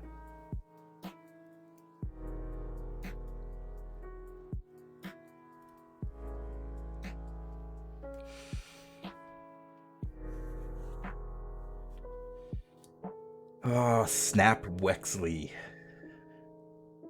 Yes, that is his actual name. That is Greg Grunberg's character from Star Wars. I don't know what it is about this guy, but everything about this character rubbed me the wrong way. I don't know why. I don't know why. Greg Grunberg is a very nice guy. He's really into nerd culture. And I'm sure he was absolutely thrilled to be in a Star Wars movie. But it just feels like this whole character of Snap Wexley was shoved down our throats for some reason. And he wasn't really. He was just another X-Wing pilot. I don't know why, but I just didn't like him. Sorry, Greg. It's Lieutenant Riker. It's Riker if he put on a few more pounds. He's a little rotund, Greg Grunberg. Nice guy, though. He was in Heroes back in the day. Remember Heroes? I don't.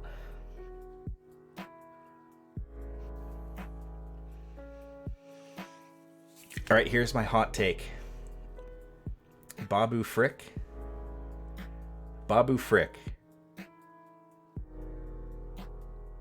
I hate Babu Frick. I hate everything about him. He can Babu Frick right off as far as I'm concerned. F. Get out of here. No, I don't care. Babu Frick, I hated him. I hated all of it. That whole scene. Everything to do with him. That is his name, Babu Frick.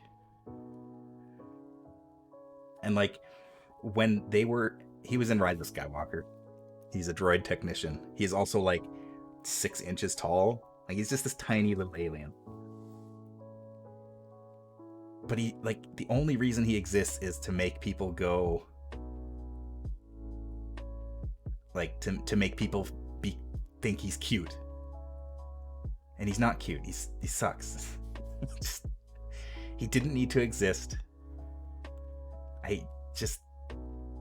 He was an actual model. Like, he was an actual, like, animatronic puppet or something like that. So he wasn't just CGI. I'll give him credit for that. But it was just pointless. He was a Muppet. He is a Muppet, yeah, 100%.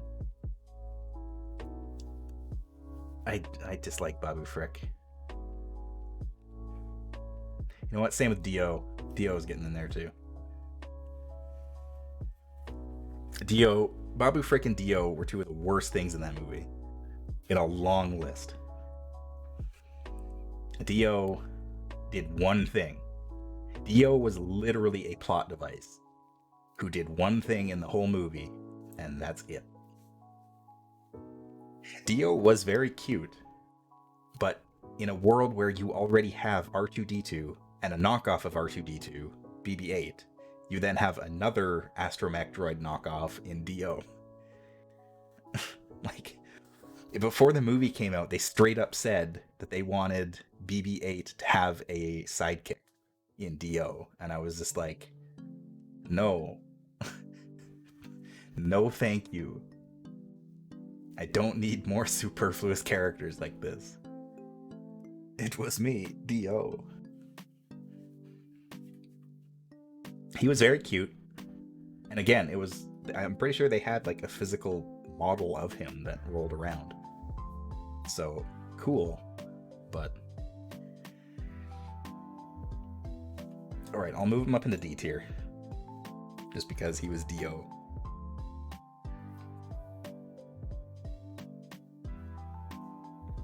He could have been worse, I guess. I don't know who this is. I don't know what character this is, but this is just Charlie from Lost. And Mary from Lord of the Rings. He could have been Babu Frick, yeah. I could have just merged the two characters easily.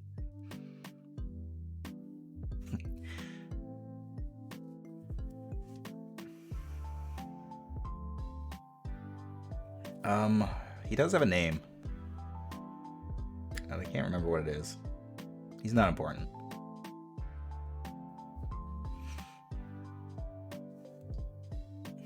Okay, so this is Mary from Lord of the Rings. Again, nothing. He's just nothing. He's not listed in the cast of the movie. Huh. Weird. I forget what species he is. Because it's not just like Utapauan. He's like a different species, but I can't remember what it is. I looked it up not that long ago. Anyway, yeah. Sorry. Charlie from Lost gets put in F tier because I literally have no idea what this character is. I remember him having lines in Rise of Skywalker, but I don't remember them being at all relevant or having any kind of reason to be there. Beaumont Kin. Sure, that sounds right. Old Lando. Old Lando is not nearly as good as young Lando or Donald Glover Lando. In fact, I would bump him down to a C tier because he was that pointless. And I appreciate Billy D. Williams coming back and reprising his role as Lando, but he seemed wildly, like, he was very confused. Every scene, they would be talking about something really serious, and then Lando would say something and then have like a smirk on his face and laugh. It's like, whoa, calm down, Lando. Also, when he shows up at the end of the movie in the Millennium Falcon and he has Wedge in the gunner seat, it just makes me laugh because it's just this ship full of old men piloted riding into combat. And it's just this really funny image to me. He was told to just smirk and laugh. Yeah, that checks out.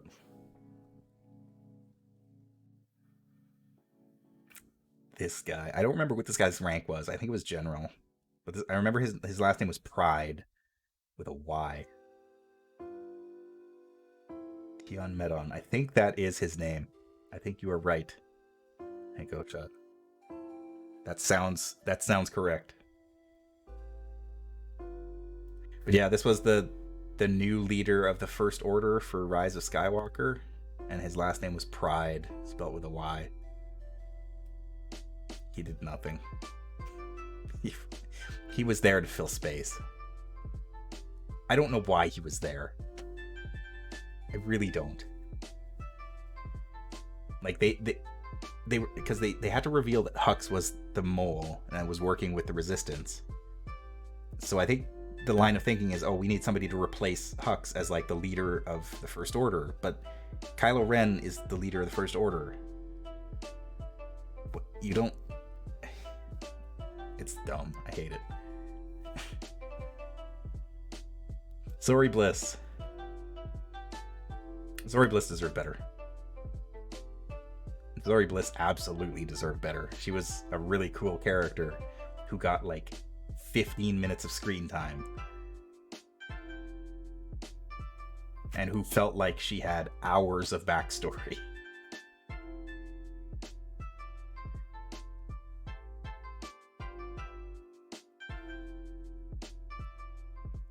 Oh, I remembered her name, but I can't think of it now.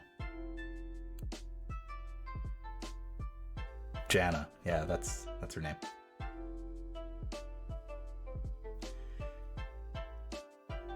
Did Janna... I feel like they kind of told Janna's story in a really stupid way.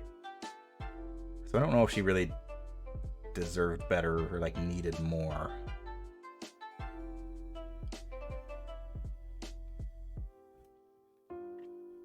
I'll put her in the same tier as her dad. Sorry, Lando. Again, just it didn't need to be there. Didn't need to be in the movie, really. I appreciate it, but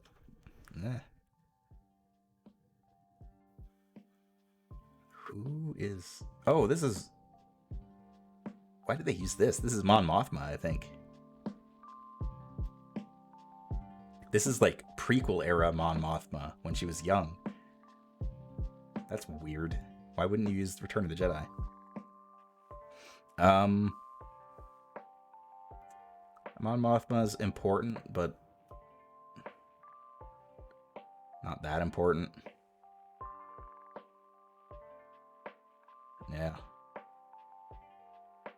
Mon Mothma, she doesn't even really do anything in the prequels.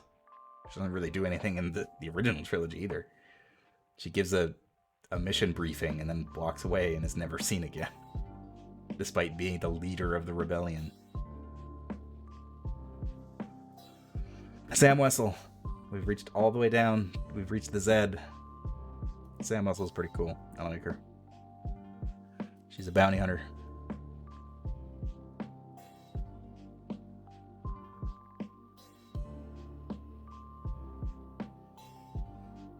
Yeah, Sam Wessel was great. Again, a character that got kind of hyped up before the release of the movie, and then she does absolutely nothing except die. Cool.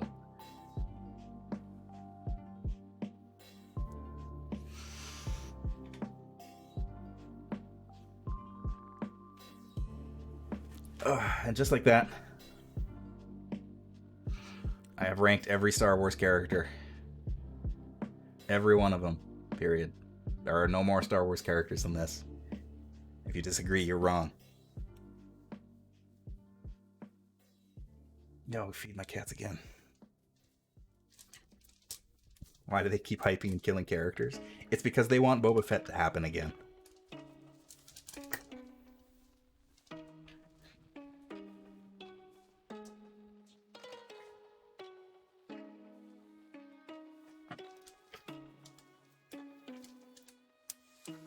Oh, there was no Gonk droid on here. You're right.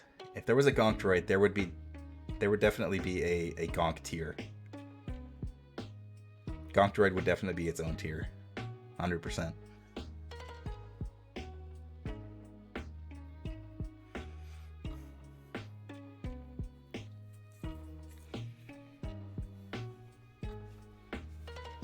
Do they think dying is what made Boba Fett cool?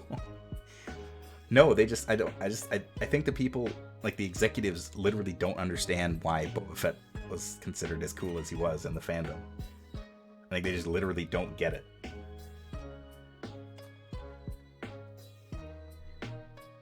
It's because he just sat in the back and did nothing.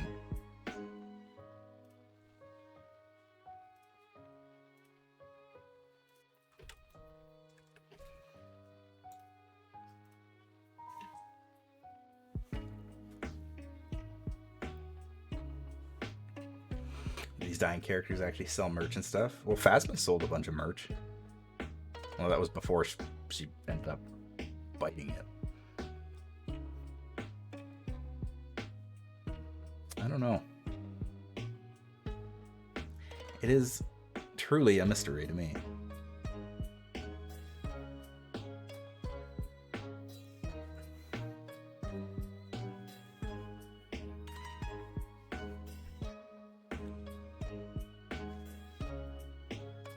But this is the official tier list of Star Wars characters.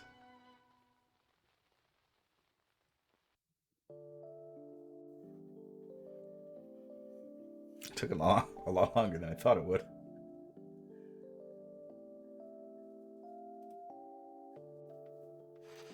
I'll download this. 100% completed.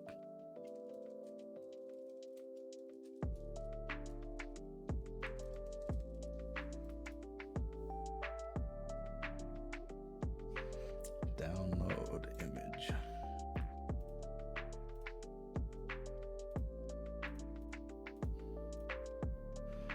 Oh, that's the video games.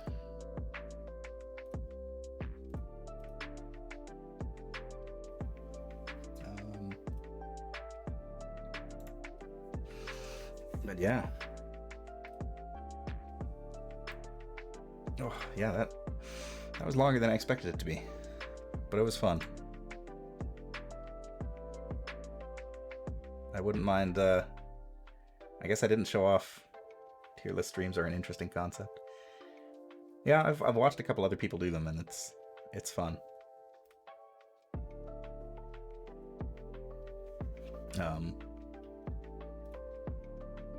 Oh. I guess I didn't do my OC power ranking tier list, but I don't actually have that one completed, so I would probably have to talk myself through it again. And it doesn't have a whole lot of, it doesn't have some of my OCs on here anyway. Indeed, there are some missing for sure. To rank every episode of One Piece.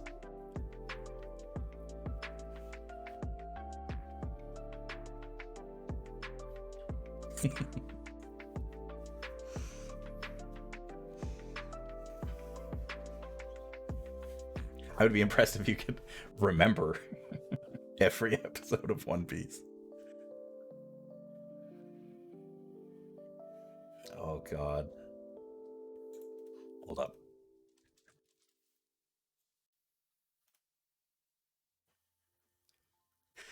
Ooh boy.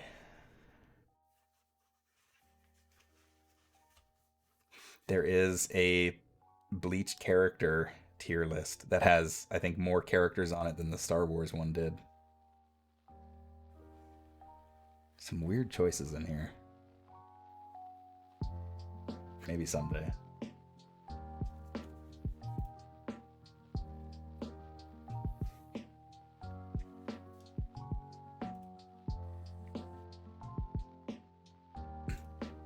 But yes, I do recommend tier list streams. They're fun. And all of the music today was provided by an artist known as Harris Heller that played some of his Christmas music before, but it is on Spotify, the Stream Beats playlist, all one Stream Beats, all one word. He's just makes a bunch of like lo-fi, copyright-free music. I found him last week, discovered him, and yeah, it's just good background music for streams. Nice chill stuff. So that is what's been playing in the background this entire time. In any event, that's it. That's it for my 2020. I will be back on Sunday, January 3rd. I'll be starting Spectre of Torment, Shovel Knight, Spectre Knight's prequel story, which I'm excited for.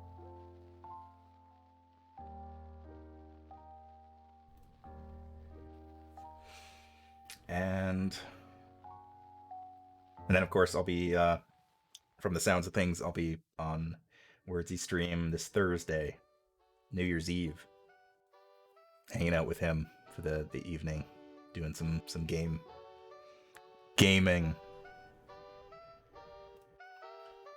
Well, he'll be the one gaming. I'll be the one watching. But that is gaming, capital G gaming. Also capital AMING.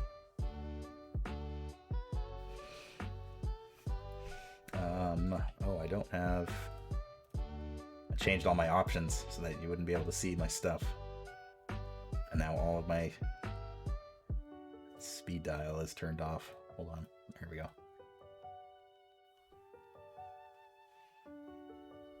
I'm alone. Yes, thank you for joining me, Spider. I hope you have a good new year. I hope you had a good time. But yeah, I'll be back Sunday. If I don't see you Thursday, or if I didn't see you before then, Happy New Year. Say goodbye to 2020. I'll see you next year. And have a good night.